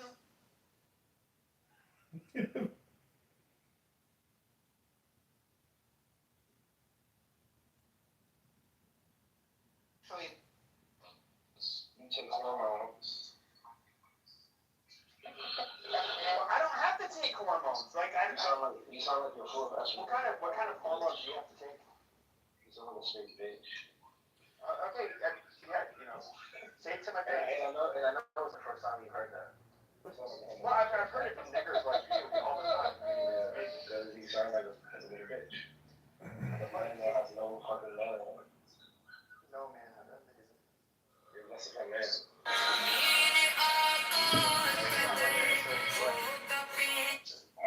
am. I'm vaccinated. I'm the real human being. Oh, you're okay. So, I love how like you can't come up with the like an intelligent person doesn't say I'm unvaccinated. That's why I'm intelligent. Daddy, how long? It's only a student that can get course to say gene editing. How long has Kanye West been an inspiration of yours, Daddy?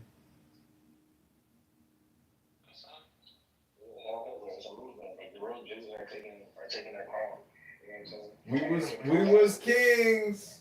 You know what Hitler if he couldn't get rid of you, which he could have, because you guys are so unsophisticated. Here's the thing. He looked at Jews as subversive radicals problems. Right? He looked at black. Lobster doesn't get any fresher than this. Cut by Wolfgang Puck. Lobster in Las Vegas is a 2-pound homemade lobster with black truffle emulsion, and it's wonderful. You essentially get lobster 2 wings with the head and tail being pan-fried and then finished in the oven. The claw meat is then luxuriously made with butter, then added to this beautiful meat. You're served with shells of tableside, followed by drizzling with awesome black truffle emulsion over everything. This is listed as an entree, but I could honestly see this as a shared side dish. The current price is $155. Lobster doesn't get any fresher than this. Cut by Wolfgang. मेरे page को follow कर दो मेरे page को follow कर दो सबकी video like कर दो अगर पसंद हो ज़्यादा तो शेयर मेरे पेज को फॉलो कर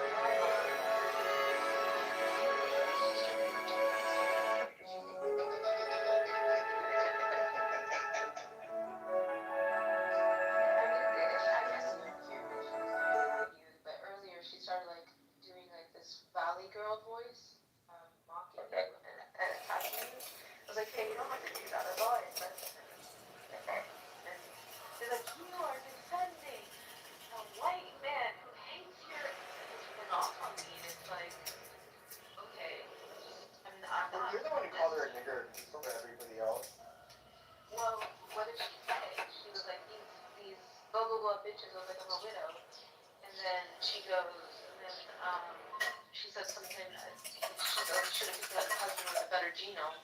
And I was like, I think they called her a nigger. no, I didn't.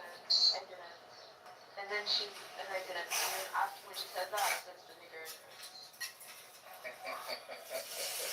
So that's why I said it. I am like this really weird thing though that like I don't get. So like, okay, I think you're a little guilty of it, Diego. So Texas hot. there are people like me who, okay, we can talk. We can, I don't have, I have a lot of critiques of Jews. I don't like hate them or believe in the conspiracy theory shit, but. Siding with Muslims who ultimately Muslims are they're never going to be our ally. That's my opinion. But then, so I see this trend going on for the last couple of years, but then I see even Kanye, he's just mentally ill, so I'm not even going to pin any of this shit on him. But all of these dumb blacks who want to be kind of cool and I guess fit in with the racist white people and I guess say Hail Hitler and he was at that time eugenics was reigning supreme and blacks were trash DNA. I mean, according to pretty much everybody, even the socialist countries at the time. But I mean, they were just considered filth. And so it's just why the simpery? It's just so weird. I just wanted to ask,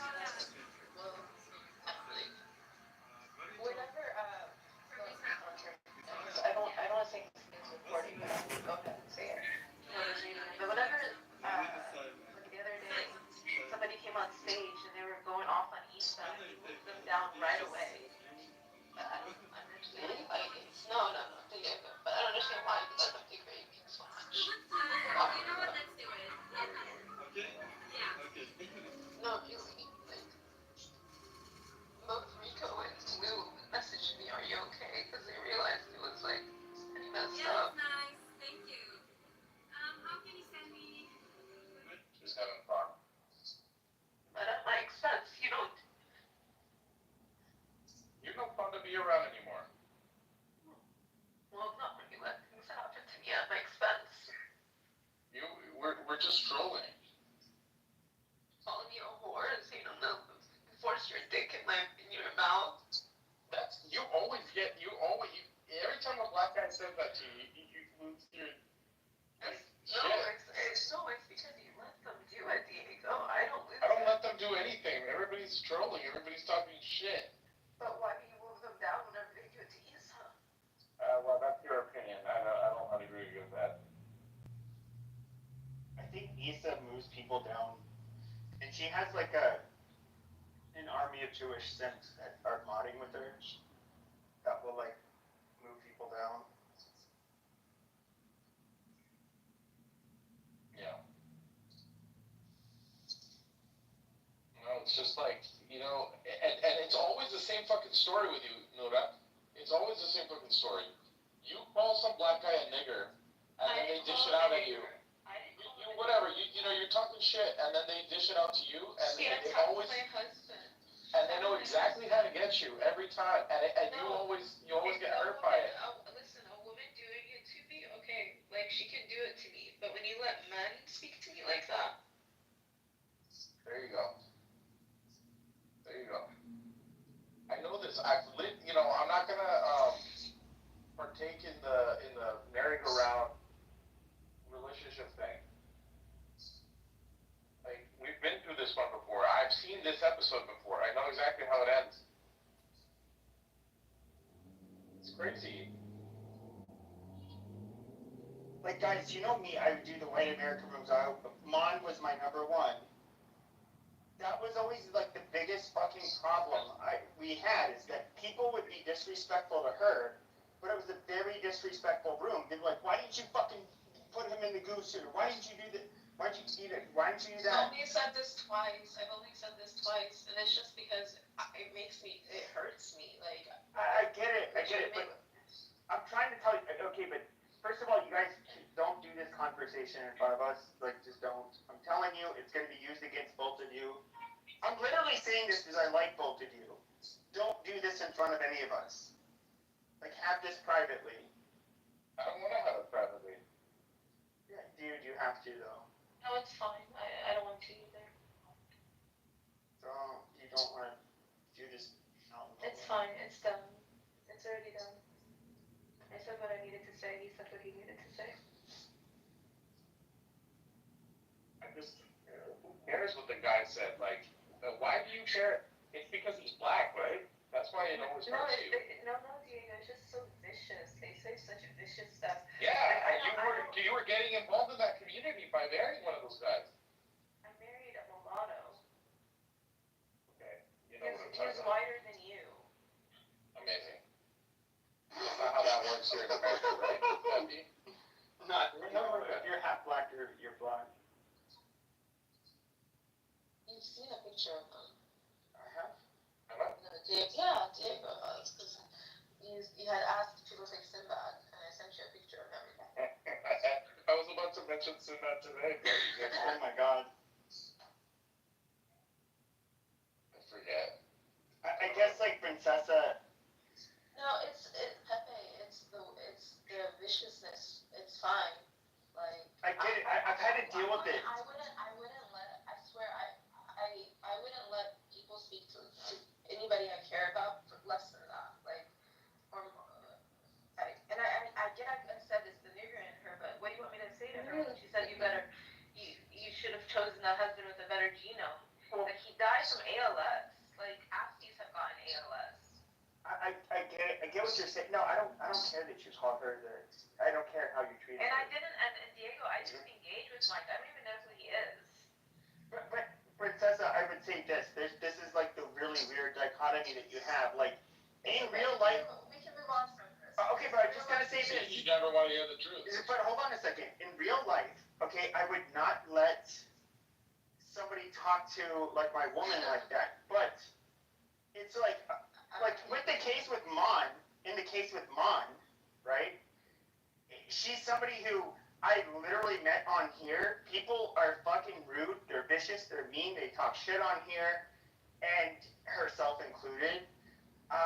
And it's just like, okay, well, it kind of becomes like, well,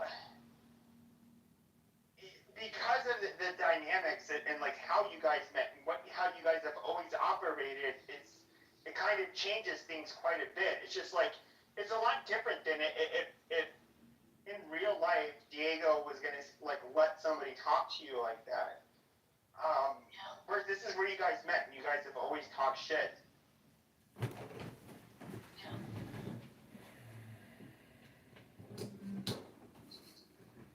Maybe you like want to rethink, your life. I mean, like being on here, 10 hours a day is, not very productive, and it's pretty pathetic. You're on here 10 hours. I know, but that's what's funny is that you always point that out. But at the end of the day, probably correct. I mean, Probably. Do you remember your life before this stupid fucking app? I didn't do social media before the pandemic. You don't do social media now, stupid? Well, I mean, I'm obviously on here talking to people whose names I don't really know. This is. I think You don't even do Instagram. You have no YouTube. You don't do anything. Rico messaged me. No, I just communicate with people. Rico, Oh, what's up? you messaged me. Are you okay, right? Yeah, what's the deal? Do you feel like it wasn't okay? I don't know. I forget what the guy said, to be honest. Nora, we all love you. You're a very nice person. I was standing up for you when and like I said, even you were surprised by it. I don't know why. I don't know your history, but even Yael was like really like viciously standing up for you. And so we were two people that like amongst all of, both of us are often in Jewish rooms, we were like pushing back against everybody. And I mean, I like you as a person. Like, I've never been mean to you. And you probably hit it under the right circumstances. I mean, I think she's attractive, but that's not how so like, I go under a pseudonym or an anonym online. I've never tried to fuck women or anything like that on here. I don't simp for women. You guys never hear me do that. Why? Because, I mean, obviously that would involve doxing yourself. I'm not interested in doing that. I thought you said you video called with one of the girls before. Well, so, yeah, but they still don't know my real name or my number. Like, even Pearl, who was in here earlier, on Instagram, she's, like, video chatted with me. But, like, on Discord, I've done it. I've done YouTube with a few people on here. But I'm not, like, here there's a reason you don't see me in dating rooms or bitching about women. It's not my thing. I don't come here to talk about that shit. Dating rooms? Talking with other fucking men. Why don't you download Hinge or Bumble and do something with your life? Get a girlfriend. Yeah, I mean, I could, but I'm just gonna be honest, and no shade to women. I know that's kind of a Negro phrase, but women are really boring to talk to. I mean, I'm just being honest. Like, I don't want to debate with them. Yeah.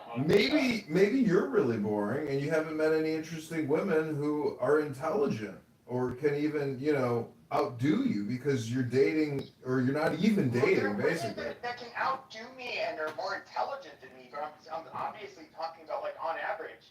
You go into an average, like, female-dominated room, maybe the only interesting... This is not a fucking dating app, stupid! If they start talking about, like, them and I don't know, something maybe I don't know how they think about men or some, like, weird quirky... Did you get kicked in the fucking head or did you have your head bashed in during boxing? How badly did the boxers bash in your fucking brain? Shut up, you fucking goddamn dude. I mean, I'm being accurate in my assessment here. You're sitting here talking as if this is a fucking dating app, dude. Do you have a Hinge account? Do you have a Bumble account? I'm saying, like if I go on Spaces, today it would be on X. Like, is it kind of, like, funny? Like, I'll go there on, as an anonymous listener, and these are, like, the people from the conservative side of Twitter, and they're talking about, like, sexual shit, and it's just like, oh, it's like let's see how they actually behave, and a lot of right-wingers have been doing that, and, like, there's been a lot of them have been calling them out, like, oh, you're a fucking dysgenic, deviant, you're not part of the right, where I just see, like, 40-plus-year-old women just talking about, like, sexual shit, and which a lot of it I think is kind of funny, honestly. That's maybe the extent to which I want to listen to bitches talk. Like, I don't really care about... I mean, let me ask you this. Okay, I want to hear myself talk. This will show a lot, comedian. When it comes to, like, geopolitical issues or anything really of relevance, when do you actually want to hear a woman's voice? When are you looking forward to? I come on Clownhouse for women's assessment and analysis of geopolitical bullshit. Okay, I'm asking who in particular. It doesn't have to be Clubhouse. It can be, like, a mainstream figure. It can be anybody. I don't look. Yeah, exactly. Yeah, but why? Your question's stupid, dude. Why? You're setting it up as if I seek out women to listen to their fucking analysis. I don't. I'm not setting it up. I'm just saying. In real life, though, like, I mean, if I'm looking at people on the left, the right, like, I will listen, and I actually find him more, like, entertaining than most of the faggots on the right. Ezra Klein's fucking podcast, I'll listen to that shit and be like, he's actually a pretty sharp guy. He's somebody who I disagree. He's a fucking moron. No, I think he's definitely smart. He's ideologically very driven, but it's interesting to listen to how these people I'm not even joking. Oh wow. And he lived on the west side of Manhattan. He's a total cup, dude. I can believe the cup part. But like, I'll listen to this shit. But it's just like I'm trying to think who are women. I forget the name of this Romanian bitch who moved to England a couple of years ago who did this hit piece on the dissident right a few weeks ago. Yeah, I forget her name. But There was an article let me get it for you. It's called The Anti-Semitic Bros of the Conservative Party. It's about Andrew Tate's. Was I in that? Were you in it? Fuck. Were you in it? Nobody even knows who the fuck you are, Robert Taylor, except for Alvin Bragg. was this in the New York Times? No, it was like the Atlantic or the New Yorker or something. So no, this was in the New York Times. It's Alex Kushka, or I believe. She was somebody who also like during the pandemic, she ended up becoming popular, and I would listen to her podcast just because of the people she would bring on. And what's really weird is a lot of these guys. So you had everything from like. She would actually get on a lot of academics. Some of them were like even sociologists who were somewhat kind of alt-right-ish. But then they would break down like a lot of the where a lot of the alt-right gets it wrong. And like I've talked to Richard Spencer a million fucking times. Like there's a lot of things they see that they did wrong. They see what currently is really going wrong, and when I say that they say it's going wrong, it's kind of like they admit that they were wrong about a lot of shit in the past. Oh wow, Richard Spencer, huh? What a cool guy. You've talked to him hundreds of times. Wow. Like, who gives a fuck? The whole point about life is optimizing your life, and that's your house, that's your health, that's your love life, that's your food, that's your environment. I mean, you guys talk as if you have no fucking lives at all, and you're not concerned about anything. You're on here all day streaming. What the fuck are you talking about? Yeah, I don't have to talk because you guys do all the talking, and what I've observed is that it's stupid talk. You're levying this criticism at us when it's like obviously you don't have a fucking life. No, I had to deal with plumbing issues all day long. That's the real world. This is fucking drama, stupid entertainment, hypnosis communication, which is totally pointless. I'm also running for Congress. What the fuck are you doing? I'm not running for. You're not gonna get elected. Like. Does it fucking matter? I'm doing something. Yeah, but I could run for an election. I'm not gonna win. It means nothing. It doesn't matter. I am projecting and causing. I can run for president, literally, but it's a waste of fucking time. Literally wasting my life. It's not a waste of time running for Congress. The guy that I'm running against is a total fucking moron. And there's so many stupid Congress people. Right? Do you not live in Chicago? Yeah. Just you're wasting your fucking time. Amazing. No, this is not. I'm not running in Chicago. I'm running against a Republican candidate in the suburbs where it's 90% conservative voters. We hope you win. Chances are I won't win. But the fact of the matter is, this guy is a vaccinologist, a big internet scammer. There's just, the voters are completely unaware. Like, literally, the low IQ voters have absolutely no idea who they even vote for, let alone they don't even know that they're voting against themselves every time they vote for these people, because all they do is rip them off and spend all the fucking money. It all went to Verizon, AT&T, Pfizer, Verizon. I mean, these Congress people are criminals. They spend $1 trillion acts. Fucking. Like, are we going to be honest? Like, do you really think Republicans? I see the game where Democrats are kind of. Okay, so they're willing to facilitate demographic change and have an alliance of the coloreds with those particular whites in order to continue to win elections. Do I think that in the same way Republicans are the exact same way? They will build a fucking alliance without care for the everyday American who just want to keep themselves in power. Like, I guess I'm somebody who's voted Republican my whole life, but I'm gonna be honest. Like, there's there's some wedge issues where that's why I'll vote Republican, but I consider them both, like shit parties. I mean, if I'm being honest. What are you eating, Pepe? You're like. It's not, the party is shit, but the point is, it's about doing something. I mean, what was the last book you even read?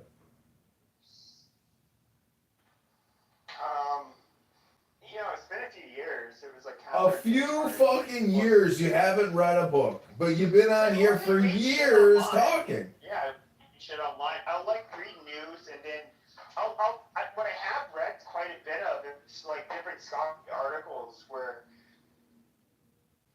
it's basically people, obviously preeminent scholars trying to, prove their points, and of course they're Preeminent scholars. I'm looking at myself and educating myself, like looking at the outcomes. You were emotional for no reason? I don't believe it. Princessa, you're fine. Just don't. God, you don't have to apologize to us. Just don't. You're cool. Like, I don't. She wasn't apologizing to us. She was apologizing to her man, Diego. I know, but she shouldn't be doing this in public. He's not your man anymore? Well, that's good news. That's breakthrough.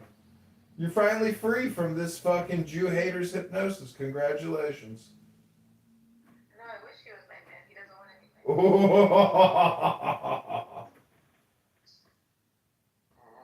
anything. She corrected herself there. Okay, I guess you're still not free. Never mind.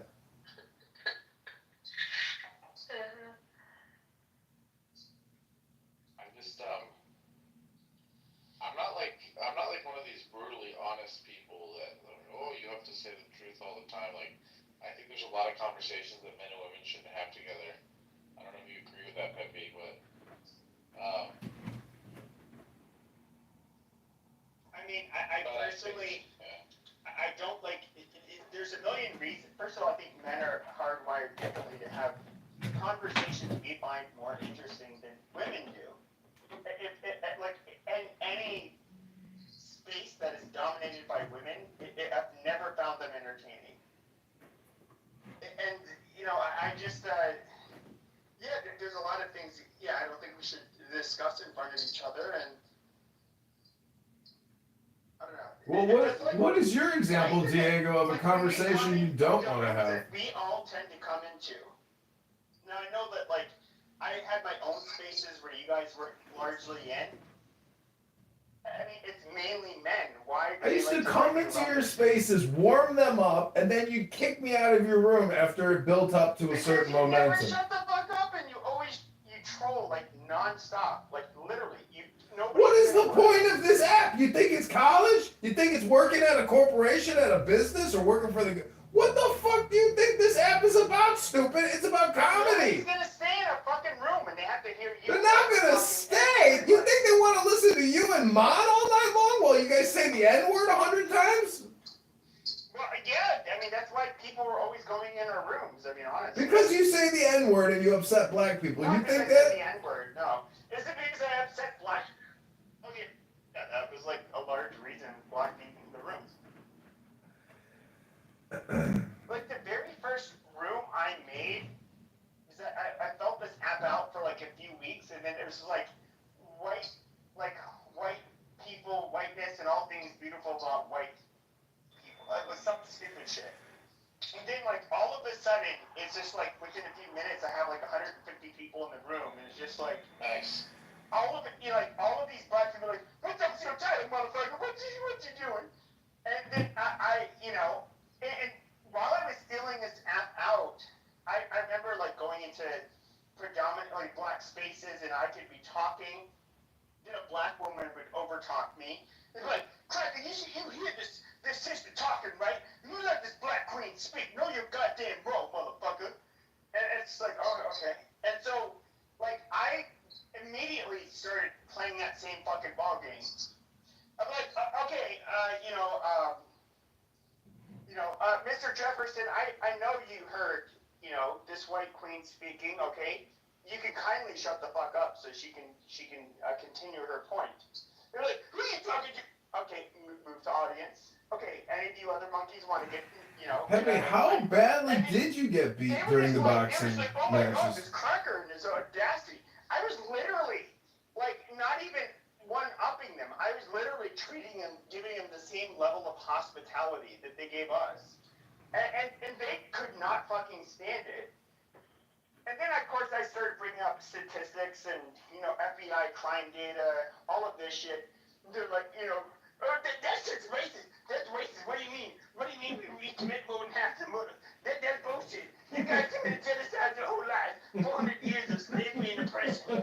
And, you know, they go with their stupid narratives. And they're a very easy group of people to just, like, troll and make them jump out of their skin. Like, there's no group of people where you can say one word and they act like monkeys. And of course, nigger is the word. Well, have you ever painted a picture of the Prophet Muhammad? Well, no, that's another one. Yeah, why don't you change your name to Muhammad? See, you're boring. You've gotten boring, Pepe. What we're encouraging you to do is spice it up. I don't make rooms anymore. When's the last time I made a room? Nobody, listen, I think you're just repeating yourself all the time. Like, how badly did your head get bashed in the boxing ring? Because you don't ever actually say anything new. But when do I make rooms anymore? I don't make rooms Again, you're anymore. repeating yourself. I've heard you say the same stupid shit over and over. When do I make rooms? I don't even make rooms anymore. Like, bro, do something with your life. I'm not, I like, this is a dying app. Any clout I would have got, anybody who knows who I am, they already know who I am. I literally, I'll just like come in and shoot the shit with people.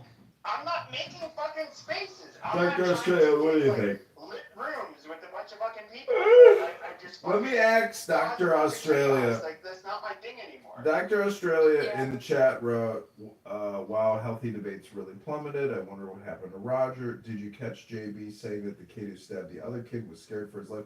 I heard JB today, Jay Breska, say that he's a conservative, and I couldn't stop laughing because that fucking faggot voted for Kamala Harris. Also, Dr. Australia wrote, Brincesia is crying again. Yeah, he does that. It's gotta be You Nora. know, I mean, you gotta admit that this app shouldn't be dying. It's a good platform. They fucked it up really bad. No, they fucked it up so They had a bad. town hall today. Did you see it?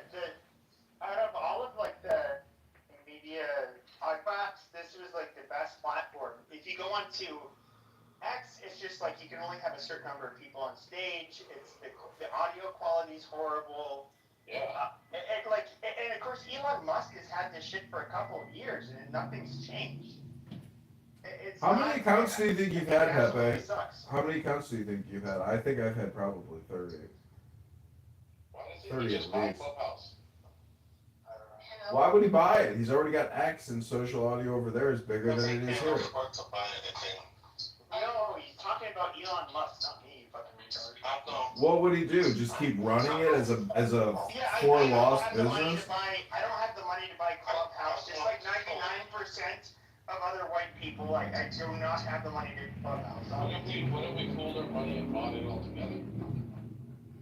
Then what are you gonna do with it? Put Google ads on it? Google won't allow ads where you have rooms with people dropping the N-word and fucking making death threats and calling for people's murders all day long on this app. Have you not been? You don't even create. You don't. Diego, you don't even go into other rooms. You just create rooms. You're smart. You know, hold on. You know, as a, you guys will call me, they call me Tether or whatever you guys want to call me, whatever. You know, a lot We're of not FBA. We don't use that. I'm not an FBA. I'm not. You know, No, I think FBA has called you guys that. We white people Yes. don't do that.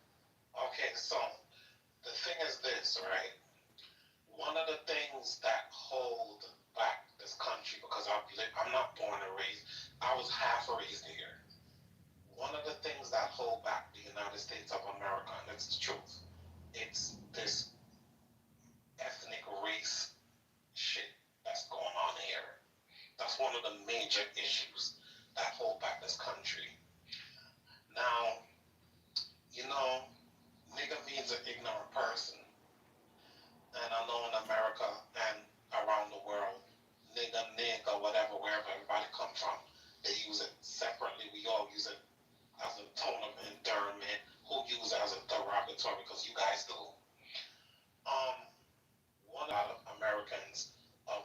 Caucasian descent need to move forward from, and FBAs too.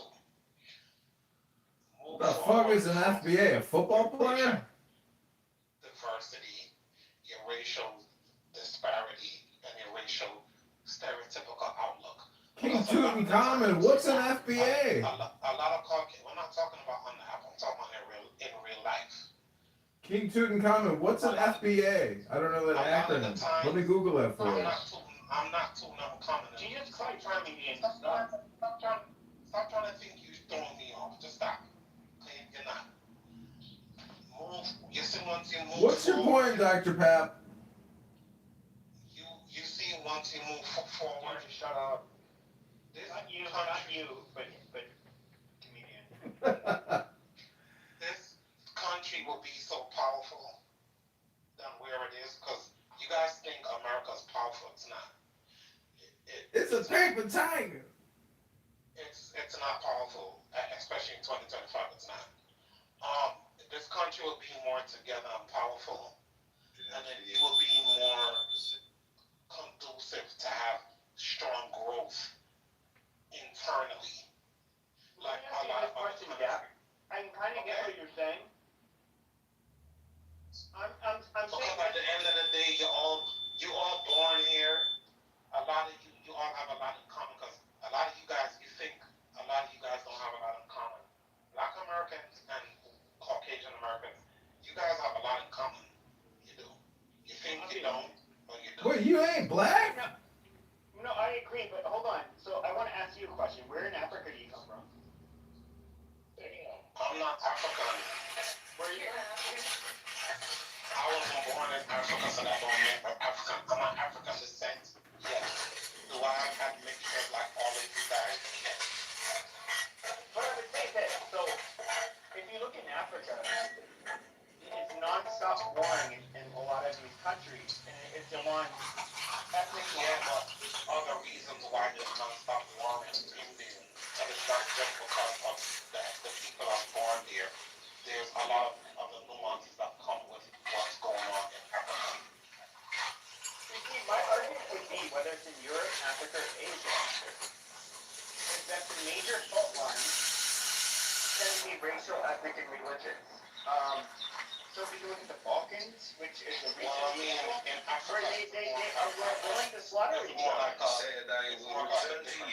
Why would this guy get two permanent teeth in 24 hours? Instead of placing you in temporary teeth? Did that. I mean, the thing is, though, that people differentiate themselves and they absolutely fight. And here's what I think is kind of ironic, what you said. Is that for the rest of the world, when I say the rest of the world, I mean literally the rest of the world, it's not unable to get over their tribal, ethnic, racial, or religious differences.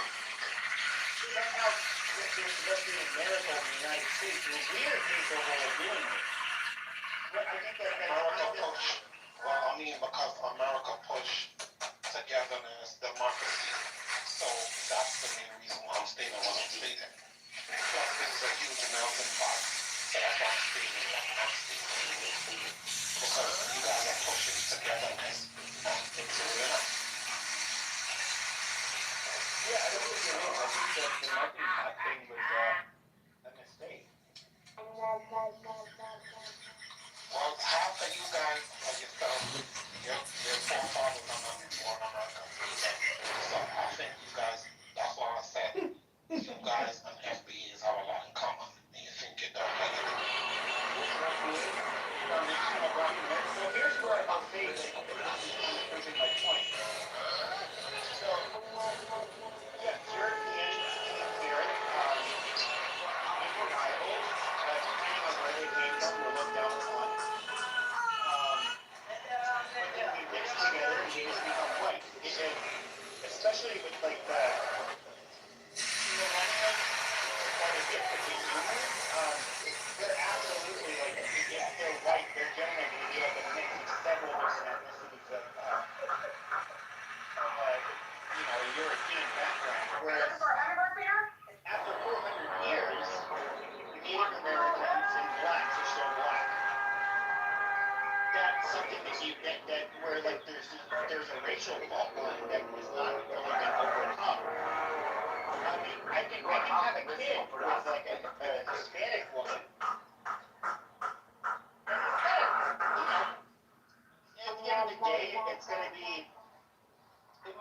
an exotic white person, or maybe just flat out white. And then they can just like blend in. Europeans have always been. It depends on the country where they're from, and it depends on the background of the person that speaks Spanish, because the Hispanic. Mexicans are the overwhelming majority where I come from. You want a Mexican, you yourself, you don't look like you're up here. I'm 100% European. You look like you have a tan in that. I do have a tan in that picture. Right, But and then that's another thing with you guys too. see, we're not as colorist as you guys, and that's a really weird thing. With people that have my skin tone, but you're tanning. That shit is crazy to me. I thought, sure. From I came to this country, I always find it so funny. And where I'm from, I wasn't dirt poor, so we have white Jamaican people, we have Chinese Jamaican people, we have Indian, red dot Indian, not the indigenous like people here. You guys and the FBI is always claiming we have East Indian people. My family is descendant of that too on my mother's side. You know, I always find it so funny when we used to go to the North Coast, we used to go out to the North Coast, and then British white people and American white people are totally different. You know, I used to look to myself, we used to laugh.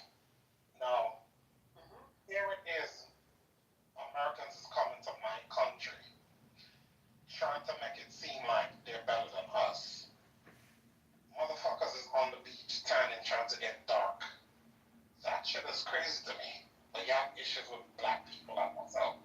Well, I would say, here's the weird thing. So, that shit is crazy. I don't think it is. So, if you're looking at the history of tanning, so, it used to be amongst whites. Getting a tan was, or being tan was like it was a huge turn on. Why? Because having a tan meant that you were a laborer. Or at least it's like the 1940s, Coco Chanel was in the Mediterranean. Her and her models had tans. And then all of a sudden it became chic and cool to like have a tan. And I would say this, God gave us skin that can tan.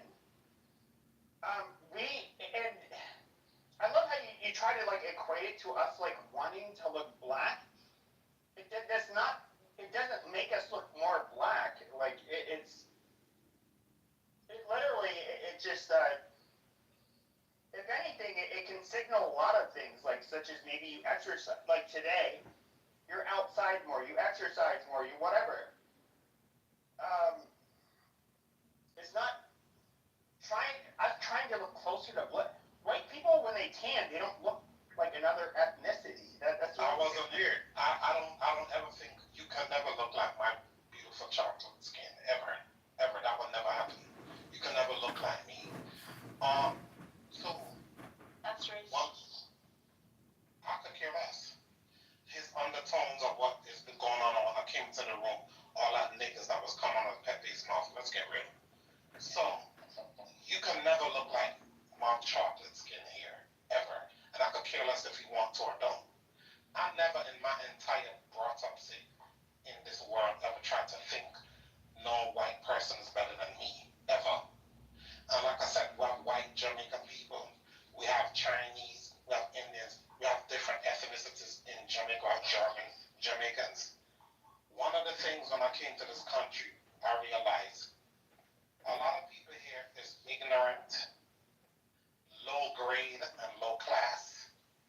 And a lot of people here in America are very brainwashed to the point where you're stuck in how they want only you to be. Because a lot of people here, white, black, and indifferent, and born Hispanics, you're like a flock of sheep. Anything the government tells you, you fall for it and you believe it.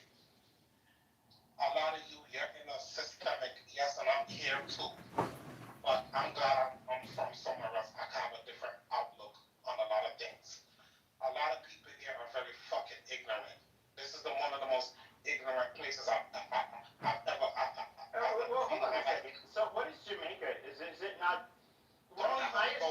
place in the fucking No, world. Hold on, no, we're gonna go there. Go there because We're gonna go there. No, shut your fucking mouth. We're gonna go there. So you're trying. No, hold on a second. What is the poorest island? What is the poorest place in the Western Hemisphere? It is literally Haiti. Okay, where are the highest homicide rates? Okay, if we look at the United States and its territories, it's Caribbean islands. If we're to look at the highest murder rates, okay, I understand with the Mexican drug war, it picked up quite a bit in Mexico, but it's always traditionally been the population with the highest amount of black people in fucking Latin America. You fucking dipshit. And if we were to look at who have the highest murder rates here in the United States, and we're not looking at the Caribbean islands, it's literally going to be East St. Louis, it's going to be New Orleans, it's going to be Detroit, it's going to be all of these fucking places. It's literally going to be all of you dumb niggas. Okay, that's literally you fucking people. a lot of you white American people. No, you guys commit more than 50% of the homicides, you fucking shit. You motherfuckers that do a lot of mass shooting that don't know. No, we're talking about statistics, you goddamn retard. I understand you fucking low IQ chicks don't understand per capita. That dumb motherfucker. Here's this low IQ nigger with his fucking, he's in his heel. Amazing. Piece of fucking shit. Trying to tell us Americans we're fucking ignorant. Go back to Jamaica, you fucking ape. Oh, you got it, you fucking cracker. You dumb cracker. Wow. Damn. I hope the FBA's end up fucking You releasing wish you black could ass look up. like me, Fuck you you. dumb motherfucker. That's why you tanning, you dumb motherfucker. Didn't you Look have a like strange trigger race word. You dumb motherfucker. Ain't nothing triggered about me. I'm here laughing, having a smile. I'm not these black immigrants gonna come here and tell us who the fuck is American and how we should be. I mean, who's this fucking retard? The FBA fucking retard. The FBA's want to lynch this fucking ape more than any white person would. For good reason. Like you are a fucking tether. You are a fucking tether. Shut the fuck up. Is that a lot of minorities? Pepe, you don't even get fucking talking about. Don't see any difference between yourself. Lava, chicken, Steve lava chicken, yeah, it's tasty as hell. And see the difference. Oh, mamacita, yeah, I'm ringing the bell. Do you even have a bachelor's degree, Pepe? Yeah, he works in mental health. He's a therapist. Can you believe this guy helps African Americans end the psych? He's a therapist. That's the worst thing happening. Minorities have a degree, they suddenly get all like, oh, I have a degree. Dumb motherfucker. Yeah. I have okay, first of all, both my parents have advanced degrees. Both your parents, was they cousins? No, they were so retarded that they were cousins. They couldn't got advanced degrees. Like, I love your logic, you fucking retard. Diego, I think you have selective memory, by the way. Diego, how do you have this much time to host a room with children? It's too good. This is enjoyable. Diego, thank you. I'm enjoying this, by the way. What are you gonna tell your kids when they grow up and like, where were you, Dad? And you're like, oh, I was on this racist app, Clown House, having fun. Sorry, kids, for. Sometimes you have to create the experiment. You put these opposite races together in a room, and you see what happens in the petri dish. You know what I mean? But you know, Dap with whatever half nigger children he has, he's not in their life.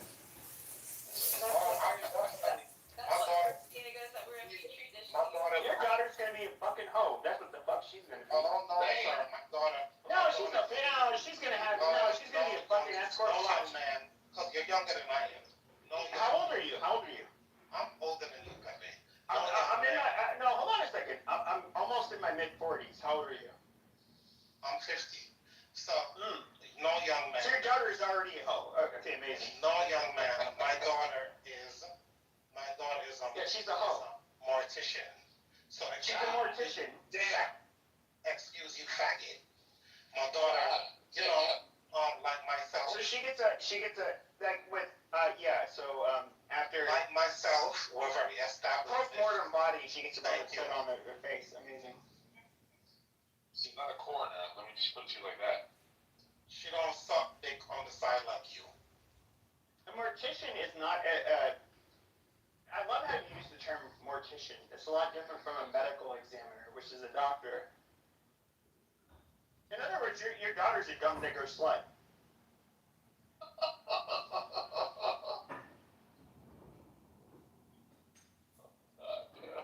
Pepe, see those type of comments, let me know your level. So I'm not even What's offended. my level, Negro? I'm not even offended because at the end of the day, you can't even produce. You can't produce what? You inbred low level homosexual. Be specific. Can't produce what? You can't even produce a child. So shut the fuck up. No, I can. I mean, that's not hard to do. I know a lot of the low IQ Negroes, they produce them rather rapidly. A lot of, and hence we're overthinking. Cortex is not as acid at it of like every other race, and so you dumb hold on a second. You dumb dirty apes are not able to you just it's like a dog. It's just like I'm kicking your butt. Baby boy, fuck you, cat. Politics are trying to hold on. That's what you guys do. To the back in the days mentality. You know, Pepe. Low degenerate. Back a minute. Okay, but you think you're coming here with all of this wisdom, but like, let's look at your fucking country. It is by every fucking standard an absolute fucking shithole compared. So just try to understand what I'm saying. We moved on, and it's not that we moved on in the way that we rejected these ideas completely. Look, the first thing that we have to ask ourselves is, do universals exist? If you deny that universals exist, then you don't even have to engage with Aristotle or Plato. You can jump straight to like Kant and Hume, and that's it. Like, because you don't really need, you don't agree with universal properties. But obviously that kind of drives you in a corner, like given your worldview, if you reject universals, then you can't really be a realist about like anything really. Then you can't be a realist about morality and meta ethics. You can't be a realist about like goodness or badness. You can't really be a realist about anything. It's a really you're kind of driving as a skeptic. You're kind of driving yourself in the corner, right? You can't really argue with like other people because you can't even be a realist about logic. Something like logic, right? You can actually, in a sense. It depends on what type of skeptic or to what extent you.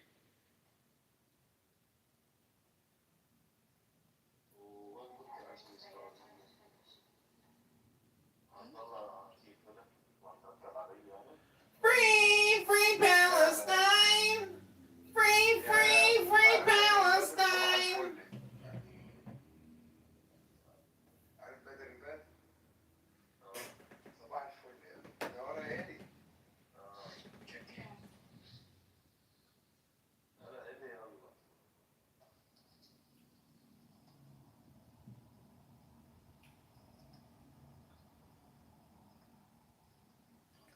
I'm also happy for you that you finished the process. Sounds amazing. Thank you so much. It really is. It's like, I'm like, why did I not do it sooner, How old are you? I don't feel comfortable. அப்பாவிகள்ல Pakistan அப்பாவி பொதுமக்கள் இறந்துட்டாங்கன்னு யாராச்சும் வந்து ஆரம்பிப்பாங்க பாருங்க. அதுல இருக்கு. அதுல வந்து அது கண்டிப்பா நடக்கும் கூடிய சீக்கிரம். யாராச்சும் வந்து அப்படியே ஆனா இதெல்லாம் துல்லியமான தகவல் இறந்தவங்க அத்தனை பேர் தான் தீவிரவாதிகள் தான். ஆனா அப்பாவி பொதுமக்கள் இறந்துட்டாங்கன்னு யாராச்சும் முட்டு கொடுக்க வருவாங்க. அதை நான் எதிர்பார்த்துட்டு இருக்கேன். நன்றிங்க. இல்ல இன்னும் சில ஊப்பிகளுக்கு பாகிஸ்தான்ல இருக்க அந்த மசூத் அசாருடைய மദ്രാസാவை டார்கெட் பண்ணிருக்காங்க அப்படிங்கிறது இன்னும் தெரியல. அதுதான் ஆக்சுவலா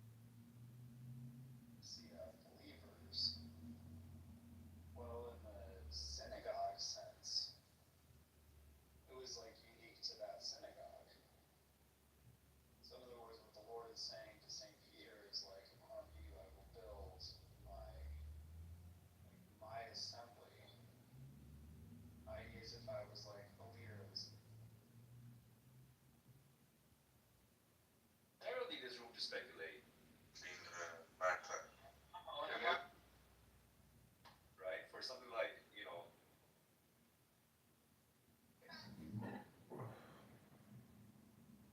Not some money, like, that's why you made millions. You made millions by being a nice guy. Do me a favor. If you Can we look invite at my, the comedian? He's my friend, bro. who? Which one? The comedian. What's his name? His name is the comedian. Okay. All right. Do me a favor. Look at my bio. Click on my profile. All right. That's my cash app. So you see, you got millions. Go ahead and send Oh something my like that. God. So how is that? Okay, send you money, like, they asking for some money. Yeah, you said you got millions. Yeah, the earth ain't flat if you ain't rich, dog. He's trying to play me. Are you from Nigeria? Don't you know this broke ass bitch is from fucking Egypt? He ain't got fucking 2 shekels to fucking squeeze together. This is Zionist, is my friend. He's a Semitic. He's Zionist. He's Semitic too. Yeah, free the hostages and destroy We are Hamas. enemies, but Bulldoze the whole we are shit fucking hole and fucking build again. Semitic nations. We are enemies. Okay, comedian, shut up. Lionel, listen, Lionel. I will help you with everything, but Free Palestine. Free Palestine. Free Palestine. No more hummus, no more crime. Free Palestine. Comedian. No more hummus, no more I'm wine. gonna. What do you think of the war between Pakistan and India? It's tragedy. I hope it doesn't go thermonuclear. Yeah, well, what did you like? Can you pick sides? Like, you gotta pick sides. What sides? I'm on this side of India. But there's no point in choosing sides. It's a big issue. There's rooms right now with like 100 Indians in there, and they're all talking about it. Like this has got everybody. What do you think I got my picture? I was in one of those rooms, but it was Pakistan. This is the flag of Pakistan. What is that? A star and a moon with a green background? Yeah, this is the flag of Pakistan. Yes. Why is the moon white and why is the star white? I don't know. You ask them. Pakistani. By now, do you think these Muslims are racists? Yeah, probably. Yeah. Yeah, Pakistanis are very racist, huh? But it could go nuclear. Like, it's very much they should go nuclear. Can you imagine Pakistan detonates a nuclear bomb? It's like a shitty explosion. It's not that good. They did it under the mountain, bro. It's not shitty. Everybody's like, wow, I guess Pakistan doesn't have a big bang, but like the fucking Indians, you know they got the smartest engineers in the world in India. Trust me, their fucking nuke bombs work and they're bigger. But Pakistan, you don't know, Pakistanis are very like, they have like very talented people too. Like, Yeah, they got, but they don't have 1.4 fucking billion people. When you look, that's 100 million engineers. Pakistan cannot withstand the power of India. They have to relent. Yeah, but good Indians are in America and Silicon Valley. They're not in homeland India. They are literally like that. They don't live there. The richest Indians don't live in India. And that's what I'm telling you. Like, if you are good at engineering, you must stay in India. Like, Yeah, you leave. America, Dubai, they go everywhere. It's the biggest diaspora population on the planet. So India have the shitty ones, the ones who couldn't like travel. Yeah, but see, intelligence with the internet age, people are smarter than ever before, and Indians really take Like, education imagine what seriously. kind of engineer like who couldn't like leave India, who's like living on like $50 a month. Like, what kind of engineer is that? Because if he's like even like a good engineer, like he would go like to Dubai, for example.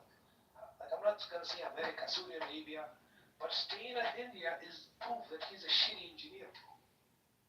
Yeah, but most of them leave on H-1B visa, then they go back with, hundreds of They thousands don't of go dollars. back. Nobody goes back, bro. Once you leave that shit, nobody goes back.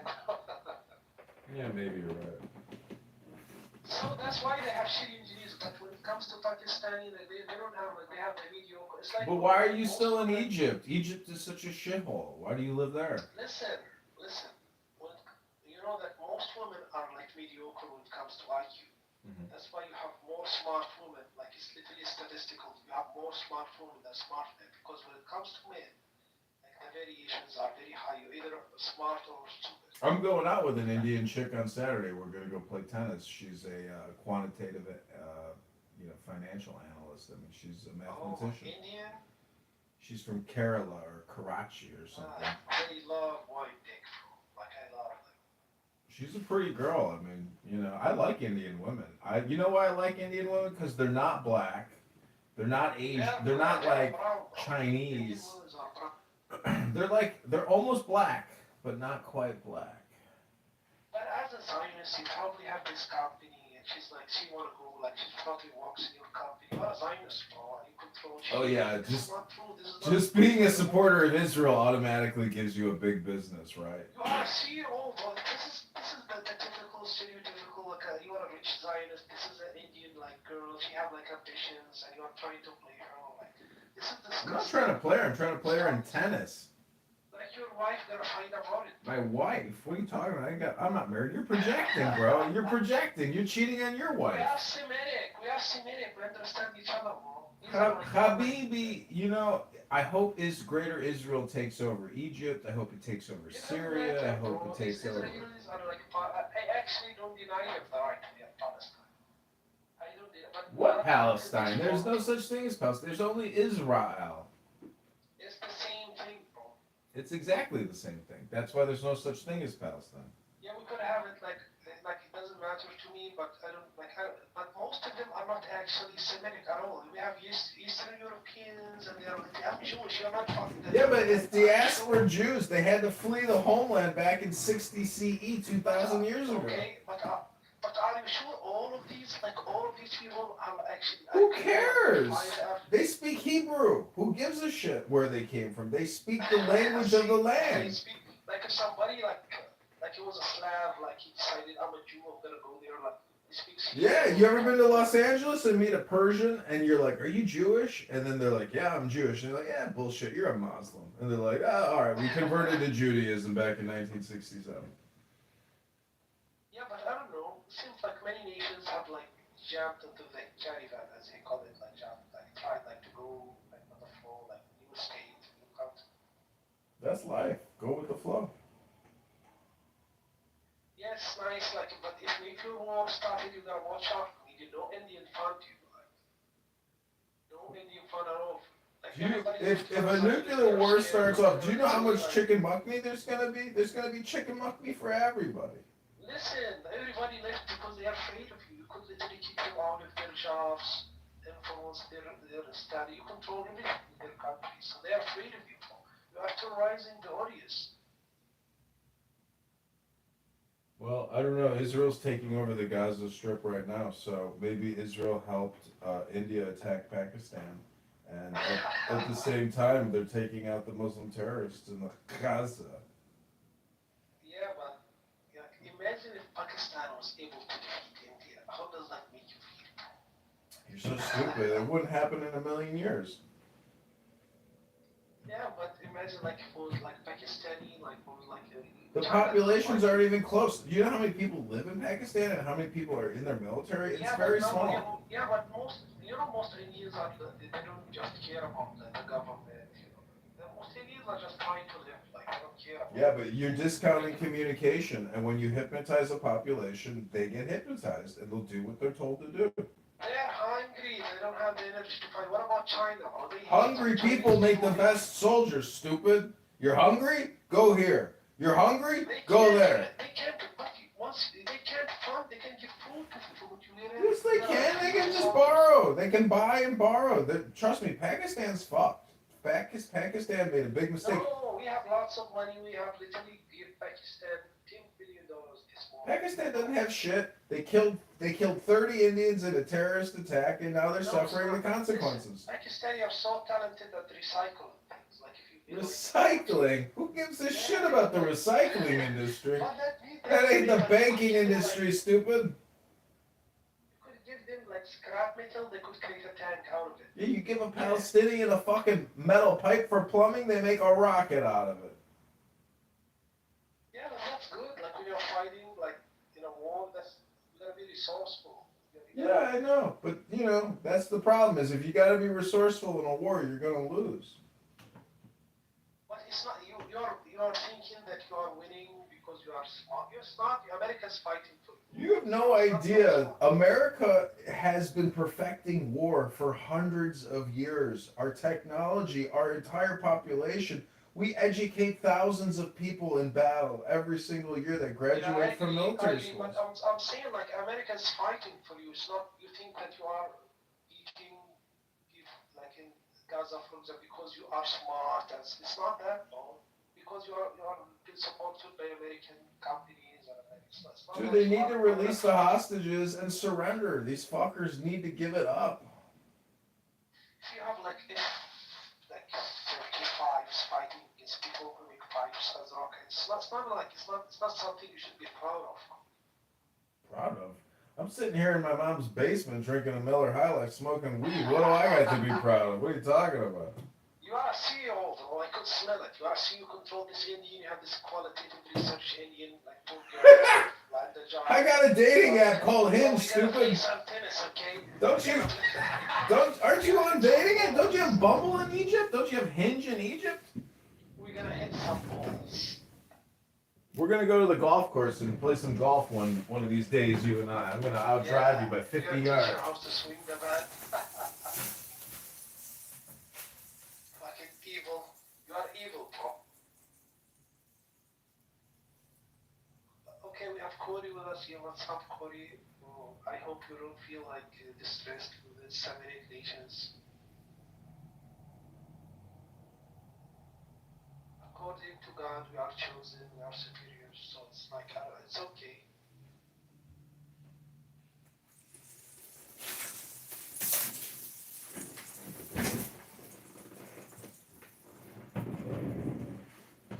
Yeah. So like, as the world is escalating into like nuclear war, here we have Pakistan, we have Little situations. Like, so what do you think like would happen like if nuclear war started? Like who's gonna like? Nobody's gonna defend you. You don't have like mommy America, you're back. What are you gonna do? I'm gonna go buy some guns. What do you mean? Like you're literally gonna be like, you're gonna be alone. I'm gonna dig a hole, a big bunker, get a bunch of weapons, ammunition, food, water, and just ride it out. You see, this is the tactics of Hamas. You're gonna be literally like you're gonna. Oh shit! Oh shit! I turned into Hamas. See, you're gonna dig a hole. You literally said I'm gonna dig a hole. Isn't that funny? That's what the mind thinks. It's like, okay, I'm gonna That's go. intuitive, bro. If you're fighting evil, that's intuitive, like to go under. Yeah, they fucked up. The Palestinians really fucked up. They fucked up. October 7th, biggest military strategic blunder of all Actually, I time. was about that. I think like this was stupid.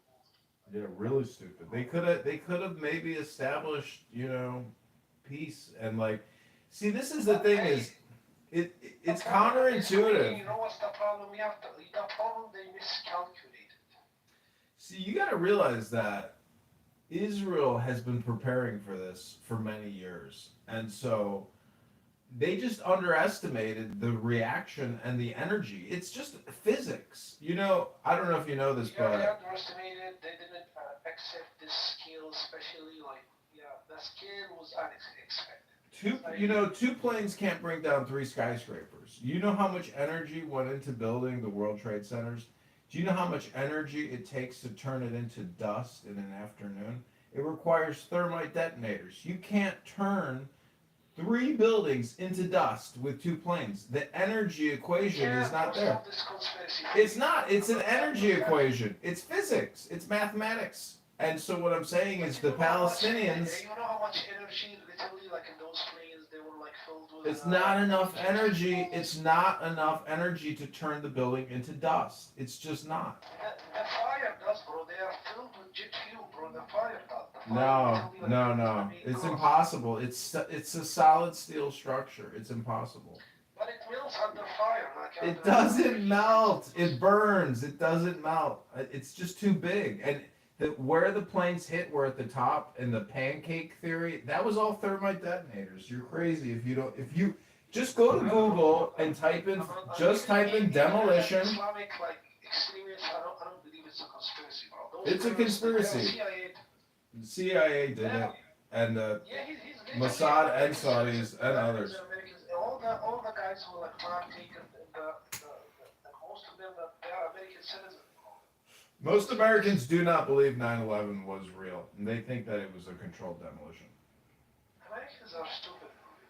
Egyptians are stupid. You guys still fucking drink camel piss. I'm not saying as the Semitic nations we control them. Israel have proven they are stupid. You could control them. Literally have them like play them as you want. All I'm saying is October 7th is the same thing as 9/11, meaning the Palestinians didn't understand the energy required to actually fight a war. Because if all, metaphysics is all just energy.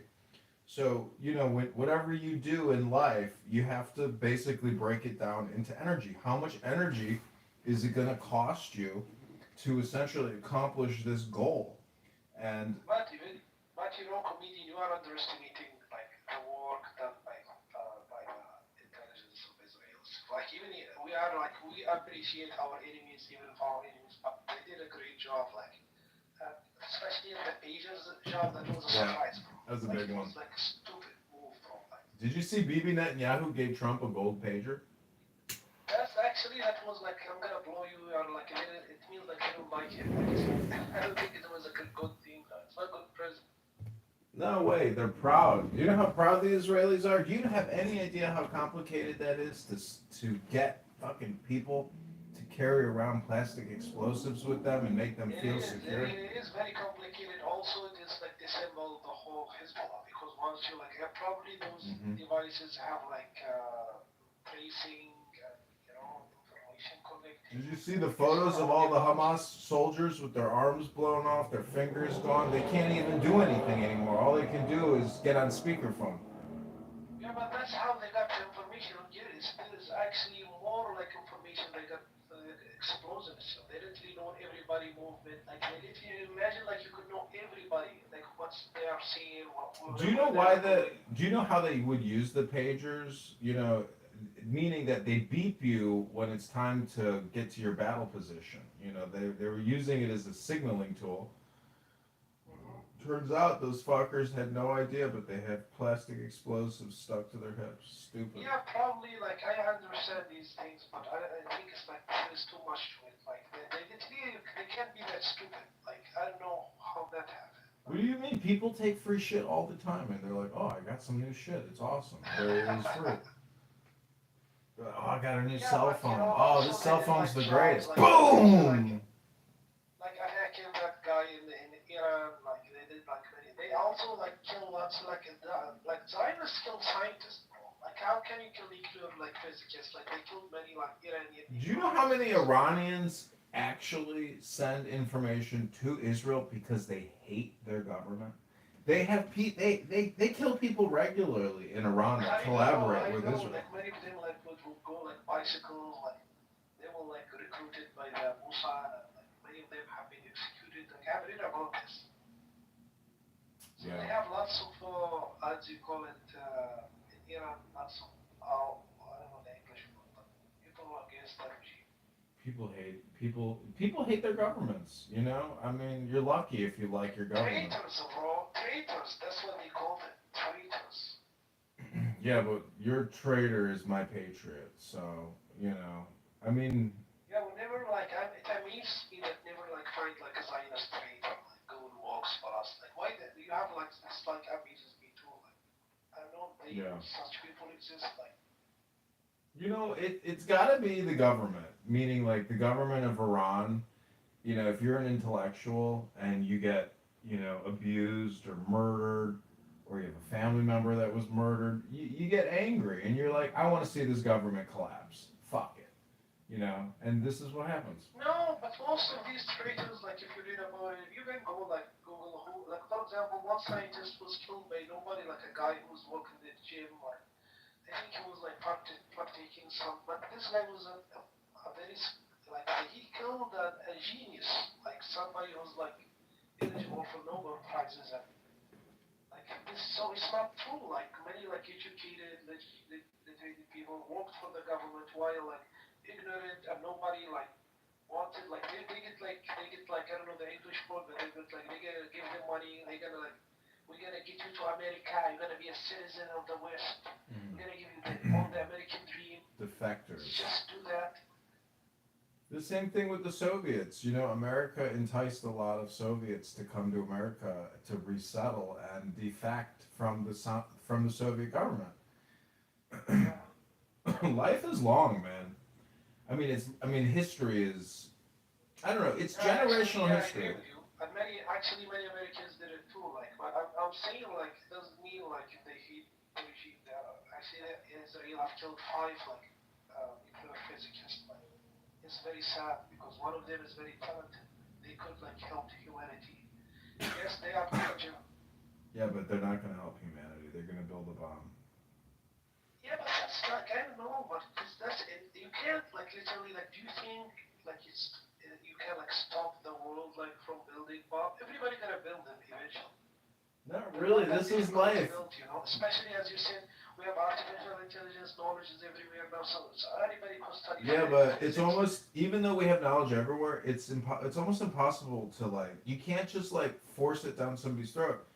So it's like a whole that scientist that was killed, you know, if he's like the Mozart of physics and he's a genius, it's very rare, but even then it's kind of still relative. You don't really know how truly intelligent someone is, let alone. This is how Pakistan did it, bro. Have you read about? It's actually one scientist who did it in Pakistan. Oh, really? It's not that difficult, bro, to make it. It's not that difficult. Yeah. You know, what's interesting about a nuclear bomb is you're creating something out of nothing in the sense that you're able to like get to the essence of material physics. So it's like technically anybody should be able to make a nuclear bomb because what it really, it's just not technical. You don't get it. In making nuclear bombs, the problem is not technical, especially today, as you said, you could like have super intelligent like helping you research. You could have information. Books are available. So it's not like the problem is like other countries are controlled. It's like very. But look at COVID-19. Look at COVID-19. That was more destructive than a nuclear bomb in terms of more economic. Sophisticated. Actually, engineering Yeah. a virus is more like sophisticated. Yeah. So, anyways, I mean, you know, the point is stay alive. That's the purpose of life. It's like we believe in faith. Like if you're like if you're gonna live, you're gonna live like some God's hands. It's not. It's, you know, that's an easy way to say it. I'm just saying that. What do you think the purpose of life is? As a Muslim, the purpose of life is to worship God. And as a Jewish, you probably have the same purpose. What do you think?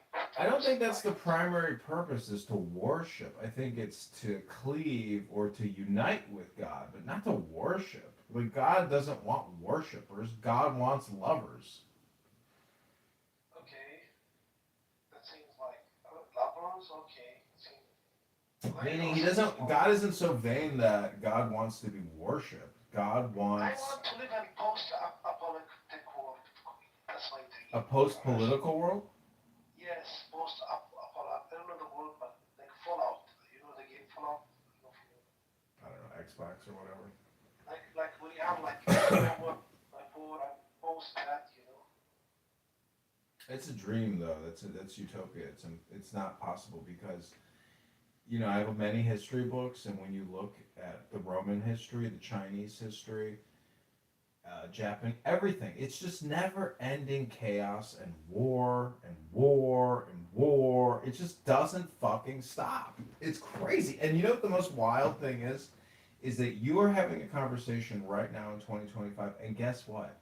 You are a survivor, meaning that your parents and your grandparents and like you all survived to create you right now. So the question is, it's like you won the lottery of survival in terms of war in human history, and it's like, okay, well, what are you going to do with your lottery winnings? you're gonna come on Clown House and bitch and moan and waste your time and be immature or stupid or whatever. So it's like, Listen, but war have a bit of actually it's good. Like eventually, like I don't think like it will be a utopia, but eventually, my utopia is that kind of like all like the destruction is too imminent. Like it's not a utopia to think about. You're not living half of you. I think like after a nuclear war, humanity will change like dramatically. there's already been a nuclear war. 2 cities have already been completely wiped off the face of the earth, but that's nothing compared to what happened to Europe in World War II. So, I mean, nuclear weapons are relative because a nuclear bomb is 25,000 tons of dynamite. So it's really compression of explosion.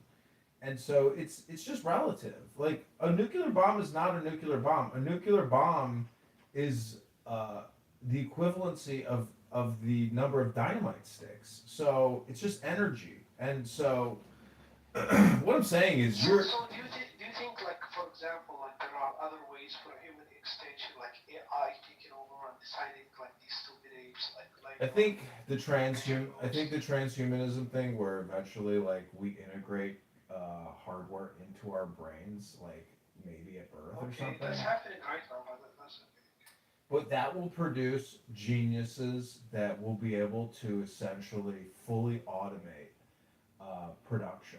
And so, okay. yeah. You are saying the human nature as it is faulty because like war is Yeah. happening Yeah. as their design, default design right now, they cannot sustain like a life, an ideal life that we want. So we're gonna like modify them. For example, you have Lionel, he's like savage. We're gonna like implant something in his mind, make him like more civilized. Did you ever see this movie called THX 1138? I think it's George Lucas's. It's the first movie George Lucas ever made. He did Star Wars, and it's about a society that has to live underground because of nuclear war, and so they fully automate society, and everybody is on a drug, and eventually one of the people in the society stops taking the drug, and he tries to like free himself and this girl that he loves, and they try to get back to the top of the planet, but they find out that it's just a wasteland. So it's like robots and nuclear technology and humans living in a very So what they call them cyborgs, like I agree with you. We need like they're not cyborgs, they're humans, but they're using drugs, medication to essentially turn themselves into robots. No emotions, nothing. Wow. And it's all for productivity and survival. Bro, like it's impossible. Like as you said, like at some point, like we gotta do something. Like I don't know the word, like eugenesis. There's a word like the Nazis did none of that. The Nazis, they really did believe that they were able to. They're very, it's crazy what happened. World War II is the craziest thing ever. Like look at these, like some humans need like some gene editing at least, like or at least you gotta like pick like some superior humans and like allow them to reproduce. See, this is another theory, is that there's not a speck of dust out of place in the whole universe, and that everything is exactly as the way that it should be. Meaning that like we're already in a simulation, but we are unaware of it. Meaning that like we're actually in the Garden of Eden, but for some reason we can't recognize it, and thus we have all the conflict. So it does deal with like human consciousness, and really it's the sociopaths, the people who actually cause physical harm and are mean and nasty. It's the sociopaths historically that have ruined society. I don't agree with that. Like how many empaths? Like I love him. I'm gonna like they are actually very like unfair because they're controlled by their emotions. Emotions like for example, Lionel mother will protect Lionel at all costs because it's him. She loves her son. Like even if he did something wrong, so it's not like the emotions doesn't make you a good person. Like many other things.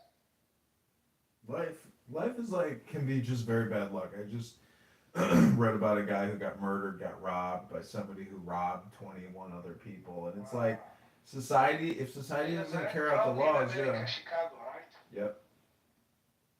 If If they, it's a shitty place, like I would never, like I would be like, if I'm from Gaza, like I would stay in Gaza. Don't put me in Chicago. No. no, it's still better than Gaza. Come on. It's a shitty place, bro. Like, It's shitty because people are shitty, you know. And the point is, like, you got to be on your tiptoes all the time. You don't know when you're gonna get robbed. if you're rich, like life is beautiful, but if you're like I'm saying, Tragedy like, strikes even when you're rich. That's why I say it's got to be a simulation. Look at Kobe Bryant, you know, flying to his $100 million mansion in his helicopter, smashes into the side of the fucking mountain. yeah, Gone. he Whoop. deserves it. He deserved it. Yeah, like I don't know. He should have just drove to his house. Why did he have to fly a helicopter? Exactly. Like, why would you do that? Like, this is the kind of things that make you deserve. Like, you know, why would you like buy a Bugatti? You could buy like any car. Like, See, governments and just don't care if you die. You know, there's like, you might be really rich. See, this is the weirdest thing, and like, I'm just saying that. because like, what you gotta do? Like, when somebody dies, it's over, bro. Like, what you gotta care about it? Like, it's like when he was alive, I think like government did care about celebrities like Kobe Bryant. But once he died, like once you die, your story ends. Bro. Nobody cares about you. No, I know it's kind of crazy. Things don't shut down when like the Pope dies, and then immediately they're just like, "We get congrats, we got a new one." So Yeah, nobody cares about him. He's in history books now. Like he's so. yeah, that's the thing is here That's today, why gone you gotta tomorrow. fuck as many bitches as you can, comedian, and you gotta live your life to the fullest. That's Yeah, why but it's not just about quantity; it's about the experience of quality. Meaning that like you might have a lot of sex, but a percentage of that sex is just not good sex. You want to achieve the highest standard of level, you know, the highest highest love. level. But you know, the Greeks have thought about this. Like they thought, like, and I agree with those hedonistic Greeks. Like they tell you it's all about pleasure. They literally solved everything. Yeah. Yep. I know. Everything has already been solved. So the question is, why are people bombing each other? Why are people terrorizing each other? I don't understand it. It's I don't know, wild. like as you said, because I told you, like human beings are like designed to do that by nature. It's like they didn't like evolve beyond nature. Like you gotta be controlling, you gotta like assert your dominance in the jungle. You gotta be the top of the hierarchy. But it's like first of all, it's political and it's insecurity. So if you're a good ruler and you're very wise, you never get angry. Power doesn't get angry. Power doesn't panic. Power is sublime. But the problem is a lot of people see this is why Trump's assassination made him into like the most dangerous person in the world, because he's actually happy now. The first time he wasn't happy. Actually, he proved it to many. Like we thought he was a coward, but he proved he's not a coward. Like I liked him at that. He proved like as a man, I connected to him. Even I don't like him, but you connect to brave men as you like. You have this connection between men. So like the way like he waved his hand and he was not afraid. And See, courage is considered like one of the highest virtues. So if you can demonstrate courage, you know, and thrust your fist in the air and scream, fight, fight, fight, like that, he did. yeah, that mind virus and meme really, in many ways, absolutely guaranteed him the presidency. Because he won at that moment. He won the election, bro. Like actually, he demonstrated his courage. Like, but it was not noticeable. Like when he met like the president of North Korea, he was like very calm and collected. Like he's not the nervous like person. Because he's probably a psychopath or something. That's why I say he could be a secret sociopath. But I just wonder if like a sociopath can pathologize, meaning like, can you reverse engineer a sociopath? Actually, sociopath, like if I was like asking for a fair judgment, something like I will ask a sociopath. Like I would trust a sociopath because they are like detached from emotion. Like See, you can be detached from emotion, but there's like a negative and a positive way to detach. where you still maintain your humanity and you're not a robot. So that's the big differentiation. See, Stoic philosophy. They're not robots. Actually, their definitions, they only have like micro emotional, like they don't sense emotions as we do. It's not they are robots. Well, there's this mafia killer named the Iceman that killed like 100 and something people, and just the coldest, most detached and terrifying person you could ever meet. You know, who literally he was a contract killer that killed 100 plus people, and but yet still very gentle and peaceful and strong and confident. So it's like, you know, it's like a gorilla or like a silverback. It's like it's brain psychology. It's brain science. He's like a polar bear. Like he doesn't care. Yeah, just doing it, just roaming and eating. Just So, no, like, yeah. I understand what you say. I understand this look like somebody who doesn't like empty. Yeah. I get it. Yeah, but sometimes people have that because they are they feel justified. It's not that they, you know, like if you have a good reason to do something and you feel you are right, it's not that you are a sociopath. You let just do it. Like yeah. See, life though can sweep you away. Meaning you might have the best intentions and you might win, but then something bigger comes along, and that's the natural kingdom where a bigger fish eats the smaller fish, and the smaller fish is completely unaware that there's even a bigger fish. Next thing you know, the smaller fish is being digested, and you're like, what happened? What happened? For example, let's say you work like with the government, you execution date of some criminal, this guy's innocent, and you don't feel like guilty about executing this guy. Like it's okay, like he killed, you believe he killed people, you have a reason. Does that make you, this kind of detachment is actually more dangerous than sociopathic detachments. Mm-hmm. Once you feel justified, you can do anything. And some people are very good at justifying things to themselves. Yep. They could like have some reasons, you know, and do whatever they want. That's why like I think this is the most evil coming from. It's not from real psychopaths. It's from people who justify things to themselves and others, like to do anything they want. See, that religion can help you justify anything because, yeah, that's the danger of Islam, where It's not. You're literally like bombing people. You're justifying like doing genocide in Gaza. So this no, you don't understand. Like if you read Rumi or Sufism, you know, and you mix it with wine and cannabis and war. Because, like, look, you know, earlier you mentioned the Greeks and hedonism. Well, the Romans and the Greeks really did hedonism to the highest level ever in human achievement. because With that's slaves, the plan. I mean, you should be going there, like finding, like doing shit. This is my plan, bro. I practice hedonism to an extent. well, then that's where, you know, you might end up dying because you're practicing the life of a hedonist. I don't know. I'm gonna read about it, but I think this is like I was thinking about it. Like I think this is all that matters. Like as you said, you're gonna be forgetting whatever you want. Like look at these great people, like done things. Nobody don't cares. Nobody gives a shit.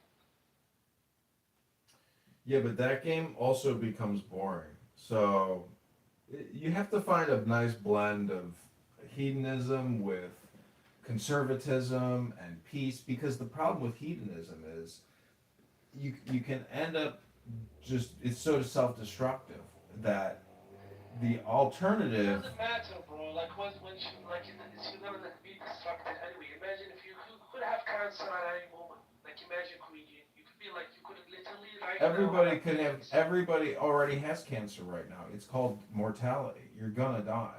So it doesn't matter, bro. Like once you think about it, like you're gonna like if you have like the opportunity to enjoy life, hedonism could mean many things to different people. Like No, hedonism really should just mean be in the moment, which is now. And if you're ever outside of the now, then you're really losing. You're failing to achieve the now, which is the all. So, I mean, you said earlier that Islam is about, you know, worshiping God.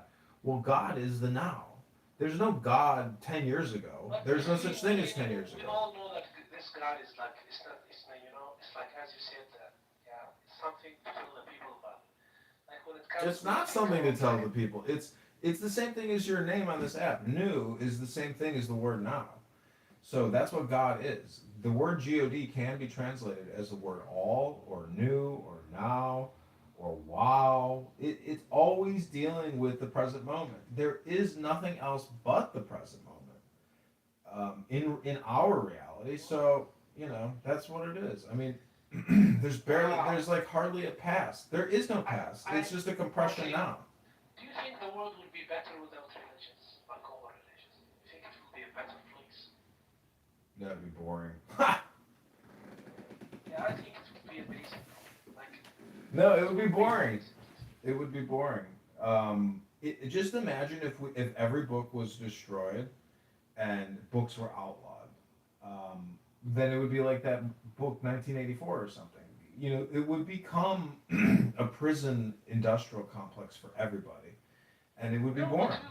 But we will appreciate this life more. Like we'll have more. Like we'll not like, oh, I'm gonna have another life. I don't need like this. If you think this is all you got, like you will put all that you got into it. Listen, the basis of the best argument is that there's not a speck of dust out of place in the whole universe. So all your hypothesizing is actually inaccurate, meaning that the way things are now is a very highly refined state. And it's probably an improvement from the year, 50 AD. It's probably. I mean, there's more people now ever on the planet. COVID-19 and the vaccines we're depopulating and there's lower birth rates, but there's still more people now than ever before. So I think Pakistan is gonna help us with that. Like we're gonna depopulate soon, probably. I don't think a nuclear bomb is as big as you think it is. COVID-19 and the vaccines is probably the biggest depopulation event in human history. I don't think 10 nuclear bombs could achieve what COVID-19. How many millions did COVID kill? It's not about how many they killed now. It's about all the fertility rates have plummeted. So there's going to be no new people.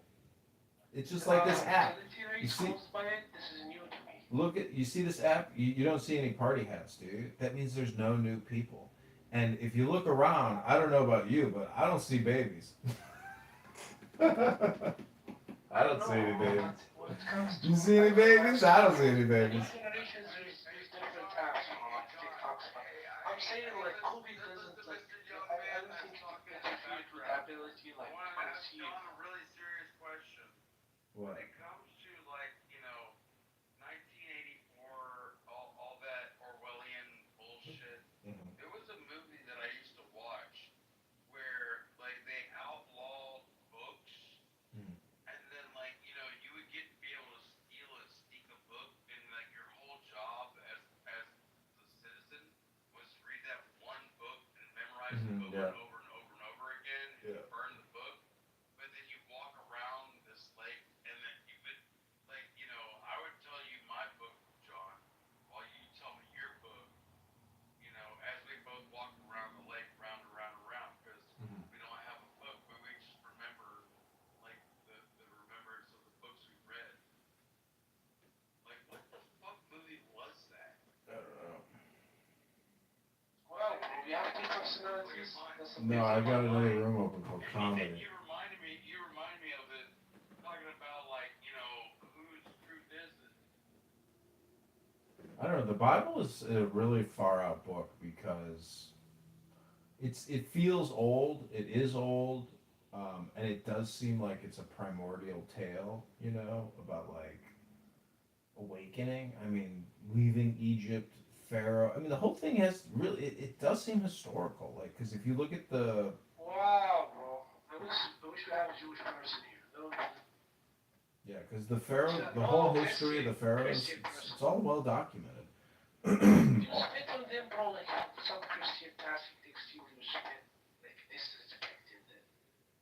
Who are you talking about? Jewish children that spit on The Christians? fair was just suppression because, you had rabbi that would teach, and the fair was suppressed, and you couldn't show your learnedness in front of the pharaoh. What do you think about the words themselves as being primal or very ancient words, like even the word Israel or Torah. Isra is to wrestle or struggle with, and El is God. To wrestle and struggle with God. We could talk about Canaan and the Canaanite, the descendants of Noah.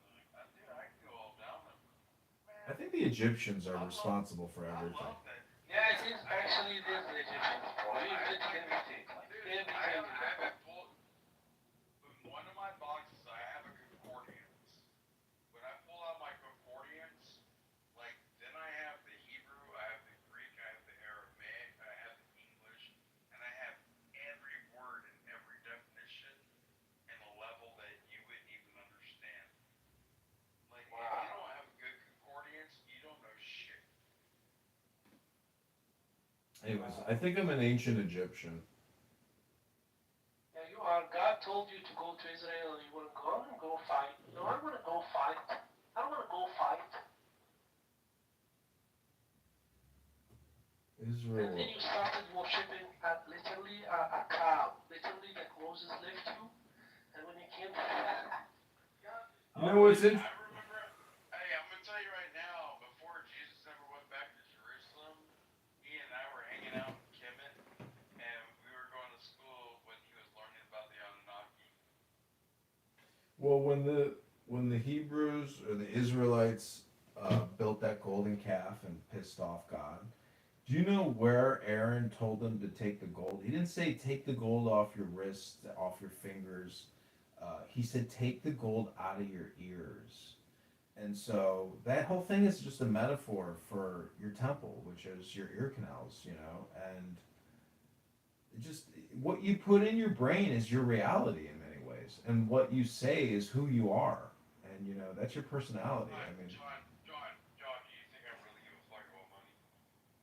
no, I don't think anybody really gives a fuck about that. People are more concerned about how they feel, like minute to minute. I mean, you know. yeah, feelings are important. Like I don't know.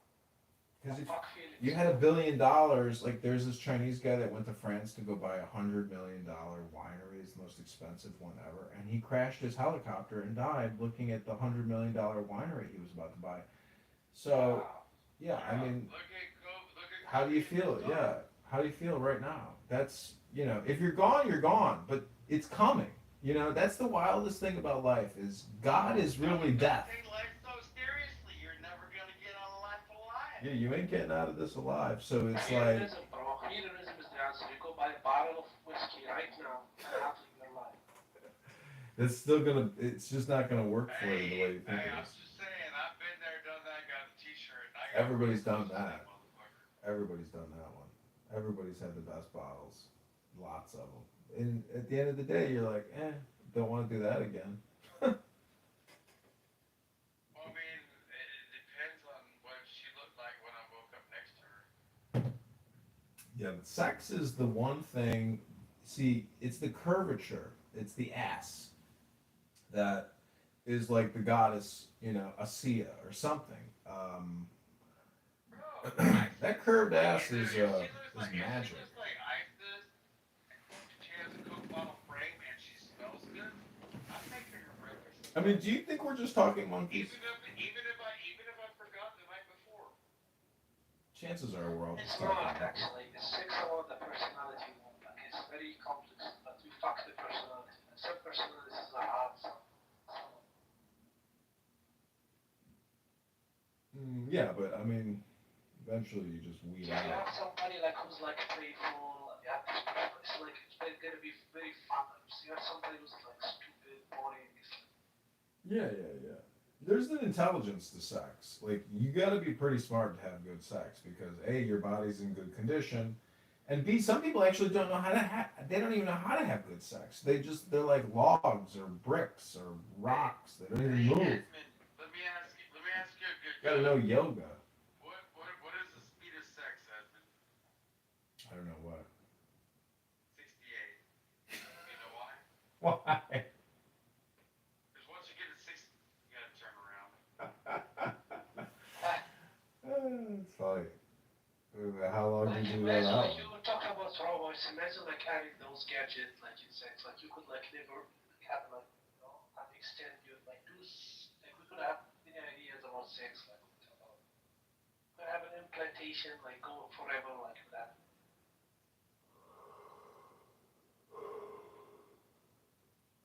They actually planted a cathode in rat brain and give like there's a button, the rat pushes the button and feels like pleasure. Keep pushing it until he died, literally died from pleasure. That's a good death to me. You know, I gotta say, I think our cell phones are like the closest manifestation of divinity ever because they're basically push button surprise devices. So basically anything you can imagine or anything you want, you can actually synthetically create it by just touching your phone. I'm just thinking that proves that pleasure is the highest like because if I give you like a button like Yeah, but what are you saying? Pleasure is just dopamine then. So it's like we are chemicals. We are just fucking chemicals, but we're like for chemicals example, aware. fentanyl, like have you tried We're sentient fentanyl? chemicals. It's dangerous, man. No, we are actually a synaptic storm that impedes based on resistance. Or signaling. I don't know. Do you know any neurologists or neuroscientists? Yeah, I've studied it for a long time, but I never got a degree in it. Voltage, current, ampere. I mean, I don't know Yeah. it. So I mean, why can't the neuroscientists? A dendrite, soma, like telomeres, oligodendrocytes versus Schwann cells, the peripheral nervous system. Like what the fuck? Like imagine like if they could upload like your consciousness into a computer, you would live forever there. That would be a fucking great. Yeah, but it wouldn't be the real you. It will be like you will never know the difference. Like it will be the same thing. You will never know the difference. The thing is, like like the original version of Star Trek, the guy that was Spock, like me, Bones, the doctor of the Star Trek film back in the original time, he would never get on the fucking transporter because he knew in order for him to get on the transporter, his existence would be split with million molecules, and he'd be dead. And whatever ended up on the other side might look like him, be like closely put together like him, but be able to transfer the soul. So he refused to get on the transporter because it would be the depth of his soul. Wow, I understand that, but what's the difference from him falling to sleep and waking up? It's not the same because like there are changes and it's like molecules too. Like, so it's the same thing. You're never the same person. You literally change. Your body creates new cells, and cells die, and energy changes. Like it's not the same person. You're not the same person as we started this discussion. The molecule. I mean, I think some people have like I don't know. You can detect that personality is pretty constant. So like your personality 10 minutes ago is it's almost identical to your personality right now. But Do I seem any different, John? Do I seem any different from 21? It's not the personality, guys. It's you're transporting. Like the ups and downs, but otherwise, am I kind of like ruined? I don't know. I think we need some type of metaphysical technology breakthrough where we're able to essentially departicleize you and send you to another equation in geometry. Like, do you think like that person will have the same personality, different geometry matter, but it's you. It's the same person.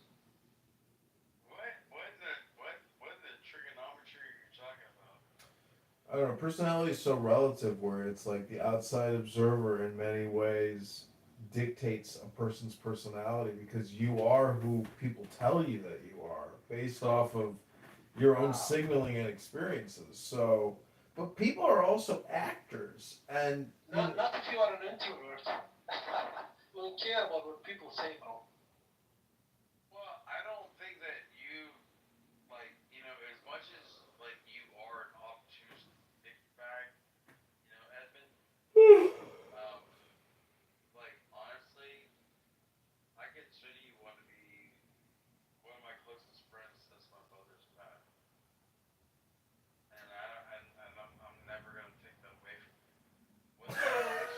What he's saying?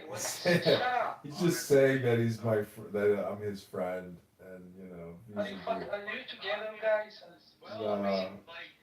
we're gonna go to Egypt and get married at the Western Wall. Wow. Then we're gonna go to Gaza and go fight in the last battle.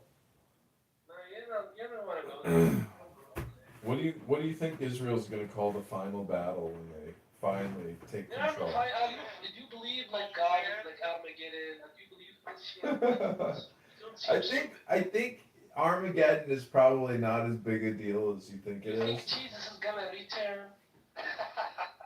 No, I'm saying that we're probably gonna. No, what I'm saying is we're probably gonna, as a race, It's gonna be like South Africa, and eventually it's gonna be like people gonna like get over this shit. Like maybe it takes like hundreds of years, but it's not gonna like. No way. It's just too inherent. It will happen, bro. Didn't you see South Africa? They were literally killing each other the same way. Do you know how many Muslims every day in the West Bank in Gaza sit there and they pray for the destruction? It's real. They can't stop. What's happening? It's like literally like everywhere when it comes to racism, like people get a No, be surprised. it's not true. Once you achieve a certain standard of living and a certain level of intelligence, you're no longer a sociopath praying for the destruction and death of your neighbors. You don't. Wow. You stop. It's like you're actually doing the same thing as they are. Probably having the opposite mentality they are having. Same thing. I'm saying like once you get bored with the conflict. Let me ask you a question. Let me ask you a question, my young man. If I was walking across the desert and I ran across your mom, who was also walking across the desert, we were both looking for water, and I was like, hey, I think that shade over might be a mountain. If I was walking in the desert and I met your mom, like I would give her water. Your mom would get her water. The way I understand it, from my dad, is if we walk this way, we can go. I will give water to your mom, bro. I promise. Yeah, but the thing is, when I listen to your mom and then she saves my life, Well, your mom is gonna be like saying, it's in. Does it make us brothers when your mom saves my life? Listen, I'm gonna like literally feed your mom, give her like water. Your mom is saying, saves my life. Does that make us brothers? No. Yeah, it will make us brothers when I save your mom. You're gonna be your daddy. No, it doesn't make us brothers. You're asking like, didn't you know how, like, for example, the Nazis, like, I say wasn't how. really worried about like whether I wanted to be his brother. Literally, Americans were like saying no dogs and blacks. Literally, I was like, no dogs and blacks. What was that? I'm playing off this shit right now. I'm saying like it doesn't mean like people do not resolve conflicts. Religion problems stay longer than other problems, but they're gonna get resolved eventually. Dude, you ain't got no problems until you talk to somebody like me. I mean, I don't know. I think the problem is thinking that there are problems. The Christians in Europe have been like doing like lots of troubles, like in the 1800s. They were killing Jews too. So like things to change. Dude, I've been doing it they're in now crying, supporting. Listen, there's so many young people in Israel, they're never going to put up with terrorism. They'll fight back and die fighting. Terrorism doesn't exist, bro. It's a world that you created. It does exist. Everybody knows that, bro. This is like Crazy. bullshit. Terrorism is crime. What are you talking about? It does exist. This is bullshit. Nobody believes that terrorism just means you are terrorizing other person. You also do that. Everybody does that. Everybody does that. Listen, when I go sit at a bus stop and some fucking Palestinian woman rams her fucking minivan into the bus stop and squishes me, I want my fucking brothers and sisters in the military to go get me justice. That's what I would want. Yeah, but you gotta like, I understand your perspective, but you are also like, you have military, Israeli, like women, literally sending bombs, killing children in Gaza. Yeah, it's nice if you got close friends who will get you justice if you innocently get killed. Like if you were doing something wrong. It's not like to go suppress somebody, kill. I don't know how you say justice. a cell leader is. Listen, if I ever get a squatter, I'm gonna fly you up here, Brian, and I'm gonna have you do a citizen's arrest and then fly you right back to Georgia. Listen, Brian, listen, that's why you control things, because you control people like Brian. He's a Actually, puppet, if you a want to mental do puppet. that with my Zionist. parents, Illinois, I will call the Illinois. Yeah, he's in Illinois. He's like Bureau of Investigation, and they have my number, and I will let them know that I'm conducting an investigation. Like if ever like he become a congressman, it would be his man. Like literally be following him, like giving him AIPAC money. Yeah, I want that APAC money. The guy that I'm running against, he gets APAC money. How to access, you motherfuckers don't even know how to access, how to be a fucking, I'm an astrophysicist, bro. You are talking to a scientist. Okay? Don't talk to me like that. You are talking to a scientist. You fat ass nigger. Do you know what? You fucking like white, like trash, fucking piece of shit. I'm a fucking scientist. Do you know what Kohoutek is? What's Kohoutek, bro? Sounds like. It's one of the biggest energy patterns in the universe. It's a comet or like a Kohoutek. I'm looking at it's a piece of artwork. I could read it to you if you want. But what I'm just saying is, when you contemplate the universe and all the energy and how vast and infinite it is, it should create a sense of awe or even trembling, meaning that like you're so insignificant, but are you really that insignificant? Chances are you're not that insignificant, meaning that we're talking through devices that we didn't even manufacture. But what I'm saying is that we have to be connected to the divine, to the universe. So it's just a fun thing to contemplate. That's funny. That's very funny. John, I'm gonna tell you, every time I ever went surfing, and when I went paddling out on the ocean, I felt exactly that. Yeah, yep, I have felt that too when I've gone Connected to the surfing. divine, like found something like I don't want to say stupid, but it's like. It's true though. It's the universal theory of the one. Don't you believe in evolution? Don't you think we are just apes? Evolved apes. No, because I've spent a lot of time at the zoo with gorillas, and I know that like they're just so If you stupid have compared it, to you us. know like animals is very like smart. Like you're not psychopath, of course. You know animals smart. Like gorillas are very smart. Like bamboos are like. Yeah, they just want to eat and scroll right on your tablet. But many humans do that. Actually, many humans want that. Like It's just dopamine. Monkeys want dopamine too. The only thing I really cared about, like gorillas, was when Robin Williams and Coco used to have their relationship. Michael Jackson and Coco. literally a human is like 99%. No, it was Robin Williams. Like 99%.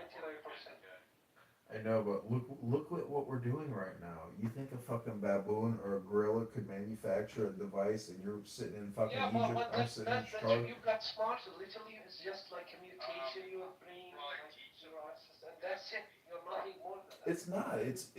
We listen. Then you go like something another time. They were like other human. Oh, God told us to kill them.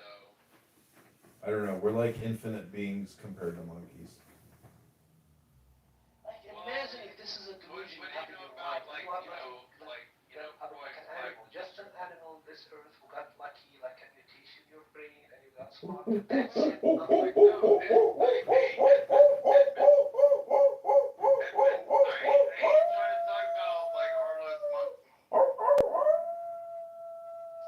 Apes are not monkeys. Yeah, now you're acting like Pavlov's dog. Well, what do you know about Freud's 5 stages of development? I don't know. What do you know about Abraham's? Oral, anal, phallic, latency, and genitalia. What do you think Isaac was thinking when Abraham was about to kill him? If you're laughing at the basics of psychology, good luck getting an At those education, stages, dumb bro. fuck. Oral stage. Yeah, it's That sounds like a porno to me. Sigmund Freud. Who was smarter, Sigmund Freud or Einstein? Sigmund Freud was a piece of shit. I think Even like Freud, did something. Freud's biggest like proponent would have been Erickson. Do you know Sigmund Freud is responsible for publishing more books than anyone in human history? Yeah, because he never said something about it. That's why he wrote That's probably true. He was doing cocaine. He was a coke addict. He was spamming. He was spamming. Yeah, he was spamming. You're right. He was spamming.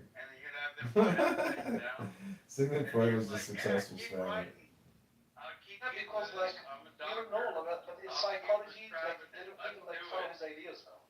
I know. Like his ideas was literally wrong about everything. It's not like cognitive science was totally different. It didn't evolve from psychology. Well, the thing is, the subconscious is like saying that it's the soul in a way. So, what do you think we actually have souls or a spirit, or what is the subconscious Yeah, connected as a Jewish to? person, Is it connected to I something? probably believe this shit. Like God, my soul is different than this black person. I was chosen by God. No, see, you're throwing race into soul. What I'm saying is soul supersedes race identity consciousness. You think you are superior than this guy. Like, for example, I think I'm equal to him, but you will not. Within you think are superior. You think I'm better than. Everybody's equal when you're sitting there taking a shit in the forest, okay? Or you're drinking a cup of tea with somebody. Everybody's the same person. Chosen by the Lord. Yeah, but the problem is these motherfuckers don't even know how to dig a cat hole to figure out their ass from a hole in the ground. See, we are technically just pink brains emitting sounds through our lips and our throats, and we're all very similar. Standard of living is different. Wisdom, knowledge, intelligence, memories, experience are all different, but our brains are technically identical. Like literally, just absolutely the same What color. if aliens exposed themselves to us now and told us like everything you monkeys believed in is like fiction and we can prove that and here we go, we are superior race and this is our technology and we gotta feed you up to your delusions, like you gotta say like you gotta still follow. Alright, I wanna know, in psychology level of like understanding, there's a Dr. Harlow, and it's called Harlow's monkey. If you were the monkey in Harlow's monkey, which would you have taken hold of? The one made out of barbed wire with like nipples that gave milk, or the one that didn't give any sustenance, but it was soft and fuzzy? What nature nurture bitch ass are you gonna pull? Yeah. You seem like you like both though. I don't know. Brian's got a lot of shit figured out. You got a lot of shit figured out. I don't know. It's your experience and it's just who you are. Was Einstein like a German citizen or like he was like your like from your Actually, he was from Austria. He was a patent attorney. Austrian, like he was like a painter. Was he a patent attorney or a patent clerk? I can't remember. Well, when he was in Switzerland, he was a patent clerk. Like, why did they hate you so much? Like, why those Wait, people? you know what? You know what, dude? You're right. I'm thinking of Tesla. Tesla was Austria. You're right. It was Switzerland, and he was a patent clerk in Switzerland when he came up with the whole So he's one of you? Are you saying he's one of you? So what do you think E equals MC squared means? There's so much information in my head, bro. What do you think? I'm saying, why did the Nazis hate you guys? Like, what are they? Is because they are evil? They hated everybody, dude. They were they were a mafia, and if you weren't in the mafia, you weren't cool. They wanted to enslave you. You were inferior to their mafia But why race. other people, like, why didn't do that to other people? Did that to you exactly? Like, They why did it to everybody, man. They conquered Europe. What are you talking about? They imprisoned millions of people. I'm saying, like, well, are you saying, like, that they did to everyone as they did to the Jews in Europe? Everybody, yeah, not just the Jews. They did it to everybody. They fucked everybody's lives up. But They it took seems like over. everybody's forgotten and, like, only, like, this, like, the atrocities, like, at least from numbers, they said like 6 million. Seems They hate you seems like specifically. They pretty even have like possible, right? philosophers like they wrote books about you, bro. I don't know why people don't accept the 6 million number when you know that like 55 million or 120 million people died in the whole conflict, you know. I over a accept period it, of but I'm time. asking what's the reasons for them. Like, for example, like they have like books about you. They tell you like they have Heisenberg, the philosopher of the party, writing books about you, bro. And they have like Dude, I love Breaking Bad. That was a great movie. yeah, but I just like I want to know what are the reasons. Like they think that like, what are specifically the reasons? It's people want to create memories about what they went through, basically. Because World War II was definitely like the apocalypse. I mean, everything was destroyed and like, I But mean, they there will was always like nothing. when they talk about in speeches, like I heard like some of their like it was lots of history, but they were talking about you. Literally, there were guys who have no country. The guys like they were always talking about you. They literally like they have. I don't know what to tell you, man, but Israel is a fucking historical miracle. The fact that Israel exists and people there speak Hebrew, Is it's a it because fucking they miracle. realize there's something wrong, like with like I don't know, they seem like to realize something about like World War One. Like what did you do to them at World War? Like, I What are don't you know. talking about? They seem to think you betrayed them and helped the enemies and stuff like I don't know. Who? What are you talking about? The Germans. Oh, that's what you think? I don't know. Maybe. I never. I mean, those are like little. Those are just insignificant conspiracies because really the German state itself was, you know, I don't know. It's just such a shame that so many Like people died. it's amazing to me you can't articulate the reasons. Like I'm not seeing you justify that. Do you know how many Iraqis and Afghanis died in the past 25 years? Fucking millions. And hundreds of thousands of people born with birth defects from plutonium, uranium spent, you know, fucking munitions. Are you saying that the Holocaust is like weaponized by the Jews? That's why it's famous. You're not wrong. Hey, like Edmund, when I was in Iraq, I found this kid, and like his mom, like was telling me to come into their house. And, Fucking like, scumbag, he was an Iraq, look at my kid. he probably Shut come to the you front Iraqis. door. I know you hear me. Shut the front door. What I'm telling you is, You fucking was in Abu Ghraib, didn't you? when I went In into the this, prison. when I went into this child's bedroom, and like You wanted to his wearing bedroom, you fucking piece of paracheating, shit. Fucking criminal. and he had picked up depleted uranium saber Wow, you gave him radiation and he had sickness? put it in his pocket, Fucking evil and he piece of just shit. keep it in his pocket like it was a lucky charm. Mhm. But it's sitting next to Wow. his groin, Yeah. and it's ionic radiation sitting You next blasted to his him. This is a war crime. I could literally like imprison you. No, he was just saying that he came across a He kid. said he gave him a literally uranium like plate. He didn't give it to him. He didn't picked know, it up. like, it was like, and you look at him. He doesn't know. It's like isotopic. It's like you're gonna look at him dying slowly. So wait, what was his state? Was he sick? Well, He gave him that. He literally confessed to crime. I'm gonna tell you right now, he became a eunuch. His balls fell off. Everything. Is this guy like? What do you live in Illinois? You tell me, okay, war criminal, okay. I'm not a war criminal. Not you. Your Well, friend I is a war didn't criminal. put depleted uranium in my motherfucking front pocket. Did he confess like of giving some like a child a uranium? Do you think your cell phone can cause cancer? No, Jesus Lord, I know the microwave radiation. Dude, I used to be a microwave engineer way back in the Yeah, but what if you got 100 cell phones and you're live streaming yourself all the time? Yeah, he got uranium. Like I was wondering, like this is makes you evil. brilliant. Dude, John, dude, if you think that like 5G, 4G, whatever the fuck G is gonna fucking, like, I get that you think that the frequency of your cell phone connection is upwards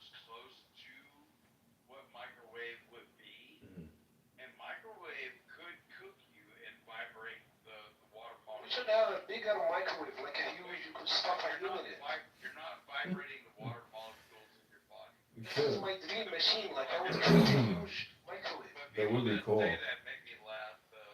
That would be cool to like take a cow into a huge Yeah, microwave stuff machine. like somebody like a war criminal into it. I put it in 2 minutes. I wonder if that would be a good way to kill people. Microwave. Well, Yeah, that would be like. what was that one movie that I saw? It was like, you know, The Brundlefly? with all the gods and shit, but they put the women in this like bronze bowl in the inside, and then they set it on fire, and they cooked the women on the inside of the bowl, and then the smoke coming out of it, the nose of the bowl was like the women being like boiled. Wow, war crimes being confessed here. You have had a ball in Iraq, put in like women into it. Were you in Egypt during the spring uprising? Like, why would you build a brass bowl and put people inside it? I like that's fucked up, bro. It's a movie. What are you talking about? I thought he was confessing, but he could not already confessed to a war crime. That was Mickey Rourke in the movie that they did, but like it was a book for thousands. Don't you have trauma? Don't you have trauma? Nigger, shut the fuck up. You ain't got shit on me. Have you ever taken a bath in Trauma, a you should have- pool of uranium? Trauma or something. I mean, in a pool of mercury?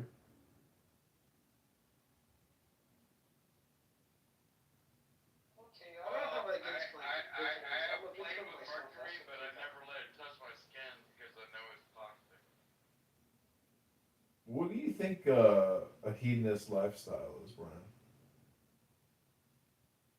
Are you asking Ted Bundy? That depends on who you ask. Like, if you are asking Ted Bundy, that's like an answer you That know. does what? I said somebody that jerks off with a cactus. Oh, a cactus jerker offer. What about if you fuck a camel in the desert? You know what an Arab calls that? Wow. Well, what about like banging your head on a wall? And like That's called driver's ed. and banging your head on a wall like a stupid like who worship a wall, bro? You're stupid. Like who goes in a wall and His worship a fucking wall? buddy's just looking with like his hitchhiking, like he's about to get on next. It's a fucking stupid, but it's the most. How much do you think General El-Sisi is worth in Egypt? Like 3 billion, 10 billion, 15 billion? How I much was money like do you think wondering he's worth? why did the Nazis hate you, bro? And I think like I could understand. I could see like you couldn't articulate. It took you about an hour to figure it out. You're like, you know what? I'm beginning to see why people kind of hate this guy. Yeah, And maybe but why you they know, hate the a Nazis lot have of- a point, like it's like, I was asking you, why did they like hate you? What was the reason? You never were able to understand what was the reason. Well, I think they just utilized the scapegoat tactic in terms of propaganda and prosecution and persecution. It's just all made up, but they really just they stole all their property, they murdered them, and took all their shit. Like, I don't understand. This is what the mafia does. Okay, so now mafia. Okay, got it. I was like, there is like, go back in time, like, I took like, why do you hate those guys? Like, why do you hate comedian, grandfather? Like, that was like not to tell me like. I don't know. It's kind of stupid. Jews themselves are like so mysterious. It's like you almost can't believe the story. Are you like gypsies? Because gypsies are not, nobody likes gypsies. They are hated. They're like, I feel like you give the same vibe. Like, you're not like. Yeah, I think Jews and Gypsies are probably pretty similar because they're both like diaspora people, right? Shut up, American. Shut up, you fucking like Scottish or something like that. Are you mad that I'm American? We are, you don't know, we are Semitic nations. We are literally related. So you're Arabic? My Arabic is Swiss. You are, no, shut up. You are fucking like Scottish or some Scandinavian. What is a Semite, you think? Like a semi? Scandinavian? Are you Celtic? Scandinavian? Semi-tick? A Slav? tick of a semi? What is a Semitic, really? Yeah, we are the sons of Sam. That would be Oh. four of the main languages, which would be Arabic, Jewish. Those are the sons of Sam. And there's like four other minor languages below those. It's not a language. It's a nation. Semitic nation. They speak Semitic language. So can all ethnicities and cultures be broken down into languages? No, don't be anti-Semitic. American.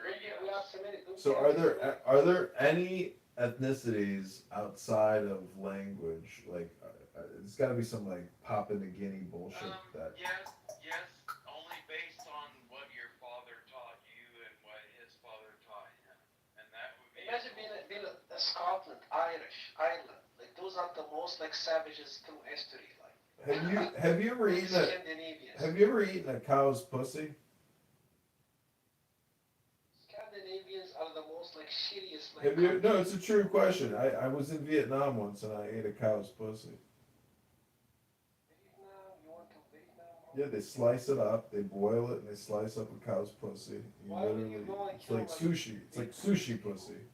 No, I'm just kidding. But I saw that on YouTube the other day. I was like, holy shit! Like they actually eat a cow's pussy. Sashimi, but you know. Yeah, it's like sashimi basically. I couldn't believe it. It's fucking gross. It's not gross when you see it. Right now, comedian, why did the Germans hate the Jews back then? And actually some results say because you treat them at work, they think you hate them. The Germans hated the Jews. They scapegoated them to make themselves feel better. Since 1933, you want to I don't really give a fuck about World War II. Shut up, American. I'm not asking you. 1941, when my grandfather joined World War II in 1941 when he was 16. I care about 1933 when Hitler began the SS party and he started the first member at member number 500 because he thought if he started out as 500, everybody else would think that they were part of a bigger group. It was a psychological fucktardery of a program that he. Yeah, probably this is propaganda. He's saying. Spam. It's spam. Because the end of the Second Reich. He pulled a Sigmund Freud. But you want the real story. We don't want the BBC story. He was in We don't World want the. War I and fought as an Austrian. We don't want the Illinois News, Illinois Times story. We don't want the real story. Bitch, stop running Illinois. your final. You don't know what the fuck you're talking about. Stop kissing ass. We are Semitic nations. We could discuss our heritage, our history. Shut up. We are asking why aliens hate us. Shut up. It's not your business. You are Scandinavians. You don't belong here. Why did the alien superior? They have seemed superior. Wait. You think I'm Scandinavian? I think you are probably either a piece of shit scan, or you are either what they call Celtic. Yes. I'm not even gonna defend that one. Probably your grandfather was an Irish bum, literally gone to America. Shanty Irishman. He's calling this fucking Arab is calling you a Shanty Irishman. Yeah, but this is we have more history than these Vikings. They are savages, bro. Yeah. The Egyptians got a lot of history. Thousands and thousands and thousands and thousands But and these are thousands. savages. They have no history, bro. Yeah. Listen to him. He talks like a savage. I'm trying to think about why did the aliens hate us? Why did they hate us? They are superior. They seem beautiful. Look at the Germans. They are right when they did the studies. Look at this black guy and think about the German man. They fuck themselves. The Nazis are technically the same thing as the Hamas. They fuck themselves. Oh my god, you gotta say that. I wish Strategically, I'm saying it's the exact same thing. They were like, oh yeah, we can win this war against the communists. I'm just saying it. It's true. It's true. It's just energy potential. The fucking Nazis didn't calculate the energy potential. You are literally they can't say a word about you. They are crazy. I gotta sleep, bro. I gotta sleep, okay? American. I couldn't take it anymore. His fucking head cracked. Couldn't deal with it. Knew you couldn't deal with it anymore. finally you reached your tipping point. You're like, all right, fuck this shit. I gotta go sleep. I've been Well, up I here all day didn't long. think I was being extremely obtuse. No, it's true. I gotta go to sleep too. I was just being objective. A Met Gala orgy. You wanna go to the Met Gala orgy? Oh my god, that's a funny What's title. good with the good good? What's going on, man? You alright? Yeah, everything's fine. That's what's up, man. How's the gout? Fuck, man, I was on the treadmill today and it feels like I'm walking on needles.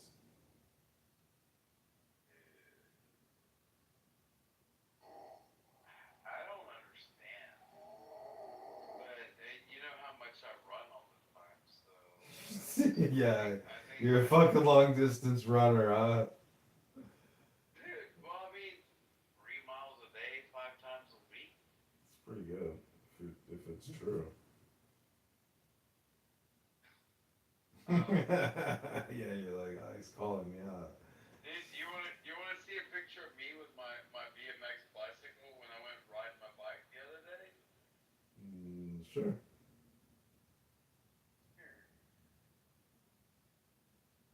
Picture of me and my bike. That was me in front of my shop. Done. Bow. There you go. That's me and 5'10", 155 pounds on my mongoose. Oh, you got a mongoose? So what happened to your forehead? I got in a fight with some dumb slut like 2 days ago. Yeah, I heard you telling me that story. Oh man, I didn't know. I met this girl at the corner store on Saturday. I was buying beer. And she's like, hey, what you doing? I'm like, I'm about to go home, smoke a blunt, drink some beer. What are you doing? She's like, I don't like how much game. I'm like, well, hop on in.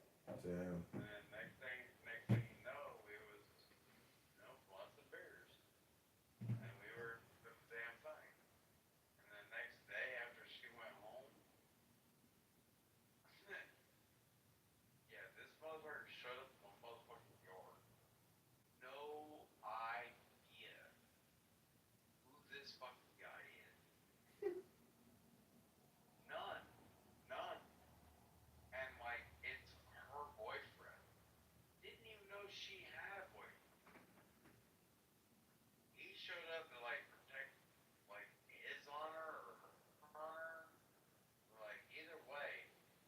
But like he and I literally took I came out in the yard with my pistol in my hip. And I grabbed my pistol off my hip because he was like, you gonna fight? You got that gun, you a pussy. I'm like, I ain't no pussy. So I took the gun off my hip, and I threw it over my fence into my front yard, where I got a courtyard. And like he and I started going at it.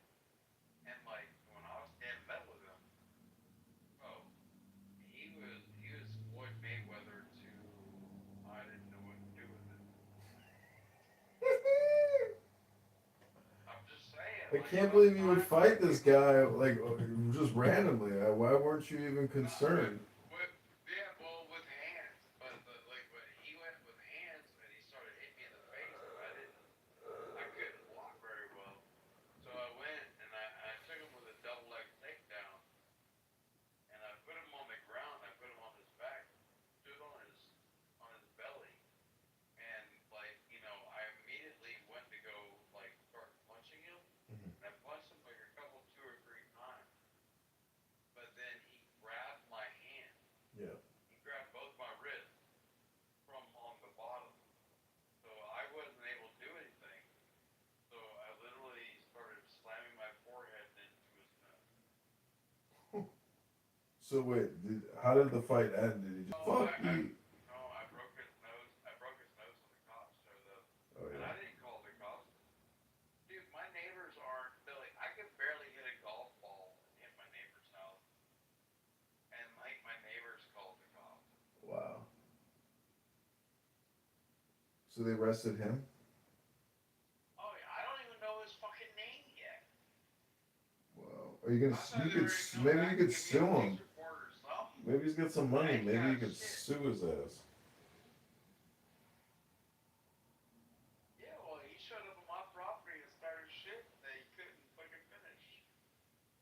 Man, he's lucky you didn't fucking shoot him. Dude, I literally threw my gun over the fence. I know, I can't believe you would throw your weapon over the fence. That's crazy. Well, dude, he was just as big as me, and I knew I had him. But weren't you worried maybe he's got a knife or a gun? I don't give a fuck. Dude, give me a knife. Dude, pull a knife and see what I did. He chose the wrong motherfucker's house to go start a fight at. What a dumbass. Damn. I still don't know his name. How do you think he got your address though? Like, how did he find out? Because she walked home, and she lives like 3 blocks from my house. When she went home like early in the morning and like had the wobble on her, Mhm. he's like, "What you been doing, girl?" And she's like, "I'm fucking that guy down there." And then that's how I figured out where I was. Damn. I mean, Damn. she done told me this. Damn. Well, is he? Yeah. Well, hopefully he doesn't show back up at your house with a fucking gun. Please, I wish he would. I'm bored. Did you ever see the latest Rambo movie where Sylvester Stallone kills all the narco terrorists in on the Mexican border in Texas? With all the tunnels underneath. Yeah, that shit is so stupid. It was unbelievable. It was almost like a racist Mexican murder movie. It was the craziest shit I've ever recently seen. I was like, this is kind of crazy. It was Sylvester Stallone against the cartel. Yeah, couldn't believe it. I was like, how are people not freaking out about That's this? Rambo. He's the real Rambo. He was the one that went against the cartels first.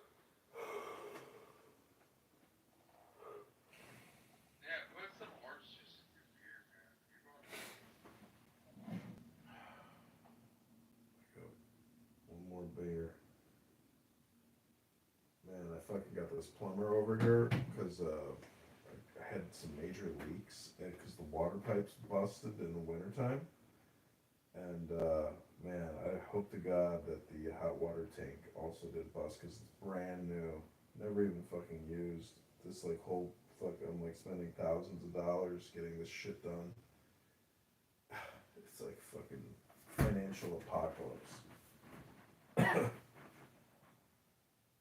your little,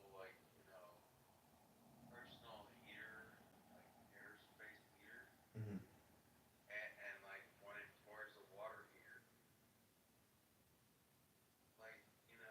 At the very bottom of the heater, there's a valve with a hose, and drain that to bathtub through that hose.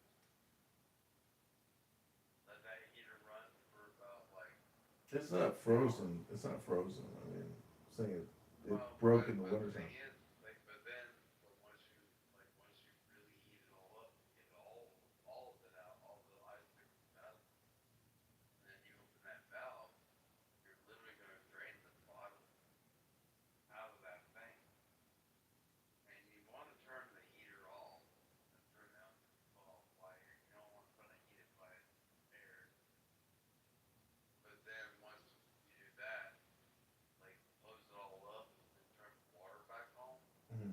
let it fill back up, and then turn that shit on. And now you have fresh, good water without sediment. Mhm.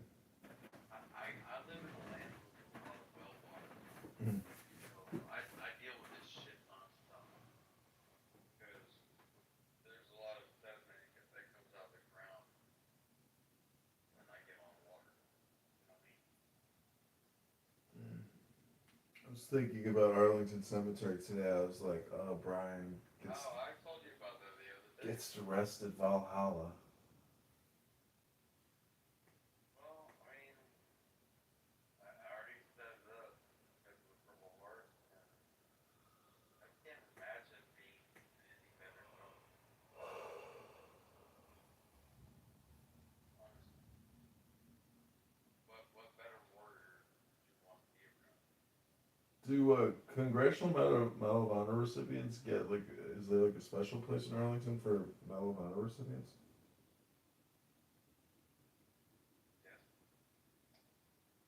I've never seen it. I've seen the Tomb of the Unknown Soldier, but I've never walked around Arlington. Have you ever seen? I've been to Arlington like many times. No, I've never The walked. Eternal, Internal Fire. the Eternal Flame. Isn't that next to the Tomb of the Unknown Soldier? Very close. I think, yeah, I've seen it. I mean, we did all that when I was in the 8th grade. Didn't take you to Do you DC. know what the Eternal Flame is about? No. You know the assassination of John F. Kennedy? Uh-huh. The Eternal Flame is memorial for JFK. Oh, wow, cool. That's pretty cool. I think there was like something with Trump, I think, like some Gold Star families or something. Dude, my drill sergeant was Mark 42. Like, you know, we called him Superman. That motherfucker made me, like, dude, I'm 50 years old. You can see me. That was a picture of me like maybe a week ago with my mongoose, and I just came back from doing a bunch of tricks on my bike. Like, Well, you're no fucking fitness model, despite the fact that you run 3 miles a day. I'm not a fitness. No, I'm not a fitness. But I don't wear Fleming Lulus. Who the fuck are you? You don't wear Lululemon and do hot yoga? No, but I can fucking body hop a fucking mongoose without even thinking. Yeah, bro, that guy who showed up on your fucking doorstep had no idea what the fuck he was thinking.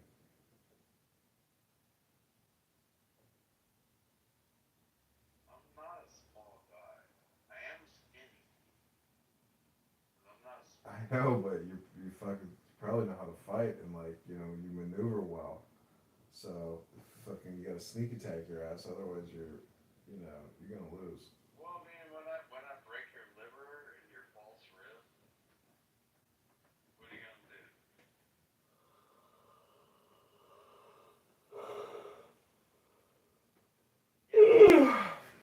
Most people don't even know how to aim. Yeah, I used to miss in Bennings just so I could shoot more ammunition.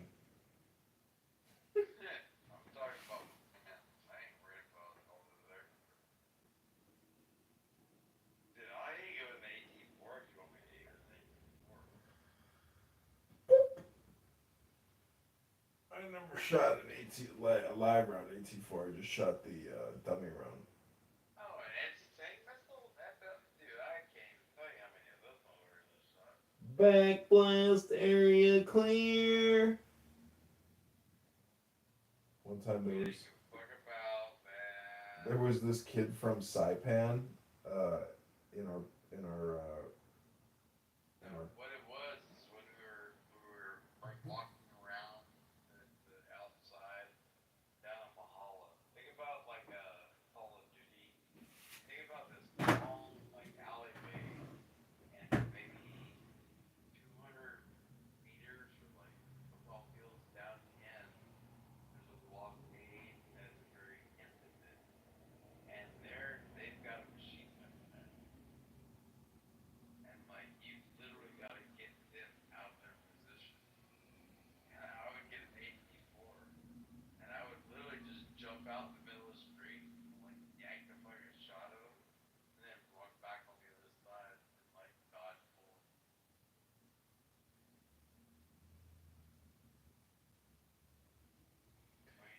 Backblast area clear. Backblast area clear. There wasn't nobody behind me. You didn't have to yell it. Did you ever see a video of somebody like shooting an RPG from an apartment window and like blows the whole fucking room up? I remember the first time I shot a kid that was 12 years old. He shot an RPG at me. Mm-hmm. It detonated about like, 15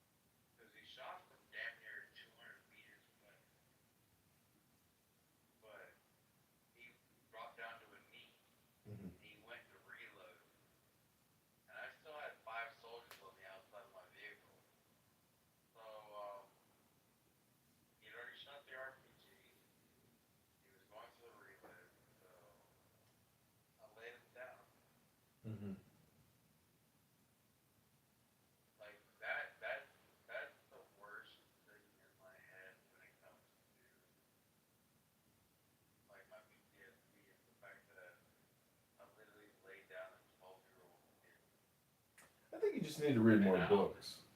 I don't even know that he was even 12 years old. He might have been younger than that.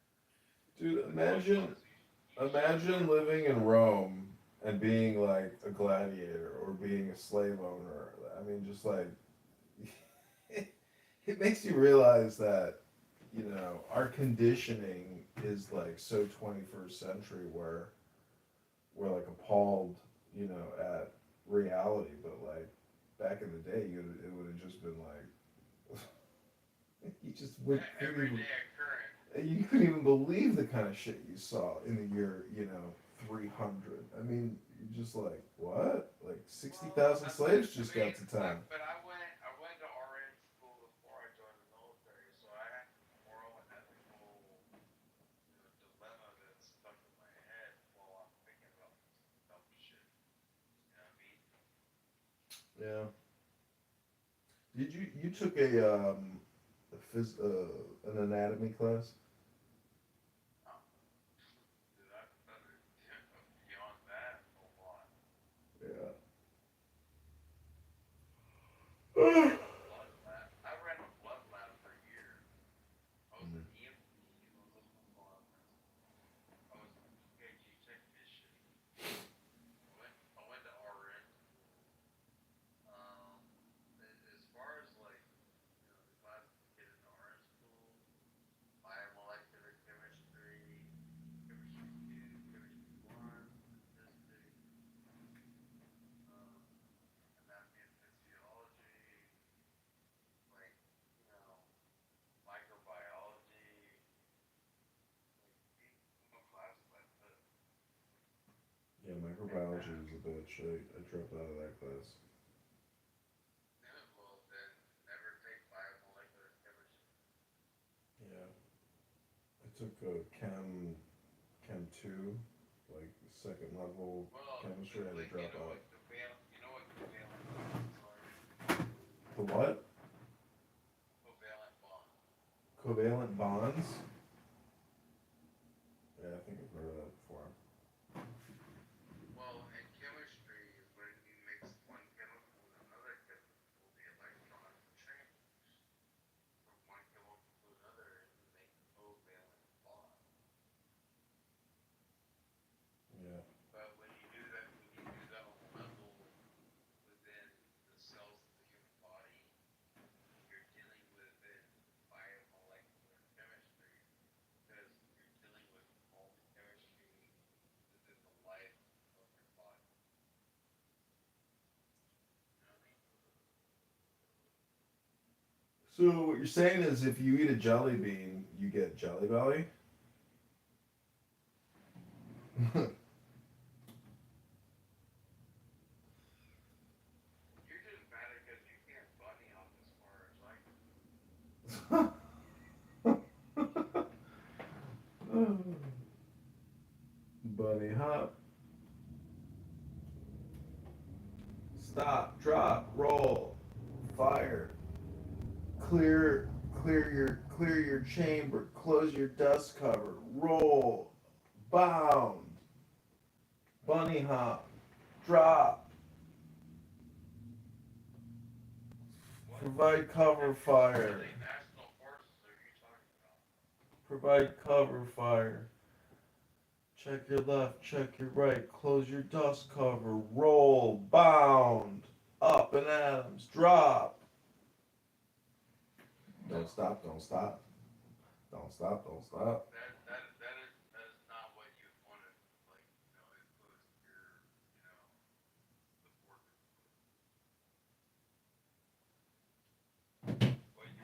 Don't stop, don't stop, don't stop, don't stop, don't stop, don't stop. I want you to understand, think the commander spent. Yeah.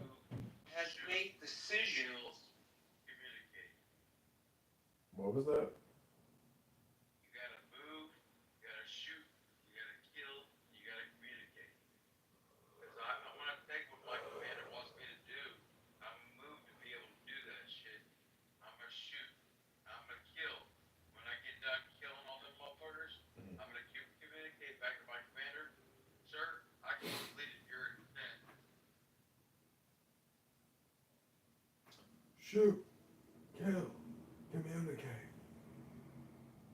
Move, shoot, kill, communicate.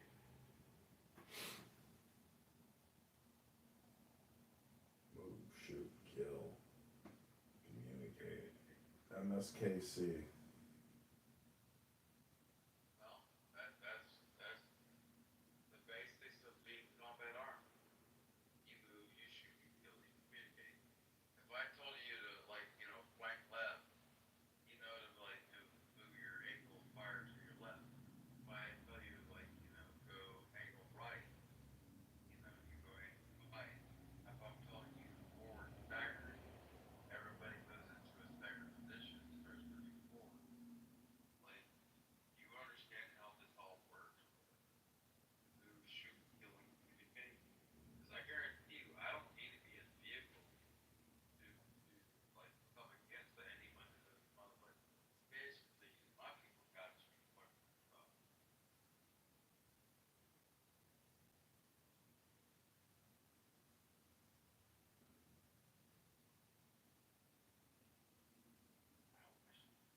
Did you see Smokey Robinson got accused of raping 4 of his employees at his house? Oh, Jesus Christ. You thought that was new? I saw it in the news today. I was like, oh, I thought he was one of the nice ones. Next thing you're going to be telling me is Chuck Berry had sex with an underage kid.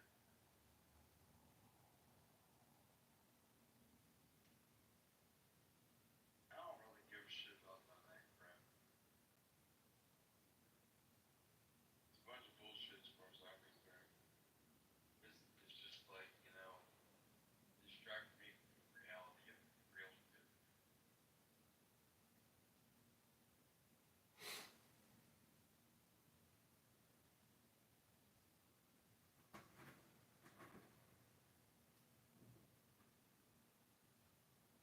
Come on, Edmund.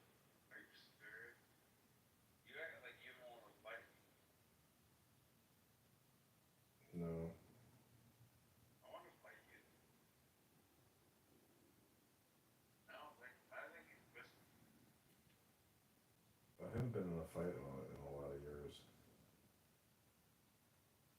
But since 2001, when you got goal of the year and the clubhouse, moniker. I remember when that happened. I think it was 2001 or 2021 or 2022.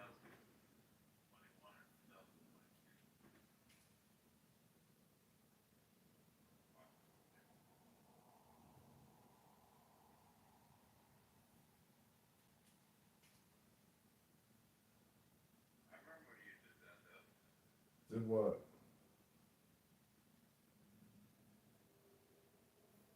It was the troll of the year for 2020. Was it 2020 or 2021? Yeah. I didn't show up on this app until December. God, that's like terrifying. It's like you think about how many years have passed since it's been fucking. It's like fuck. It's like 1,500 days. Feels like just a couple days. That award. I gotta get off of this app and do something with my life before I lose it. You're a fucking fucktard. What did you do with the best years of your life, John? I sat in my underpants and live streamed myself on YouTube. I talked to Doc and he was the dumbass from Georgia. And I like talking with him. Yeah, that's about it. How'd you know Doc? Oh, I told him about this great app, then I ruined his life. Now he can't stop talking on it. And even when he gets kicked, he's back in just a few weeks. You know what they do? You know what? Honestly, John, like 100%. This app is actually honestly saved my life. Did you think this app saved your life? Yeah, and you.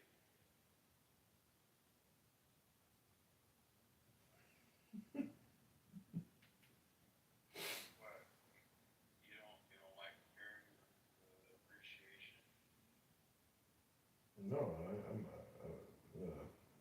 You think I'm kidding?